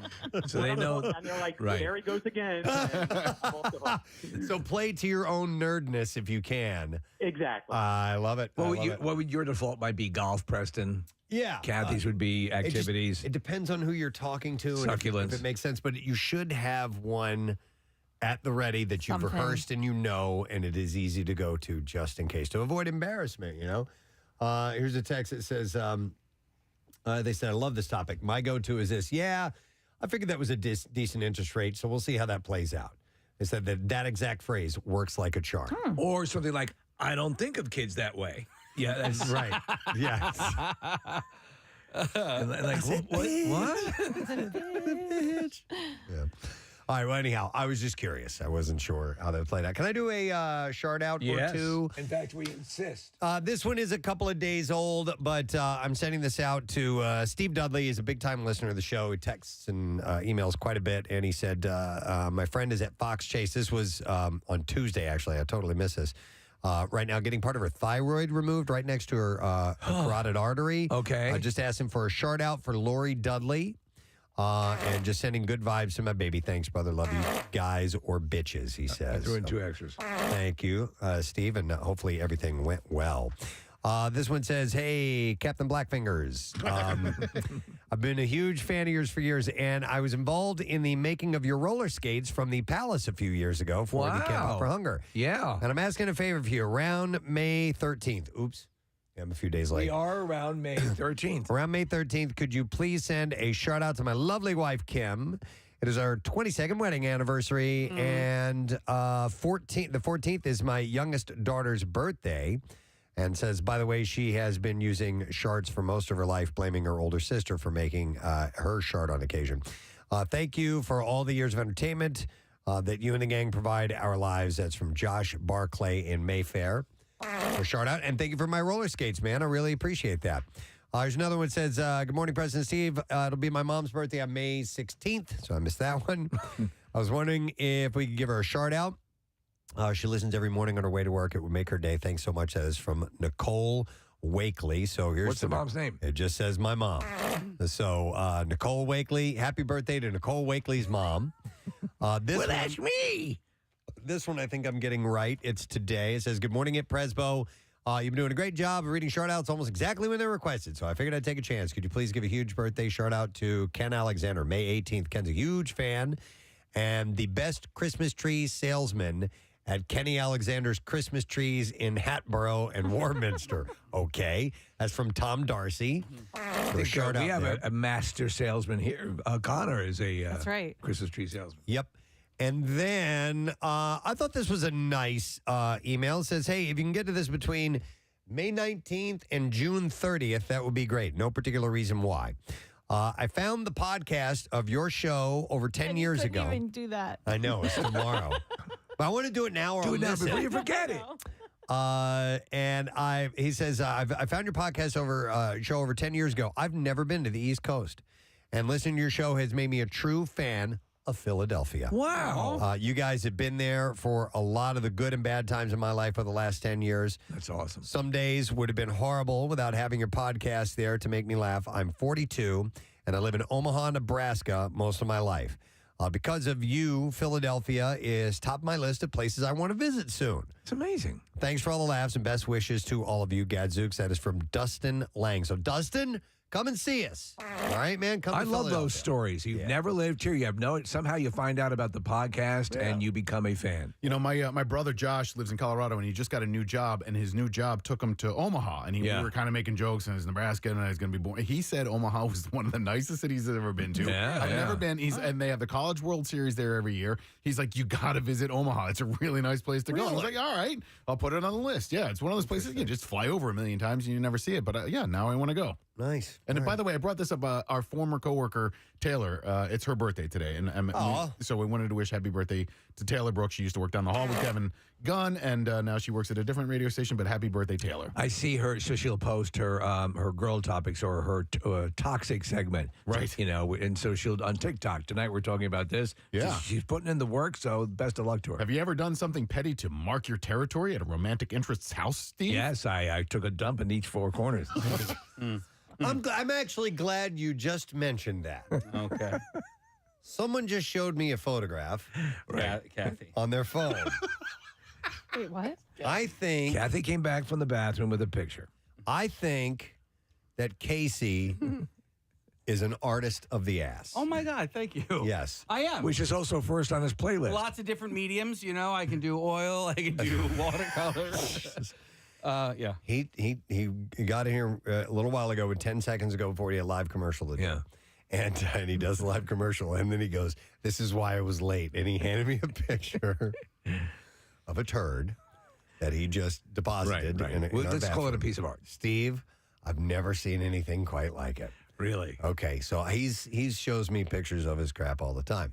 Only the impressive ones. Right, not just passive stuff. Sometimes, I swear to God, I don't know how he does it. Sometimes they're a letter.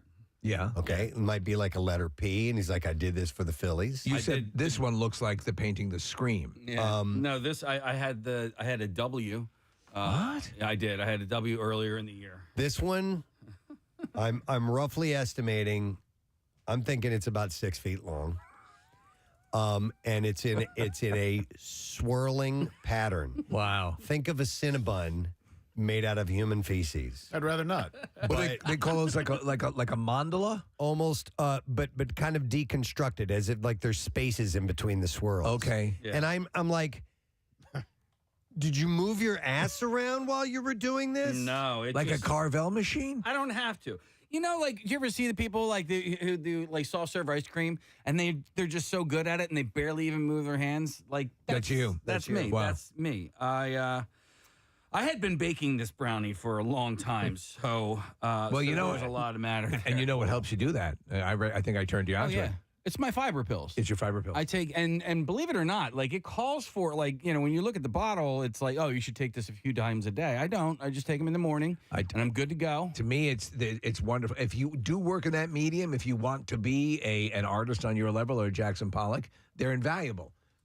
If you were to actually follow the instructions, who knows what you could do? But you've been doing this for years, though. Yeah, but like Not lately, commercially. So a couple of different things are going into work here. The fiber pills is number one. The revelation of sit wiping is, I mean, that's Sit wiping was we that's actually been a had life-changing experience. Did for we me. actually have an intervention on air that morning when we told you? It wasn't necessarily an intervention, but like I took heed to what you guys had been saying. Yes, Casey used to stand up to wipe his butt. I just thought that's what you did. And he wiped back to front. Right. You still wipe back to front? I still do that. The other way just doesn't make any sense to me. But Steve, that's it. We have a picture of it right here in the studio. That is all one piece. That's well, we assume. Kathy, you gonna look? No, this is like honestly, this makes me angry. It's so childish and ridiculous. Like, who? First of all, who takes a picture of it and then who talks Ansel about Adams? it on radio? It's ridiculous. I'm highly offended. That's it. Bill, can you come in here? Yeah. Bill actually asked that we do this segment. No, Bill's gonna check with me to make sure I'm okay with it. Bill, I'm not okay with it. Why don't you talk more about poop?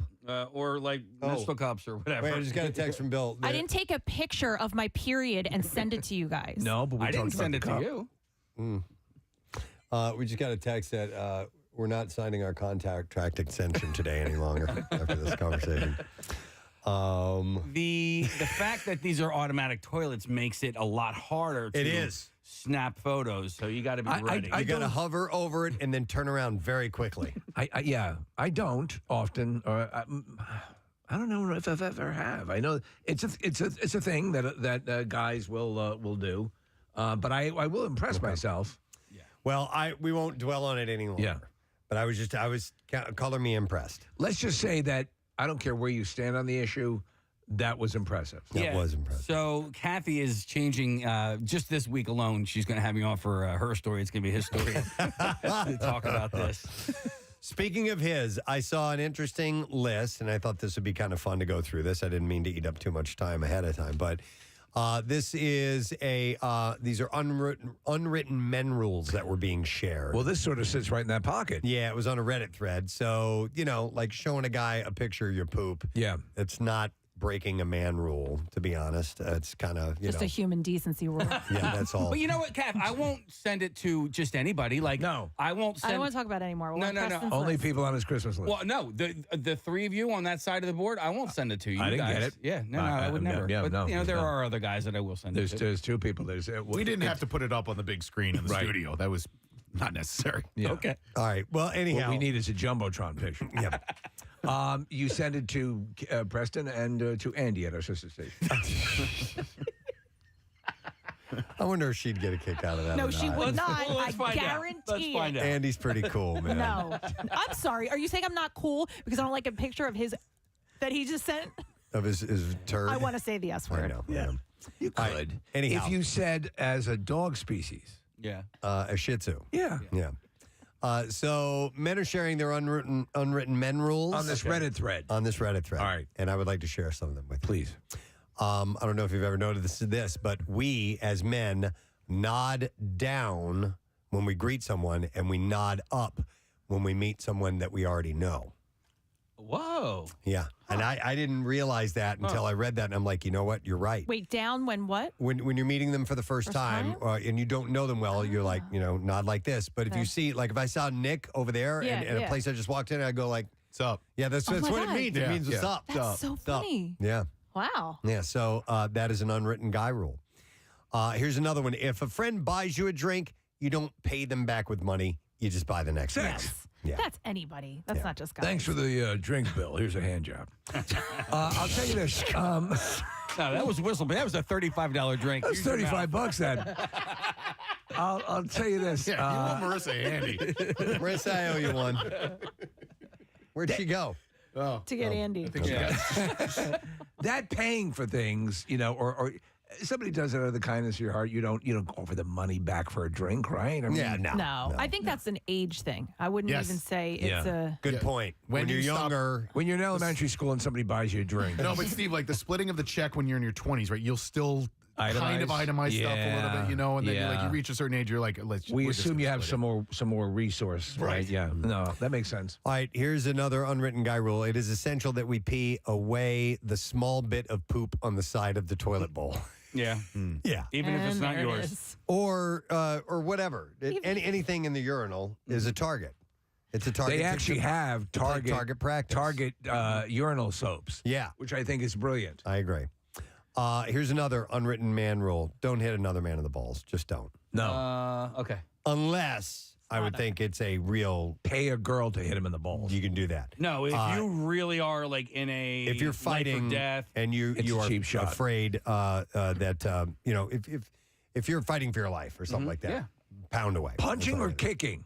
Oh, my goodness. Okay. Oh, no, stop it. All right, We come can't on do in this. here. Come on in here. Kathy, I disagree with this. Ladies and You're gentlemen. the one that did it. From the WXTU Morning Show, Miss Andy Summers is in our studio. Hey, guys. Hi, Andy. How you doing? I'm so glad that this is what brought me in here today. Do you know what Do brought you you in? know what we're going to... Marissa gave me a heads up. Okay. So, and listen, we were just, Casey showed me a picture. He was in the bathroom and he had a very impressive bowel movement. So he took a picture of it. Yeah. And he showed it to me. And I've seen, I don't know how many of his turds over the years. This one's just flat out over the top impressive. And I was appalled and gave them a hard time and said it was Yes. ridiculous and why are we even talking about this? And then Steve said, well, Andy would like it.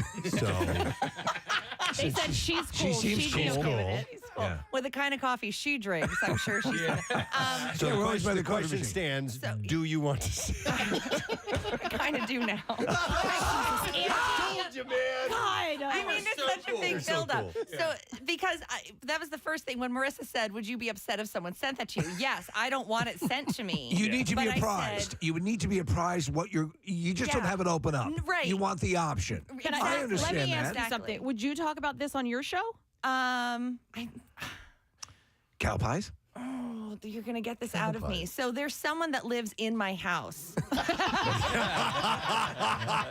that will not go to the bathroom he goes like once a month. And every time he goes, he clogs the toilet. And I will tell you, every time I go to plunge, I'm ready to take a picture of it because I find it impressive that can come out of such a small body. And I should never, please don't ever let this get back No. to Who I'm It's just talking between about. us. Okay. Just Right, between my us. little guy. Yeah. But I don't know how he does it. And he claims that it doesn't hurt. And I look and I'm like, I wish that someone else could see this because no one would believe this. Andy, when you have to start a college fund for it, it's something that needs to be discussed. He births once a year, exactly. Okay, no, I understand that completely. Absolutely. She failed me. She wants to So see sorry, it. Kathy. That's all right. But she supported my conjecture. So Yeah. Okay. there we go. Keep your eyes on the screen. Connor, hit it. If you don't want to look, don't look. Oh my gosh. Yeah, all right. And there it is. All right, there you go. all one piece. All right. You know, You can take it off now. I zoomed in just to make sure I could follow the line. that is amazing. I expected it to be amazing. like wider. It's so skinny. No. It's skinny, but that's well, circular. Working out. He is. That's that swirl pattern. How he did it. I asked him if he got up and spun around and moved his ass around, but he didn't. It Like just, Dairy Queen. Right? Exactly. He said like somebody who's really skilled at the soft serve cone. That's him. All right. That is so nice. Well, we appreciate you coming in and following through on our experiment. Thanks so much for having me. Is this the first time we've had you on the air? Well, next time we will have you in for something more pleasant. Yeah. I promise. Thank you. Andy Summers, guys. Oh, my God. That was so funny. Oh, man. All right. Well, anyhow, back to the men rules, if you'd like. We'll go to this. So we were unwritten men rules. This one says beer and pizza / barbecue is acceptable payment for helping another man work on his house or vehicle. Oh. Yeah. So just buying some food or something like that. I think that is, yes. That's if someone's going to do, come out and help you move or something like that. That's a must. You need to. What if they are moving, say, weights, for example? Yeah, Steve? gym equipment. Like a whole gym equipment. No, but I have. You mean an entire gym's worth of weights random during a example. heat wave? How's a barbecue, pal? Yeah. But there is and beer. We said beer. talking about Dwayne Wimmer from Vertex. And Dwayne is great. I would do it anytime. One of your best friends. But we were sitting there. We could not believe it was the one day we could get into this gym to move this stuff. And we're both sitting in a Penske rental truck, I look across, and it's one of those times in life where you remember, like Preston, we were literally melting as human beings. And I looked over, and around the corner of where the gym was a Rita's water ice. Oh. And then the angels sang. Yeah. We dove for the place. I'm sure, man. Yeah, the second you see that, it happens. I mean, but if you are a full-blown adult, you at a certain point you should just hire movers, right? And yeah, if you can afford it. But sometimes you can't, and so sometimes. But I think that's an absolute. You take care of someone who's helping you out. All right, there it is. All right, back to the list of unwritten men rules. This one says don't throw a friend under the bus to impress someone ever. No. Yeah. To impress someone. Don't throw anyone under the bus. That's not just a guy rule. Yeah. So these are guys that submitted these, by the way. I just had the bros before hose conversation with Chase. Really? Oh, yeah?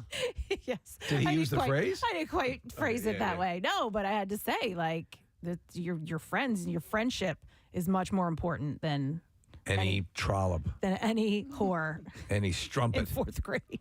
All right, here's another one. Don't use the urinal next to an occupied one. Yes. That's only if there's more than 2 urinals. So I will always do that. If there's 2, it's okay. Aren't you surprised sometimes at a difference? So, for example, we go into our bathroom, which is the one right out the door here from the kitchen.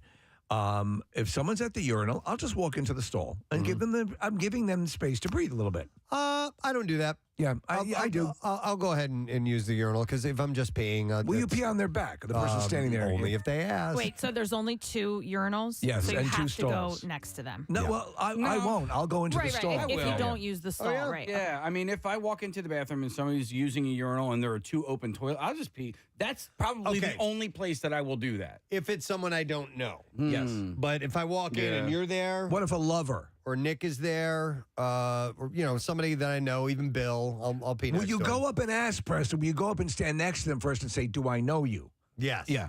And then I can make I have my to decision. determine whether or not I'm going to stand alongside you and urinate. And not including number 2, how often you guys walk down the hall? Because the bathroom... What is called the executive suite? The bathroom to the left when you go out our kitchen door is much nicer. And really? Yes, I don't know why. I guess they renovated that one. No. I'm thinking of all the way down to the left. all the way down the hall. Yeah, all the way past what I forget what that business is called. Yeah. But they're not there very often. No. So it's cleaner. It's nicer. The sinks are nicer. Kathy, there's like a smoky glass on the door. Yeah. Oh my God. No, I don't go. there. I don't go long. I go up. You go up. Yep. You're 5th floor. I go up 5 floors. Well, he's a smart move too because 5th floor is right above. It's is actually really nice. 3 is the nicest. I don't know if Also- you can still get in in there anymore. Have you experienced the first floor? Because they're new. I never knew there was a bathroom on the first floor. So you go down, get out the elevator, and you go right, and you go right again. It's back by the exit to get out to the back parking lot. Is this a new addition? It is, Steve, because Like when the they boy band? when they renovated the Manja, I forget what it's called now. Pagano's. They put in bathrooms, and they're all new. So all the Philadelphia insurance renovations, they put in new bathrooms. That's excellent news. Very nice. Excellent news. Pagano's has a private bathroom. Are you serious? Yes. Can we get in? Yes. Oh, yeah. Wait, for the restaurant? Yeah, it was there when Manja was So there. you go in there, and you can be alone and not worry about anything. And I do use that one from time to time. That's where you play your cello. Yes. Yeah. I usually rehearse. I rehearse down there, yes. All right, so other Tony, where's my cello? Other male rules. You can have a beer, but not if it's the last one.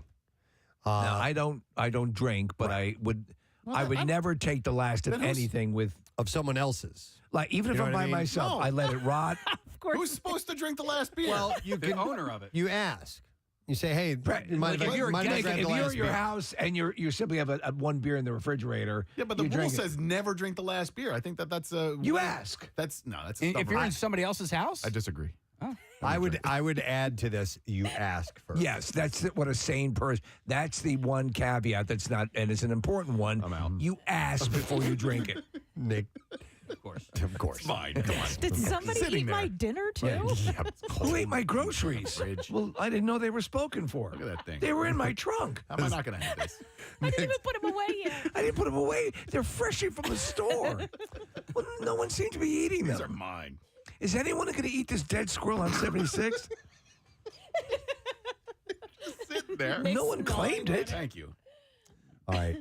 Number 9 on this list is don't roast a man in front of their kid.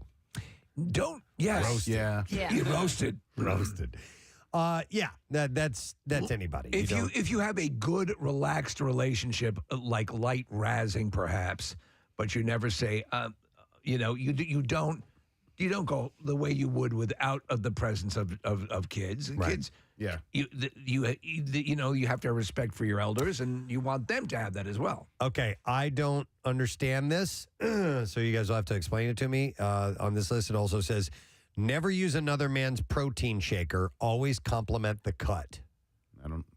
Anybody know what that means? Uh-uh. I have no idea what that means. Something to do with butt stuff? If someone knows, text us. Something from the gym, I guess. Right? I guess so, but compliment. Never rub another man's rhubarb? Always compliment the cut. I'm not familiar with this at all. Somebody would know. Somebody knows. So please. I don't understand. Cutting of the weight? Yeah, there's a video he found called "The Best Protein Shake for Cutting Weight." Here's one featuring Arnold. Oh no! Yeah, Arnold Schwarzenegger shares his protein shake secret. Shake it up, men's health.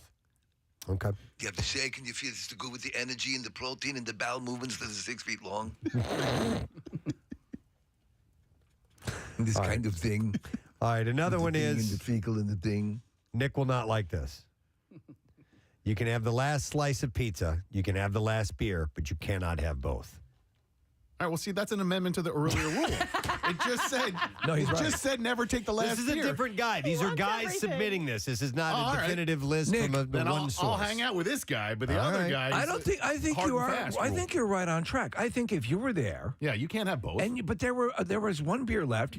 Why people? I think you'd say, "Is anyone drinking this? Can I have this?" Right, and you would simply ask. You would not take it. I don't even think you Yes, you asked would. because you then put the dickness on the owner of the beer to say no. You shouldn't that's even it. ask. You want to set them up. Yeah.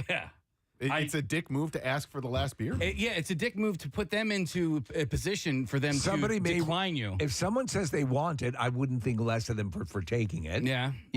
But I mean, most people, the responsibility, no, you have it, right? That's because they have to. They are then obligated, even if they wanted it and they knew that beer was there and they were going to have it. They are now, because you have put them in a position.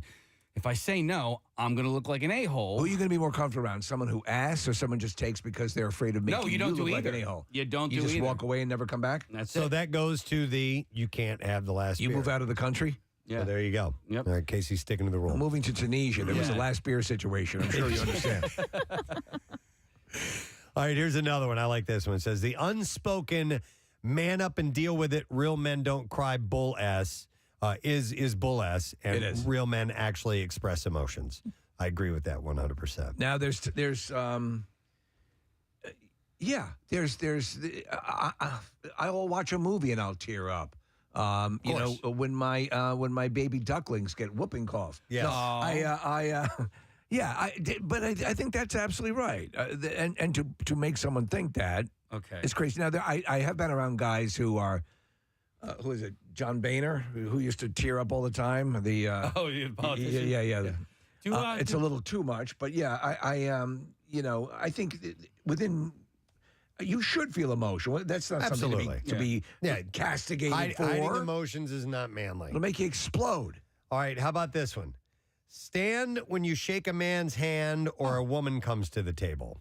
Yeah, that's polite. I do. I fouled on that yesterday. Did you notice that, Casey? What'd you When do? you shook that guy's hand? Yes. And You I shook a and I woman? stayed seated. Yeah. Yeah. And I stood up. And you stood up. Yeah. Yep. And it's only because and the reason being is where he was. He was behind me. He was behind you. And I reached over and did like one of these. No, that's fine. I will apologize if I don't get up and I extend my hand. I'm going to be lazy and shake the hand that way. It is a courtesy, especially if it's someone you know. If it's someone you're meeting the first time, you stand up. So proper etiquette, and I learned this when I was in high school because I was indoctrinated into a club called the Turtles.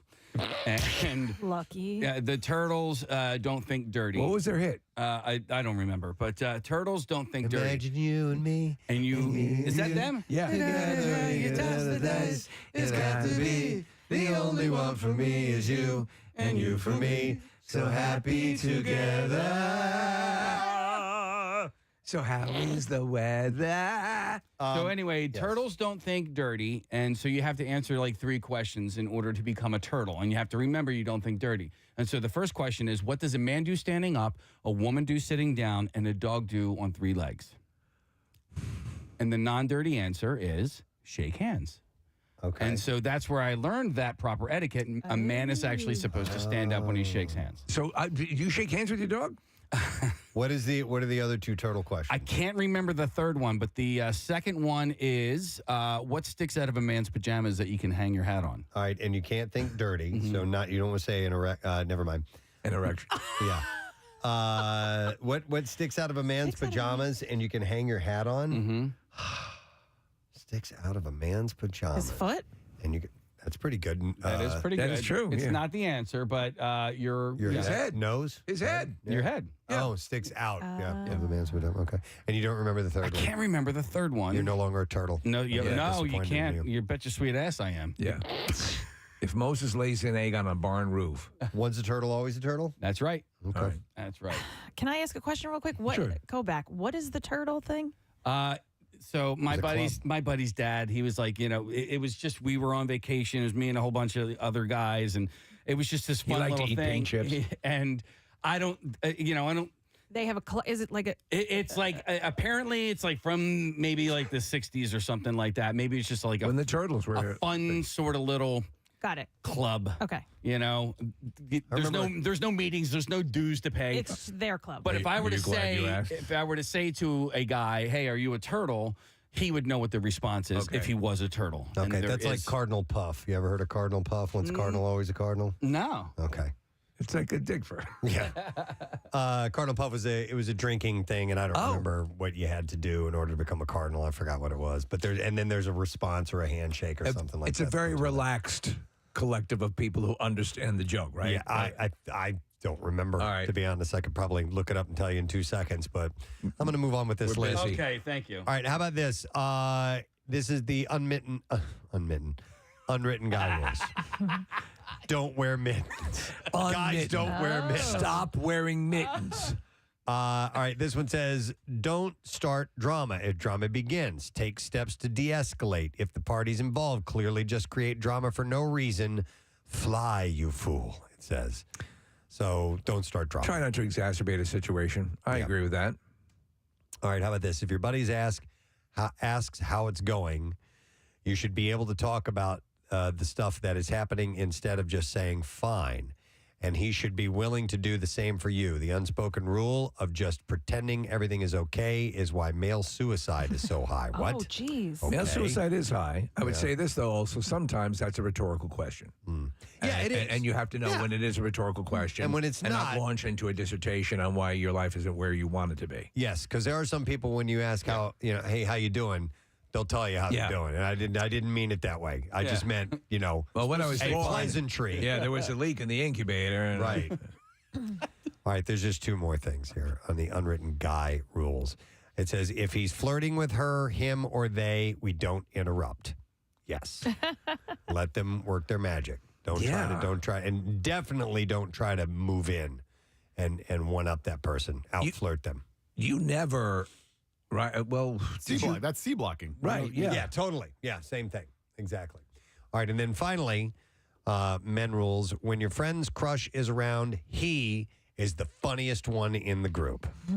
So that's being a wingman. Yeah. You know what I mean? All That's kind of part of that, anyhow.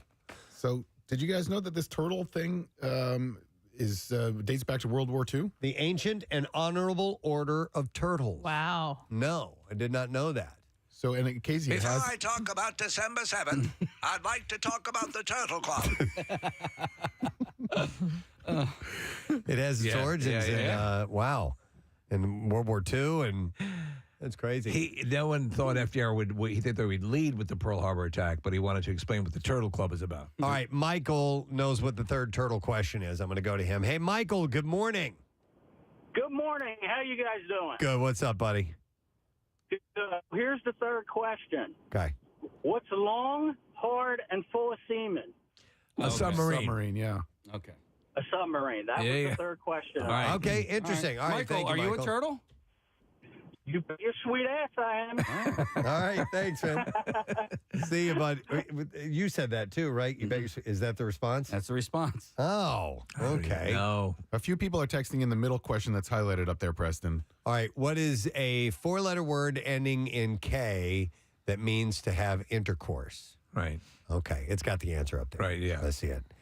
C word. No, it's not. That doesn't end in K. It does. That ends in T. The male one. No, I was thinking. I only know one C word. Yeah. No, it's talk. To have intercourse. Yes. These are fun little mind, By the way, if you want to hear the worst jokes, absolutely, by far, worse than dad jokes, ask Alexa to tell you a joke. Oh, really? Because they have to make them so benign and generic All right. that they're just staggeringly bad. Okay. Imagine me and you. I do. I think about you daily.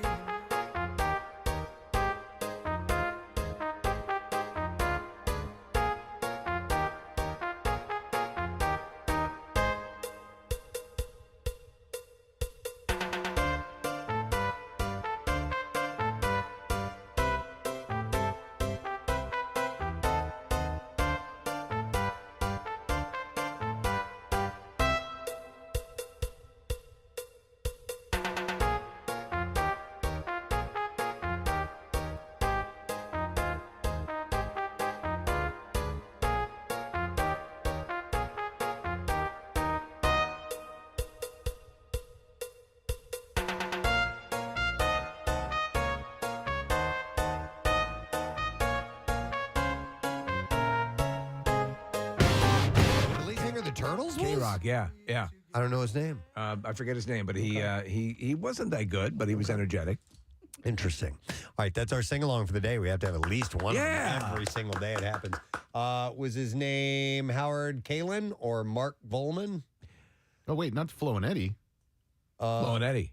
What, Yeah, the Turtles? Flo and Eddie does the weekend song that Pierre plays every week. Okay. I'm so sorry. All right, we could keep going on and on. With information you can certainly never use. All right, we will be back in just a moment, but no more. No more. Sorry. All That's right. it. Knock it off. Stop it. All right, you bet your sweet ass we are. We're going to take a break. We'll be right back. Stop talking.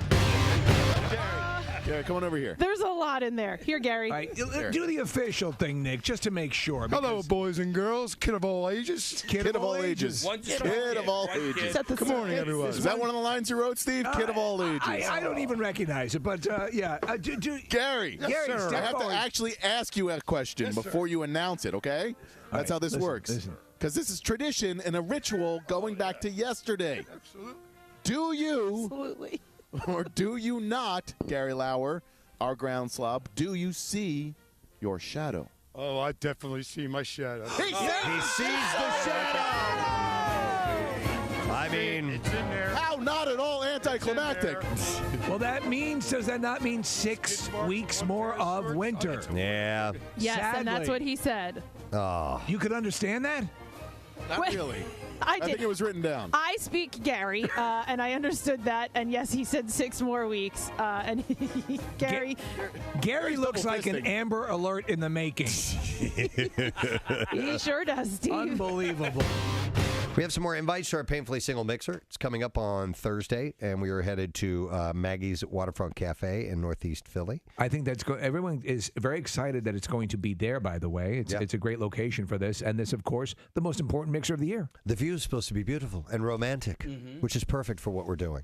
So let's take another 8 callers, 215-263. WMMR. Bill hates it when I do 10, so I'm going to do 8. 10's a weird number. 215. It looks like a skinny guy standing next to a fat guy.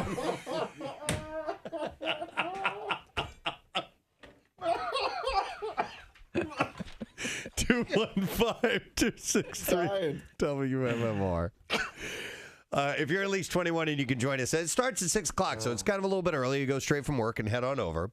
And first Butter Bud Light is complimentary, and we'll do the free happy hour buffet, and then hopefully we will hook you up with someone. We're going to try, but as you said, and you've been saying many times, Preston, work with us. 10 callers 10. now. All right. No, 8. Not No, 10. 8. No, we're doing 10. We are doing 10? Oh, no, we're doing 8. Yeah, Yeah. come on. I'm sorry. 8 Which because one is it? It's 8 because Bill thinks 10 is a bad number. Finally, just one more story. Papa Roach has released an official performance video for the song Crooked Teeth. The track is taken from the band's upcoming 9th studio album. Hey, we got crooked teeth. Which is tentatively due out later in the year. It's like the John Wick theme. Papa Roach released Crooked Teeth as a single in late 2016, also incorporating the song into their live set. Okay, do you still have your Billy Bob teeth? Oh, yes, I do. As a matter of fact. Yes, I do. Because you could sing a little bit of the We Got Crooked Teeth song. It's got lint in it? No, but how, I'm so hillbilly that I just broke my crooked teeth. All right, go ahead. We got crooked teeth. Look at the camera. We got crooked teeth. I got a guitar. It looks good, yeah. Sing it. All right, write it. All right, here it goes. Right here. We got crooked teeth. We've got crooked teeth. We got crooked teeth. That's it. I love it. I love it. Do crooked teeth again.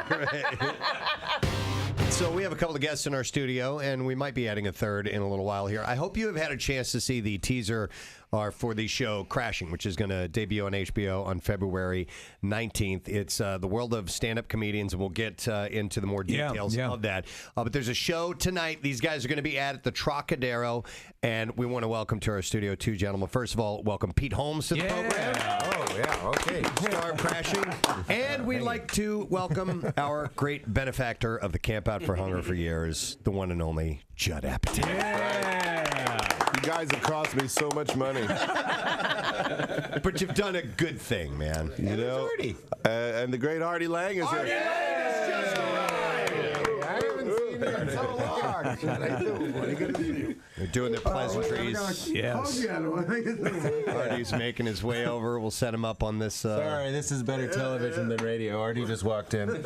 He stole a cup from the hotel, it looks like. Get everybody set in place here. That's very cool. You got to put a chain on that like a pen at the bank. Wow.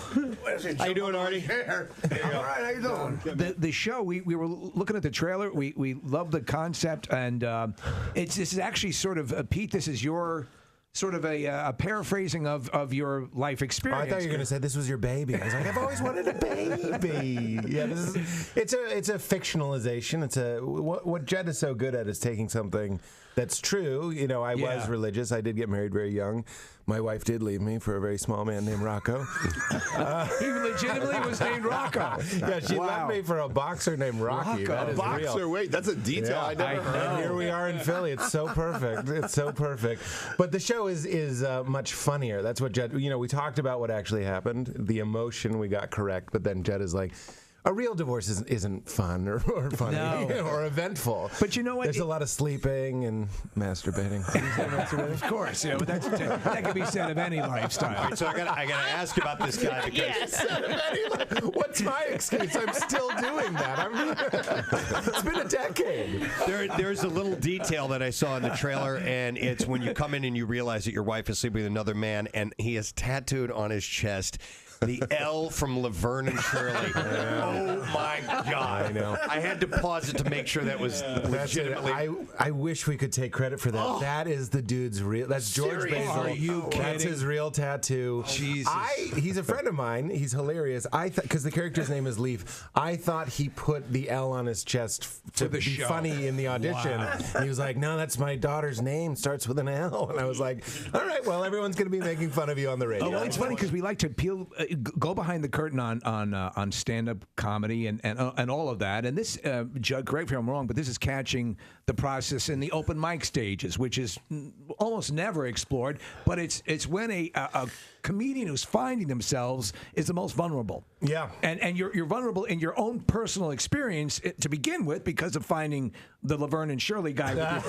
How dare you? And then you're trying to you're starting out in comedy. My question is, you're a practice, you're a hilarious comedian. How did you retrain yourself to appear that you're in your embryonic stages? Comedy is so hard. It's so easy to revert right back to the beginning, I feel.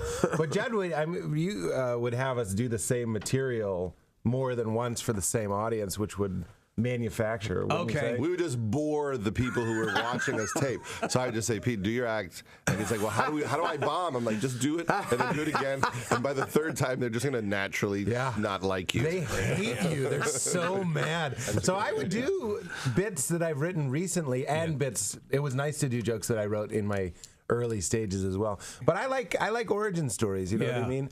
Like when I want to see how Batman becomes Batman, because there's more risk that he's going to get beat up, there's more stakes, you're more worried for him. And Jed and I were excited that there hasn't really been a show about a comedian becoming good instead of just already being great. And Artie, so you have, from what I see, you have him on your podcast. Right. Is that legitimately your podcast, or is this just made up for the show? No, it's people I could never get in real life on the podcast. I've known Sarah Silverman for like 30 years. I can't get on the phone. But so it was fun for me to get to have Pete and Sarah there, and then we have my real producer of my podcast came in, which was a great detail that I guess was not necessary, but no, we like to do that. We wanted to get some of the real people. Oh, I loved it. Sure. Yeah. It was awesome. I love telling him not to speak. If you talk, we owe you $1,000. Please be quiet. He's a Chicago. He's got a rare thing, an effeminate Chicago accent, which is rare. Like, it's usually Mike It's almost Ditka, impossible. but he's like, listen, guys, I've got to go to the Bears game, and I've got Bears tickets, and and he doesn't drink, but sometimes I think he likes to get out of doing me favors to tell me he drinks, and he goes, I'm hammered. And he lives with me, so he weaseled that, and it was like Felix. He told me he was going to leave in 2 months, and then so he just does everything for me now. There you go. And they put him on the show, which was really cool. I mean, he was very excited about that. As you're coming up as a stand-up comic, I love stand-up comedy. I've always wanted to be a stand-up comedian, but I realize how hard it is, and I'm not brave enough to get up on a stage and do that. But as you're doing this and you're doing open mics, and you have this vision of who you are, but that's not necessarily who you really are. Like you are who you think you are, and how you're perceived by your audience. So where do those two meet? and where does the success come from? Well, I think that's one of the interesting things we're exploring on the show is the role of failure and like a lot of pain and crappy experiences, kind of refining comedians into funny people. Because when you start, you're absolutely right. And the material you're doing is very bad and light and jokes that anybody could do. But the great thing about stand-up is it's so painful, you have to get better or you'll just keep getting hit in the nuts. Can you say nuts? Yes, absolutely. we have a nice relationship with Mike Birbiglia, and what I should have said was nothing.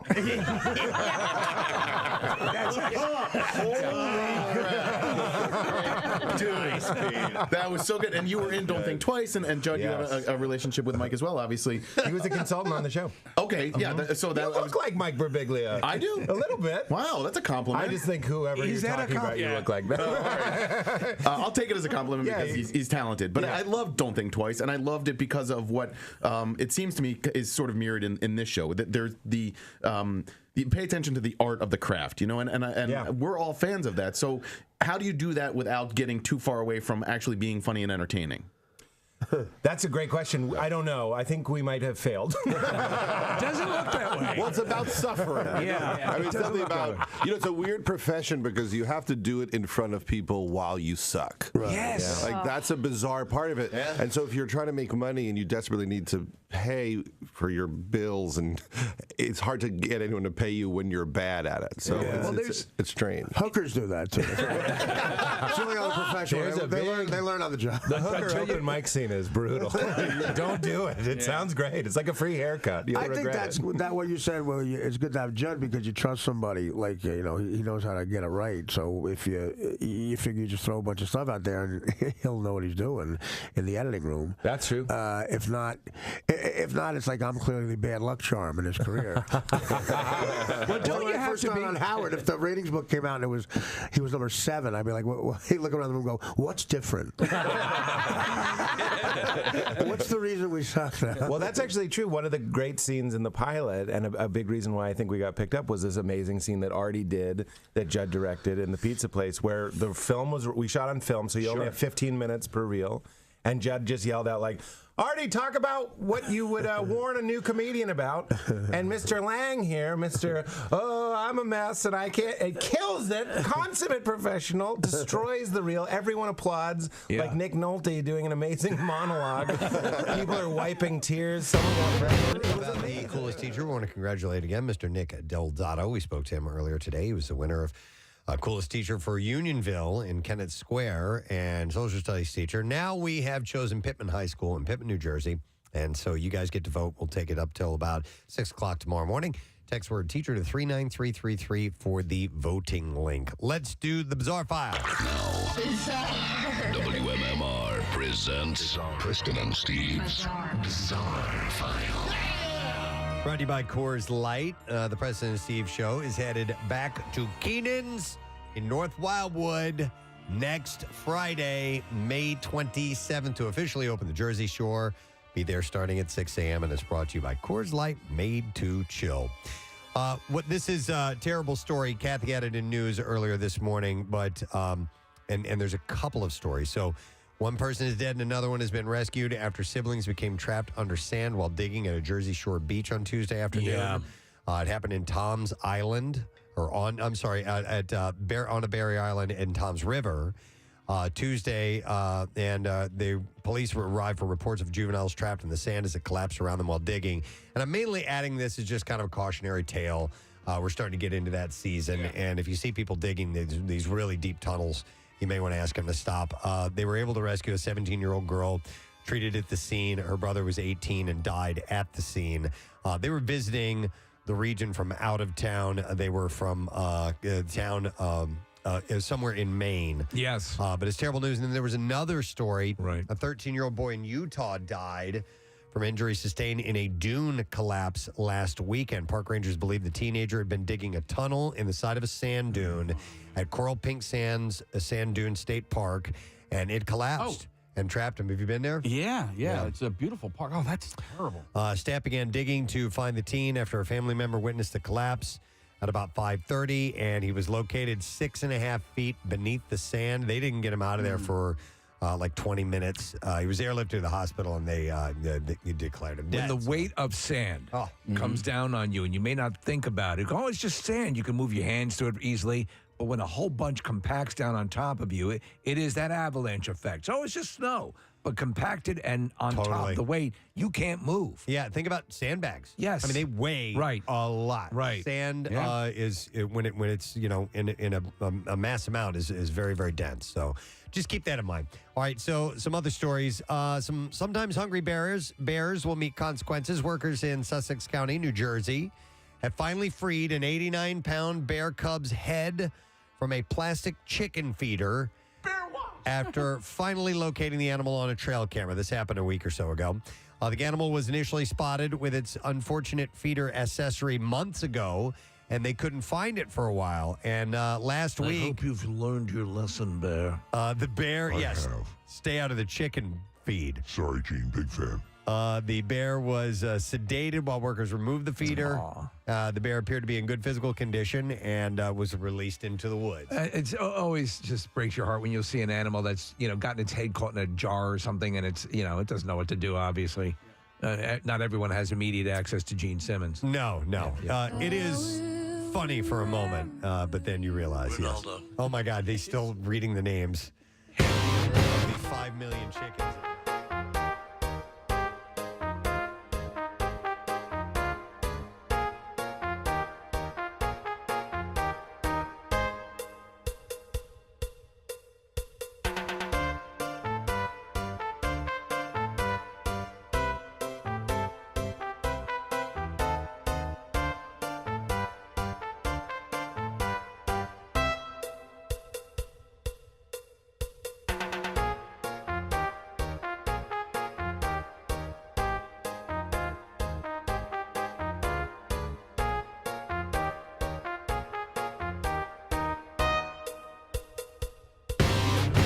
Buried in a small coffin featuring symbols of all major world religions. You're going to bury this skeleton right now, and you're going to say bye-bye. The skeleton...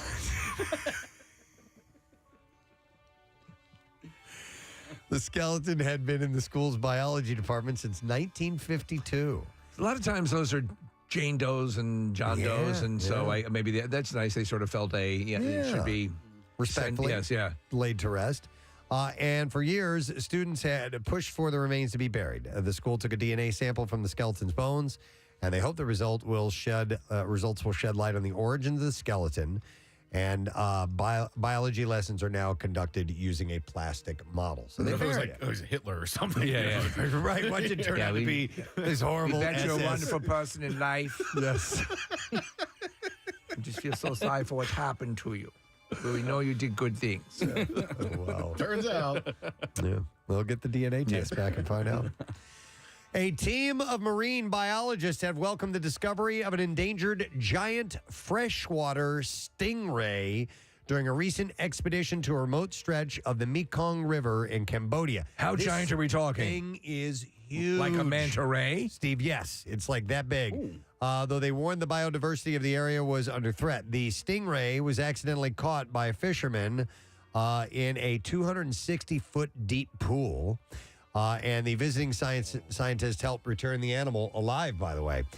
Zeb Hogan, a fish biologist at the University of Nevada, said finding the 400-pound stingray spanning 4 meters was very important. So 12 feet wide. Yeah. So this catch was significant because it confirms the existence of these big fish in the stretch of a river. I think manta rays are amazing. Manta rays are obviously different in design, but this is enormous. And this is an average? No, I don't know if it's an average or not, but it was a big sucker. The team used unmanned submersibles equipped with the lights and cameras as part of its efforts to study the deep pools in the area. This part of the river could suffer devastating ecological effects if proposed hydropower dams go ahead in the area, a statement from the team said. So they went in and they saved this animal, which is cool. That thing is just gigantic. Look at that. Wow. All right, and then finally, an apparently studious alligator had to be relocated after it was found wandering around an elementary school in Charleston, South Carolina.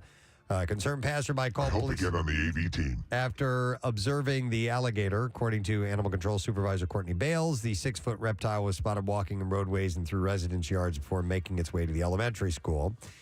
Bale has noted that when possible, officers will guide alligators to the nearest pond, but in this case, there was no pond immediately nearby, so her team captured the reptile, loaded it into the truck, and took it up the road to a pond.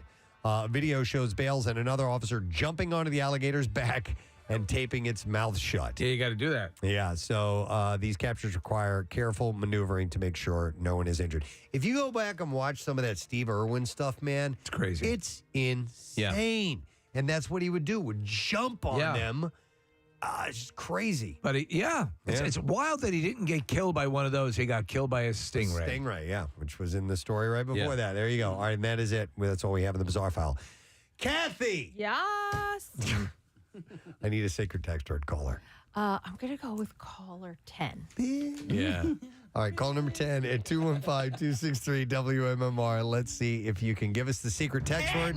We got a prize for you. Caller number 10. We'll be back in just a moment.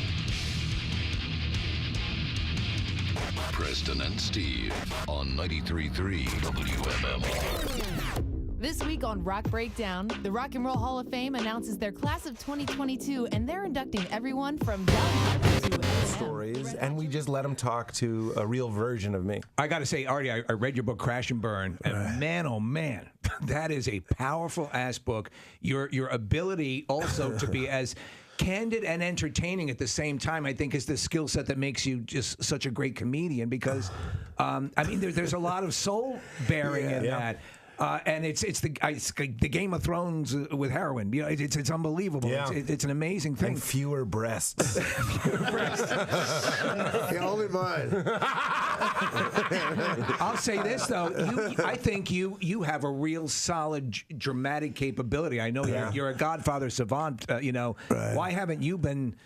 Does that entice you at all? The idea of perhaps dramatic acting, because I think you possess that ability. I've done it before, where people cast me and stuff, where they just say, I know you can do this. Like a director will say, I know you can do this. Don't worry about it. This guy cast me in a movie called The Fourth Floor. Yeah. In like 1998.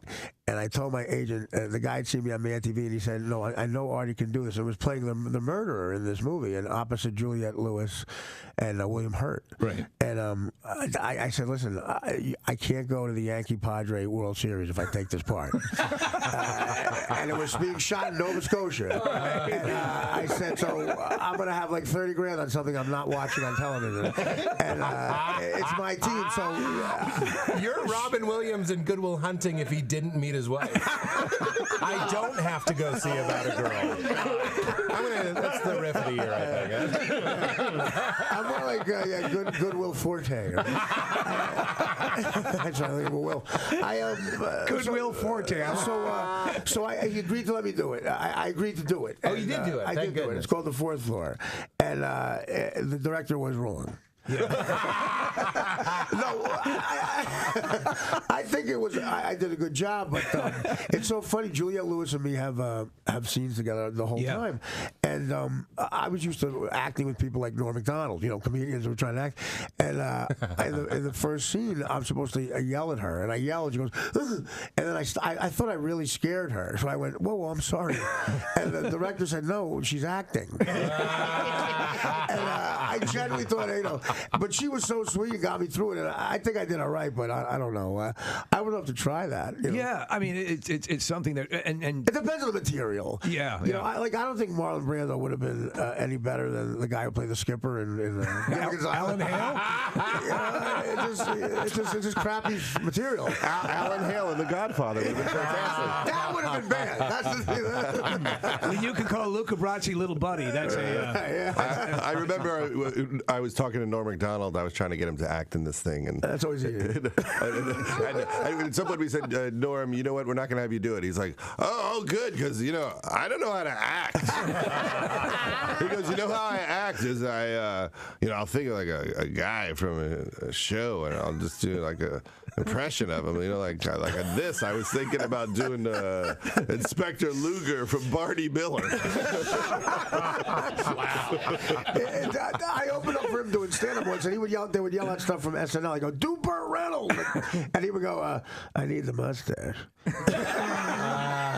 And never saw a comic just say no to something. He's a method actor. Excellent. Well, good luck to you guys and enjoy the evening in Philadelphia. So, Judd Apatow, Pete Holmes, Artie Lang, thank you guys. Crashing. I love it. We're going to take a break and we'll be back in just a second. Stay with us.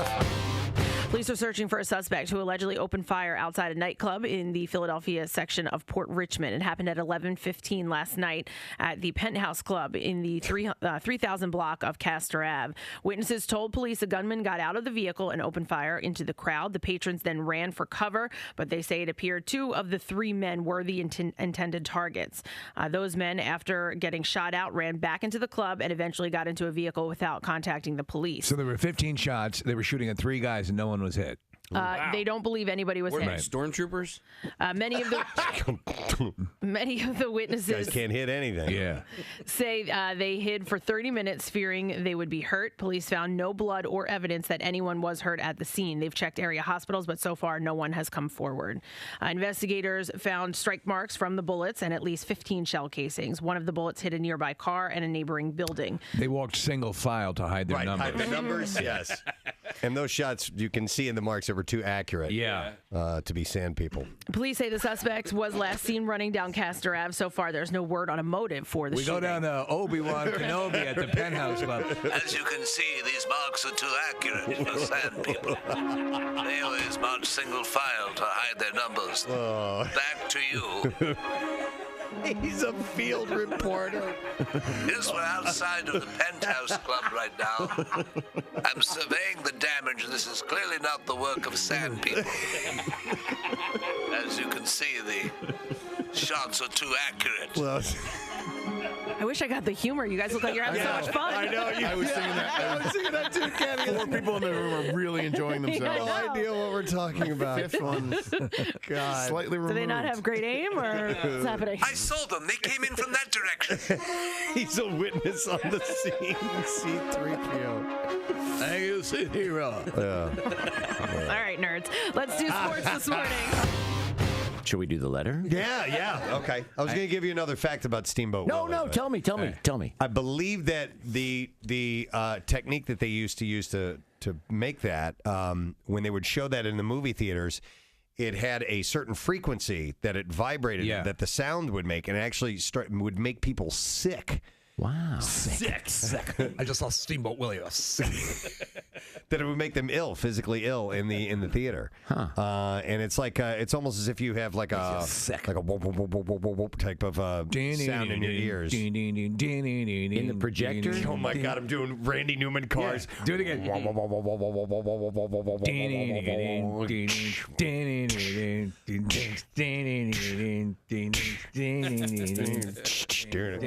You said Randy Is this, Newman. Survivor? Bum, bum, bum, bum, bum, bum. It's the eye of the tiger. Eye of the tiger. It's a survivor. Survivor. It's Rocky. Looking stocky. Don't mock him. Just rock him. Wow. You're in my car. God almighty. That was some of the best verse spitting I've ever heard, Pierre. Rocky looks stocky. Rocky, well, looking stocky. Don't get too cocky. Now we can do the letter of the day. Fantastic. Here we go. Preston and Steve on 93.3 WMMR. Now, the Daily Letter. I'd actually like that to be on the Daily Rush. It was the very end of the show, but Well, you started to do the sound, and I heard Gary Newman. that was fun. All right, the Preston and Steve show is brought to you today by the letter U as in utility. All right, and we have a trip for you to L.A. for the premiere of Warner Brothers Pictures' Kong Skull Island. On March 18th, Kong Skull Island hits theaters nationwide on March 10th, mind you. So we'll give that away tomorrow. It's a very cool thing. How about the show today, Pierre? So we got more Philly Home and Garden Show tickets at the Expo Center Friday through Sunday, which will be fun. And we've got a block of Avenged Sevenfold. Yesterday we did Volbeat, one of the opening bands for Metallica. Avenged Sevenfold, another of the opening bands. And... right? Wow. Oh, yeah, Kathy has her lipstick on. Oh, my God. Hello. Wow. Do you know That's horrible. What it looks like is it looks like you've been huffing paint. It does. Yeah. It really does. Yeah. You know what though? I'm thinking. So it's one of these little samples that comes in. You know, you can where you get like a little bag of samples. It's something you can subscribe to, and I did it for years, and that's what this is from. But I'm thinking it might not even be lipstick. Really? Yeah, I don't know. Maybe like a liquid. Car paint? No, like a liquid eyeshadow or something. Because the way it's sitting on my lips, it's not. It doesn't feel like lipstick. No. Well, it what does not the feel like lipstick. bottle say? It doesn't. It's just a little tiny sample, so it doesn't say. What color is it labeled as? No idea. Fragrant pink? Oh, it's like a gold. Metallic gold. There's a character that Dave Chappelle does where he's a crackhead. Yeah. And that's what he looks like. Yeah. What's his name again? Oh, I wish I could remember. Rose gold, Pierre. Rose gold. Okay, so it's got a little pink or red in it. Kathy, give us a big toothy Kathy smile with those. Wow. Hold on, I'm looking up. Thank you for doing that. No, that's beautiful. Time for the news. That was the thing that first attracted me to her. Here's the theme for her news. It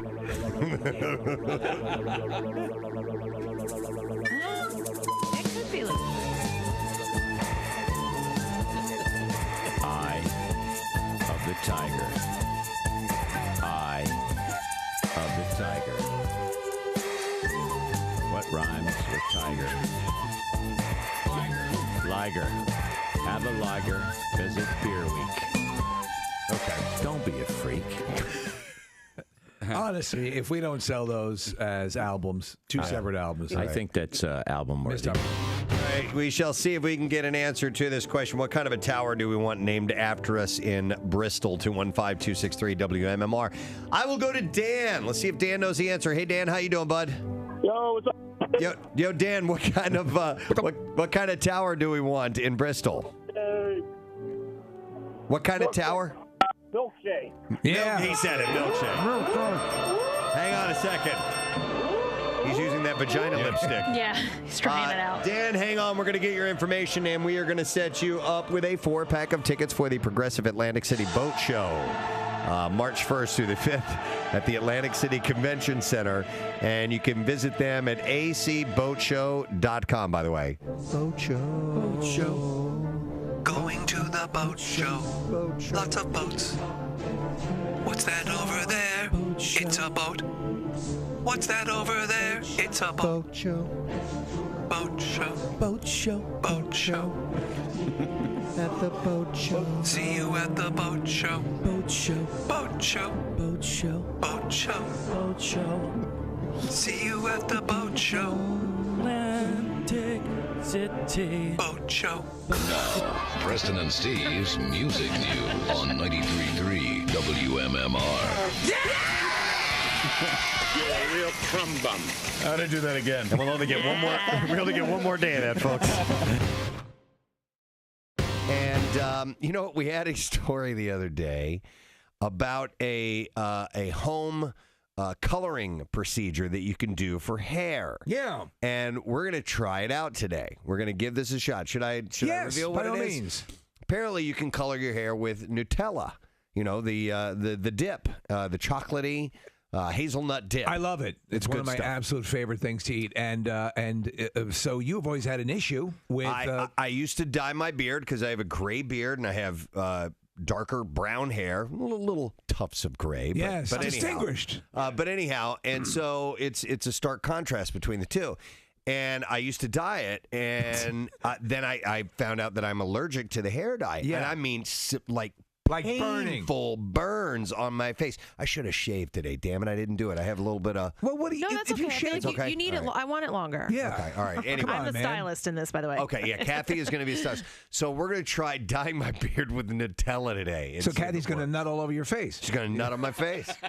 Well, there's this. It looks like in the video, anyway, if this even works, is that there's some condensed milk. So yeah, I might lick your face, dude. I might be licking your face. You want to start with that? It'll look like you. I know. Kathy's nutting all totally glazed me. Anyhow, so we're going to try this out today, and we'll see if it works or not. Ooh, Kathy is putting on rubber gloves. Oh. Ooh. What are we doing here? I think we're getting a rectal search. Call Dr. Mike. Sir? What are we going to do here today? Oh, okay. we're doing the role full play. treatment. Yeah. Role play. All right, Well, you're a border guard. I wanted to darken up my beard a little bit. You know, it's kind of salt and pepper, but I'm allergic to chemicals, so I need something a little more natural. Oh, I know what we can do. I have Nutella and something that looks like man juice. I love that stuff. Man juice and Nutella. Let's give it a try. All right, hang on. And Kathy came with all the professional equipment, a garbage bag, which has a hole punctured in it that she's putting over Preston's head. We don't want you to get dirty. It's a nice little smock. It barely covers your shoulders. So I have to leave my headphones off, right? Yeah, because you're going to get up here. Yeah, come on, man. What are you, a professional? What? Do you have a brush? So we're just going to have you tilt your head back a little bit. Ooh. All right, now lean in a little more to the microphone, Kathy. You're going to have to rub your breasts on Preston's face. No, it's as far as... All right, so we have a mixture. Is it a mixture of Nutella and half and half? Well, no. So it's Nutella, and then you just take the condensed milk and you kind of sprinkle it on his face afterwards. That's what the video does. So that's this what is I'm like gonna a bad gay porno. That's correct. Hang on the line, buddy. Kubi, by the way, was Bill Burr's character in Breaking Bad. Right. And since you got that right, Sean, we sure enough are going to give you tickets to see him, Mr. Bill Burr, on Friday, September 16th at the Wells Fargo Center. Tickets are on sale this Friday at 9 a.m. at wellsfargocenterphilly.com. And we got a random texter that we will award the same prize to, and that is Eileen West, who is from Glassboro, New Jersey. So congratulations, Eileen. You're going to see Bill Burr Friday, September 16th at the Wells Fargo Center. All right, today's lesson question. We have a prize for that, too, and we are going to give away a $50 Bonefish Grill gift card. And the question I think we're going to go with today is, which band sings the song Aardvark Almanac? 215-263-WMMR. Let's see if you know the answer to that. Which band sings the song Aardvark Almanac? 215-263-WMMR. The trash business is a gold mine. 93.3 WMMR with Preston and Steve's Hollywood Trash. Brought to you by Jersey Mike's. Jersey Mike's new grilled portobello mushroom and Swiss sub tastes as good as it sounds. That's a good slub. And I love that slub. Man, I love that slub. Because fresh ingredients make a slub above. A slub above. Jersey Mike's. What's going on this morning, Steve? Well, Patrick Schwarzenegger receiving great reviews as part of the ensemble for the new HBO Max series, The Staircase. Patrick says his dad, Arnold, gave him the best acting advice ever, telling him that acting is the talking and the moving, and the talking while moving, and the looking and the things of this nature. Oh, my God. Travis Barker has revealed he actively sought to buy a home in Calabasas back in 2017 in the hopes of encountering Kourtney Kardashian because he knew she was the love of his life. This revelation has served as inspiration to stalkers everywhere who now realize it's really all about timing and real estate. Yeah. And finally, Jason Momoa continuing to apologize to fans who were offended by his recent visit to the Sistine Chapel where he took pictures. Momoa apologized for a new photo in which he positioned himself to look like God was reaching out to touch his ass. No. All right, we'll see if we can get an answer to the question. And we need to know which band sings the song Aardvark Almanac. And it is Eric that we're going to let take a turn on this. Hey, Eric, good morning. Good morning. All right, Eric, the band that sings Aardvark Almanac, please. ABBA. ABBA. Yeah. You got it, buddy. Hang on, Eric. We're going to set you up with a $50 Bonefish Grill gift card, and you can spring into seasonal specials at Bonefish Grill and enjoy jumbo shrimp skewers prepared in light citrus herb marinade or the Rockefeller Butterfish, all to be paired with a refreshing strawberry citrus martini. Visit bonefishgrill.com to reserve your table today. By the way, a slub is a real thing. What is a slub? Nick just looked it up. A slub knit fabric. A slub knit is a fabric made with yarn that has an uneven texture. The places in the yarn that are thicker than the rest are called slubs. Oh, I've had people knit things for me where that is the case. No, that's called the slub knit. I did not know that. In fabric. Is that accidental or is it on purpose? No, it's on purpose. The slubs make small lumps and create an interesting irregular texture. The slub also absorbed color differently from the rest of the yarn, heathering the fabric. A slub above. So there you go. That's what a slub is. So Yeah, this slub right here is a slub above this one. Yes, we see two slubs, and one slub is above the other. It's a slub above. All right, let's do music news. Now, Preston and Steve's Music News on 93.3 WMMR. All right. What are we doing? Oh, music news. That's Yes. I pulled over the wrong file. Well, you have so much incredible news to report that you get confused. All right, it's brought to you by Garden State Home Loans, your local mortgage lender, and you can check them out today at gardenstateloans.com. Pearl Jam drummer Matt Cameron has apologized for comments that he made about late Foo Fighters drummer Taylor Hawkins. Rolling Stone interviewed 20 of Hawkins' friends for the piece, but Hawkins' family members and Foo Fighters bandmates declined to be interviewed. Hawkins' friends said that he was concerned about the band's rigorous touring schedule and didn't know if he could physically handle playing 3-hour shows night after night. Cameron told the outlet, he said that Hawkins had a talk with the band before his health, saying that he wanted to take a step back from their upcoming rigorous tour schedule. He said he had a heart-to-heart with Dave, and he told me that he couldn't effing do it anymore. Those were his words. So I guess they did come some understanding, but it just seems like the touring schedule got even crazier after that. Rep for Foo Fighters denied Cameron's claims, saying, no, there was never a heart-to-heart or any sort of meeting on this topic with Dave and the management. Cameron also revealed that Hawkins agreed to continue touring with the band to be, quote, a team player. He said, a band like that is a big machine, a lot of people on the payroll, so you've got to really be cognizant of the business side of something when it's that big and that has inherent pressure, just like any business. Well, it doesn't sound like something he would make up, right? Foo Fighters rep also denied this, saying he never informed Dave and management of anything like that. The rep also denied all accounts of Hawkins' feeling of being burnt out. So Cameron took to Instagram to apologize. He said, when I agreed to take part in the Rolling Stone article about Taylor, I assumed it would be a celebration of his life work. My quotes were taken out of context and shaped into a narrative I never intended. Taylor was a dear friend and a next-level artist. He continued saying, I miss him.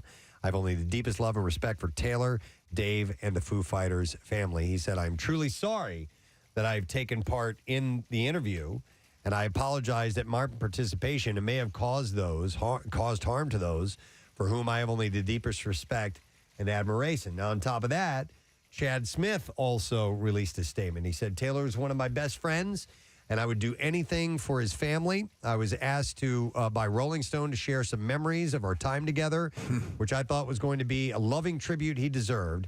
Instead, the story they wrote was sensationalized and misleading, and had I known, I never would have agreed to participate. I apologize to his family and musical friends for any pain that this may have caused, and I miss Taylor every day. Rolling Stone gets called on stuff like that a lot, where they really sensationalize things, and they got a bad reputation for that. So, okay. Well, that feeds into that for sure. Ghost will tour North America on the next leg of its Imperator. And so have support on all the dates but one, and that will come from Mastodon. The new tour is in support of Ghost's fifth album, Impera, which was released in March. And the closest I saw on the itinerary was in Trenton at the Cure Insurance Arena, and that will be Friday, September 9th. Is Anne Murray still on that tour? I think she is a part of the tour in some way, shape, or form. Yeah. I think she's performing as one of the Nameless Ghouls in his she is? band. Yeah. Yeah. Did that ghoul just sing Snowbird? Yep, that was her. With Pearl Jam drummer. Pearl Jam drummer? Yep. It's hard. He's a slub above. We're going to play a new song called Slub. It's about a thick part of when you're knitting and it seems to be a little bit tenser. Now you like it. That's a slub. Yeah. Matt Cameron is still sidelined for testing positive for COVID, and the band tapped original drummer Dave Cruzen to sit in during his May 16th show at Fresno's show. And although he joined the band on stage during his 2017 Rock Hall performance, the gig marked Cruzen's first concert with the band since May 25th, 1991. Wow. When he split the group due to substance abuse issues. While on the kit Monday night, Cruzen tackled 10 songs with the band, 8 of which he originally drummed on. 10 songs or songs from the band, the album 10? No, 10 songs with the band, 8 of which he originally drummed on. But they mostly were from 10, yeah. Yeah, because that's where he was the recording drummer. Yeah. So Eddie introduced Cruisin', and he said, when this all went down with Matt the other day, we started thinking about all the other people that we've been through. We've been through some great drummers, some of the best. That first record seems to be a record that affected so many people. But our friend that was playing drums at that time, the amount of shows that he got to play with us was fairly limited. And it looks like this week we're going to get to make up for that. So they brought him out, and he played. That's got to be pretty cool for him, man. That's still my favorite album of theirs. I don't know what he does now. I'm not sure what Dave Cruisin', if he's... He removes slubs. Oh, he's slubs a slub from, remover. Man, look at all the slubs. Slubs are us. Yeah. What do you got? All right, and then finally, this is interesting. Debbie Harry of Blondie. Fled from her suburban upbringing in Hawthorne, New Jersey, and quickly made her way to the mean streets of late 1960s New York City. Harry, who's currently on the road with Blondie, spoke to Esquire, who pressed her about what she would be aiming for if she was a young woman hitting New York City today. And she said, I think that probably now I'd go into the sex industry. She said, I don't know, but that's a clandestine area, and I was always interested in the clandestine. She said, that's what attracted me to the music world. And I don't know where you can find that so much these days. She was asked how old she was when she decided to make Manhattan her home and what exactly she was seeking out. She said, I don't know, 20. I was just at the end of being a teenager, and I was trying to find myself. And I wanted to be an artist or to be in showbiz, and I wanted some excitement, some glamour, she said.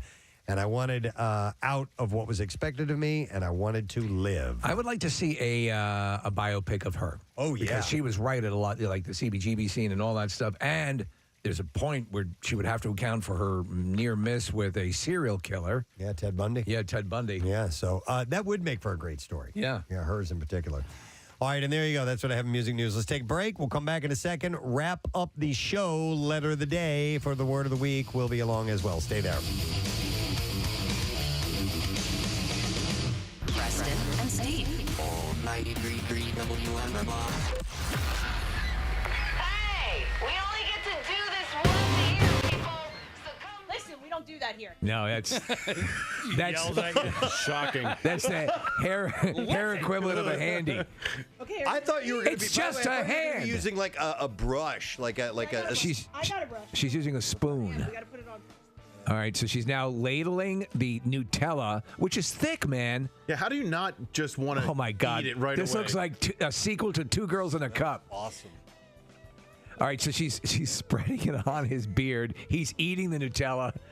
It's disgusting. Oh, my God. Casey. All right, so the Nutella is being... Preston, you got a little on your- It looks like your someone teeth. crapped on your chin.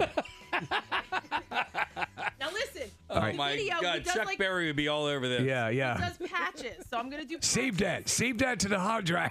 And then I'm gonna rub it in. All right, so he's got dollops of what appear to be crap on his beard. It's Nutella, though. Are you putting that in his nose? Oh, my God. Don't you want your mustache done? God, what a soothing voice. She's got a can of condensed milk. How are you going to pour that on his beard? They did in the video. You got to pour it lightly because it's a full, wide open can. Oh, my God. What are you doing? She's. What are you doing? What?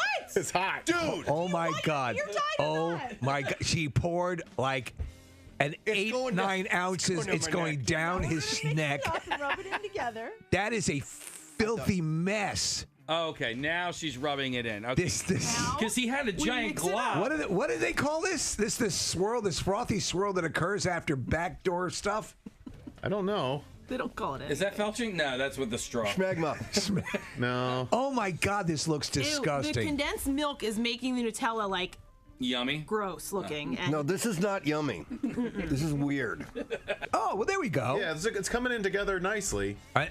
Get up on the sideburns there, Kathy. Okay. Yeah, you can do sideburns. All right. I mean, yeah, I mean, because it's right now, it really does look like someone took a full-blown dump on your face. It really does. But this is, okay, so when you're done nutting on his face, let us know when you need to. How long does it need to sit for? That's the mystery. I don't know, Kathy. Like 2 hours. That's it. Is this just a practical joke from the Nutella world? Seriously, I think it might be because this condensed milk is really making the consistency of the Nutella disgusting. Well, I always wanted a pearl necklace, and now I have one. I'm breaking out my camera. I'm going to put it in. This is part of the one DJ in a dumpster. No, you know who I look like? Yukon Cornelius, man. Yes. Nothing. If this turns out to be an elaborate practical joke, it's a good one. It is a good one. Because we fell for it. Yeah. Yeah, it's not like there's a bad ending to this. Right. You look like this looks like the last scene in the most horrific gay porn ever made. Yeah, I'm a mess. It's called Taco Tuesday. You've got. Did I get some on my headphones? You did. Damn it. I know. It's I didn't. I tried. Oh, yeah. no, Preston sorry. did it. It wasn't. It's you're not right. you, Kath. He's licking them off. I'm just trying to see if How long? If there is a if it says how long. So let me just check here. So this is a beauty hack. If this works, you might have something here, Preston. I would do it. I would not do it this way. So we're going to do a post Nutella reveal. I'm wearing a Michael Jackson mask. And by the way, he brought me into the bathroom when I was wiping off the Nutella from my beard, which we were trying to use as hair dye in case you were just tuning in.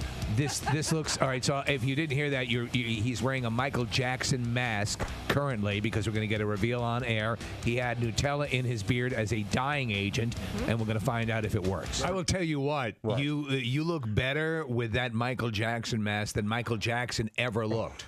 It's white Michael Jackson, by the way. Okay, so you guys ready? Yeah. All right, So before we before we reveal, you took a peek. Any feelings before you reveal to us? No. Okay. I'm going to let you guys take a look. I don't want to tip the hand. All right. So we can get a drum roll, case. Yeah, here we go. All right, Michael.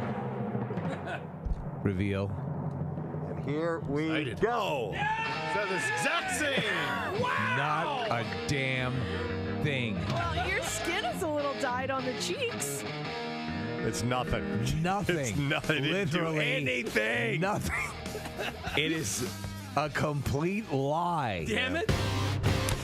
Jack Nicholson has been enjoying a much quieter life since his last significant acting role in 2010, which was How Do You Know? Which he shot here. That's correct. But now his longtime friend and Easy Rider co-star Peter Fonda says that the legendary actor is retired. Like retired? At the age of... I beg your pardon? He's retired at the age of 79. Fonda said, I think he is basically retired. I don't want to speak for him, but he has done a lot of work, and he's done very well as a person financially. What kind of project do you think would get him out of retirement and acting again? And I have something in mind. Monster Trucks 2. Oh, really? Wait a second. There's an actual monster in the... Oh, that's perfect. No, I think Connery's up for that role, Steve. Yeah, this thing just puked in the glove compartment. It's all right. It's just a monster. It's very benign and benevolent. Kind of reminds you of like a whale or something.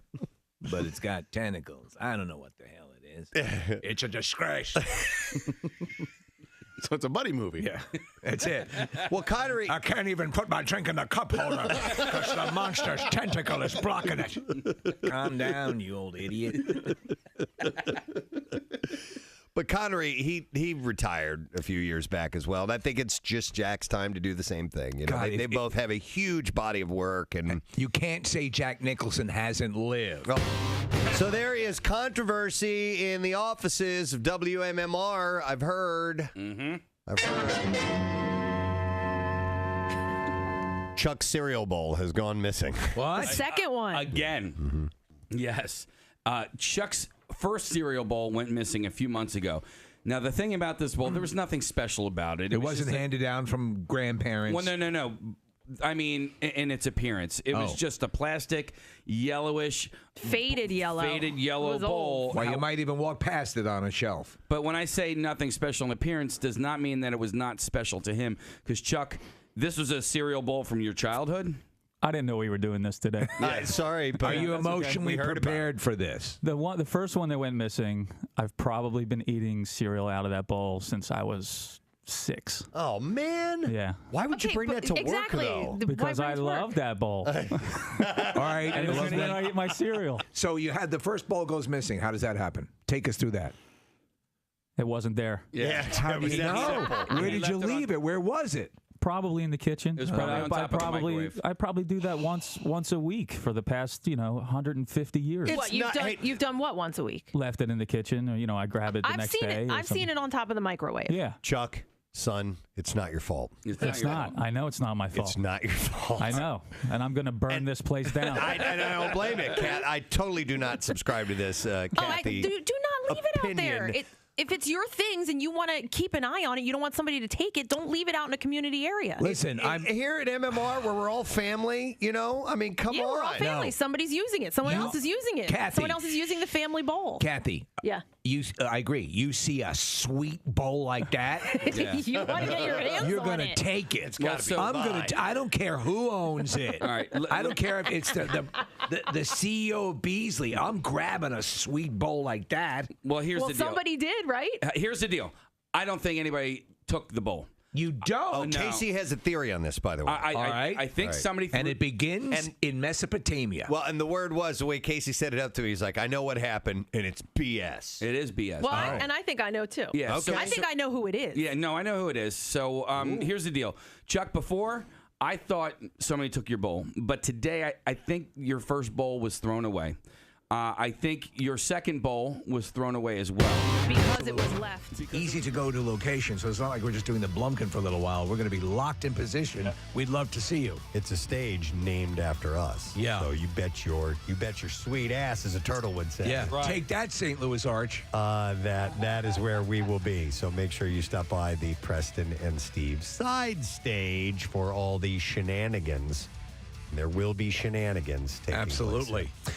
All right, let's see. I would like to thank John Brazier for stopping by the Phil. Yay! He brought us hamburgers with peanut butter and jalapeno jelly on them. And you would think, no, that's not going to work. Well, it works. It actually did. Yeah. And they sell them in Ashburn Alley. And there's they're playing the Padres tonight and tomorrow. There's a daytime, business person special tomorrow, 1 to 5. So just heads up on that. Thank you to also teacher Nick Del Soto from Unionville High School, who had called in. He was coolest teacher of the year. Up next is Pittman High School in Pittman, New Jersey. So if you go to school there, just text word teacher to 39333 and we'll send you a link that will allow you to vote for the teacher that has meant the most to you this past year. Pierre Robert, our forever teacher here at WMMR, the professor. Hello. Yes. Hello, my students. Hello. Nice to see you, Mr. Robert. Nice to see you, kids. Mr. Robert's opus. Yes. Now, I noticed a lot of you did not do your homework. Where's my paddle? Yeah. Oh, God. There we go.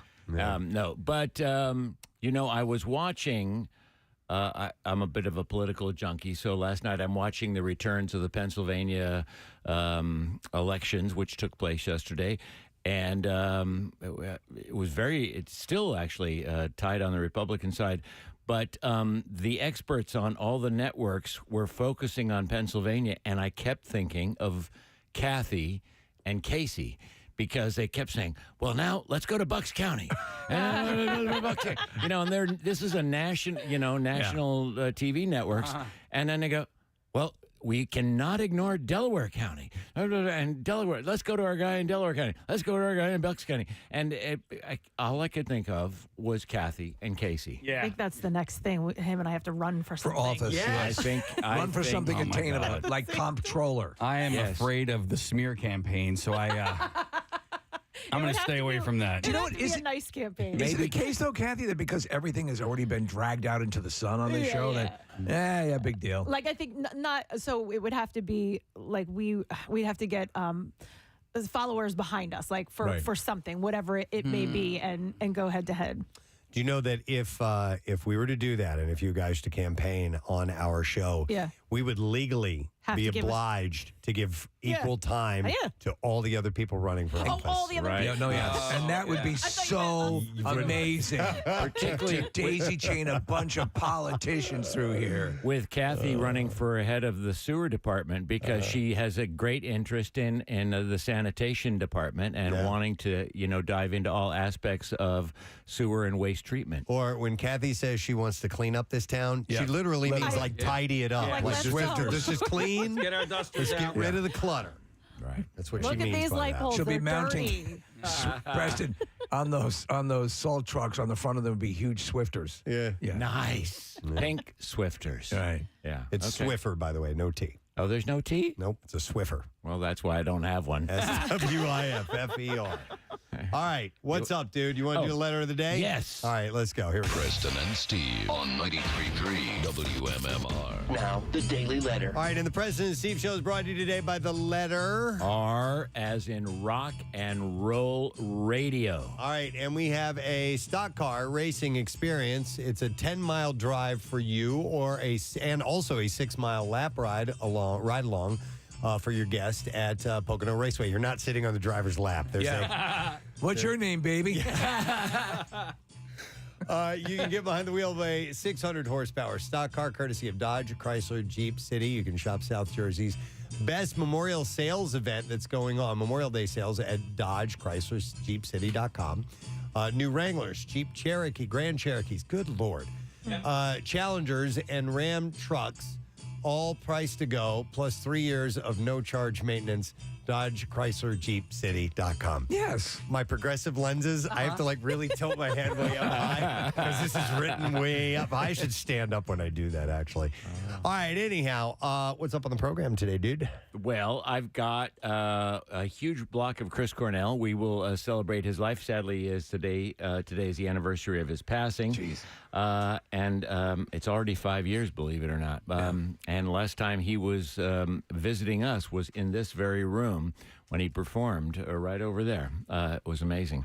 So we'll also celebrate a birthday of one of the coolest, most colorful characters and band that go along with it. Mark Mothersbaugh of Devo fame has got a birthday today. Excellent. We got a block of Devo. Excellent. I love Devo. Yes. Yes, me too. Some great songs. The Evolution.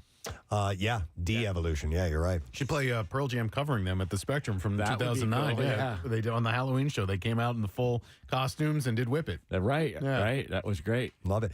Mark does movie scores now. He's Does he amazing. really? Yeah. Like Oh, wow. he did what was the Thor movie, the second Thor movie? Ragnarok. The second one was Dark World. Dark World. But Ragnarok is the one that he did the music for that. He also did the music for the Lego movie, the first Lego movie. Yeah, he's super duper talented. All right, I want to thank our sponsors. Preston and Steve Show brought to you today by Dunkin', the official coffee of the Preston and Steve Show. Also brought to you by Acme from city to shore. Acme has everything that you need to prep for this summer season. Acme, fresh foods, local flavors.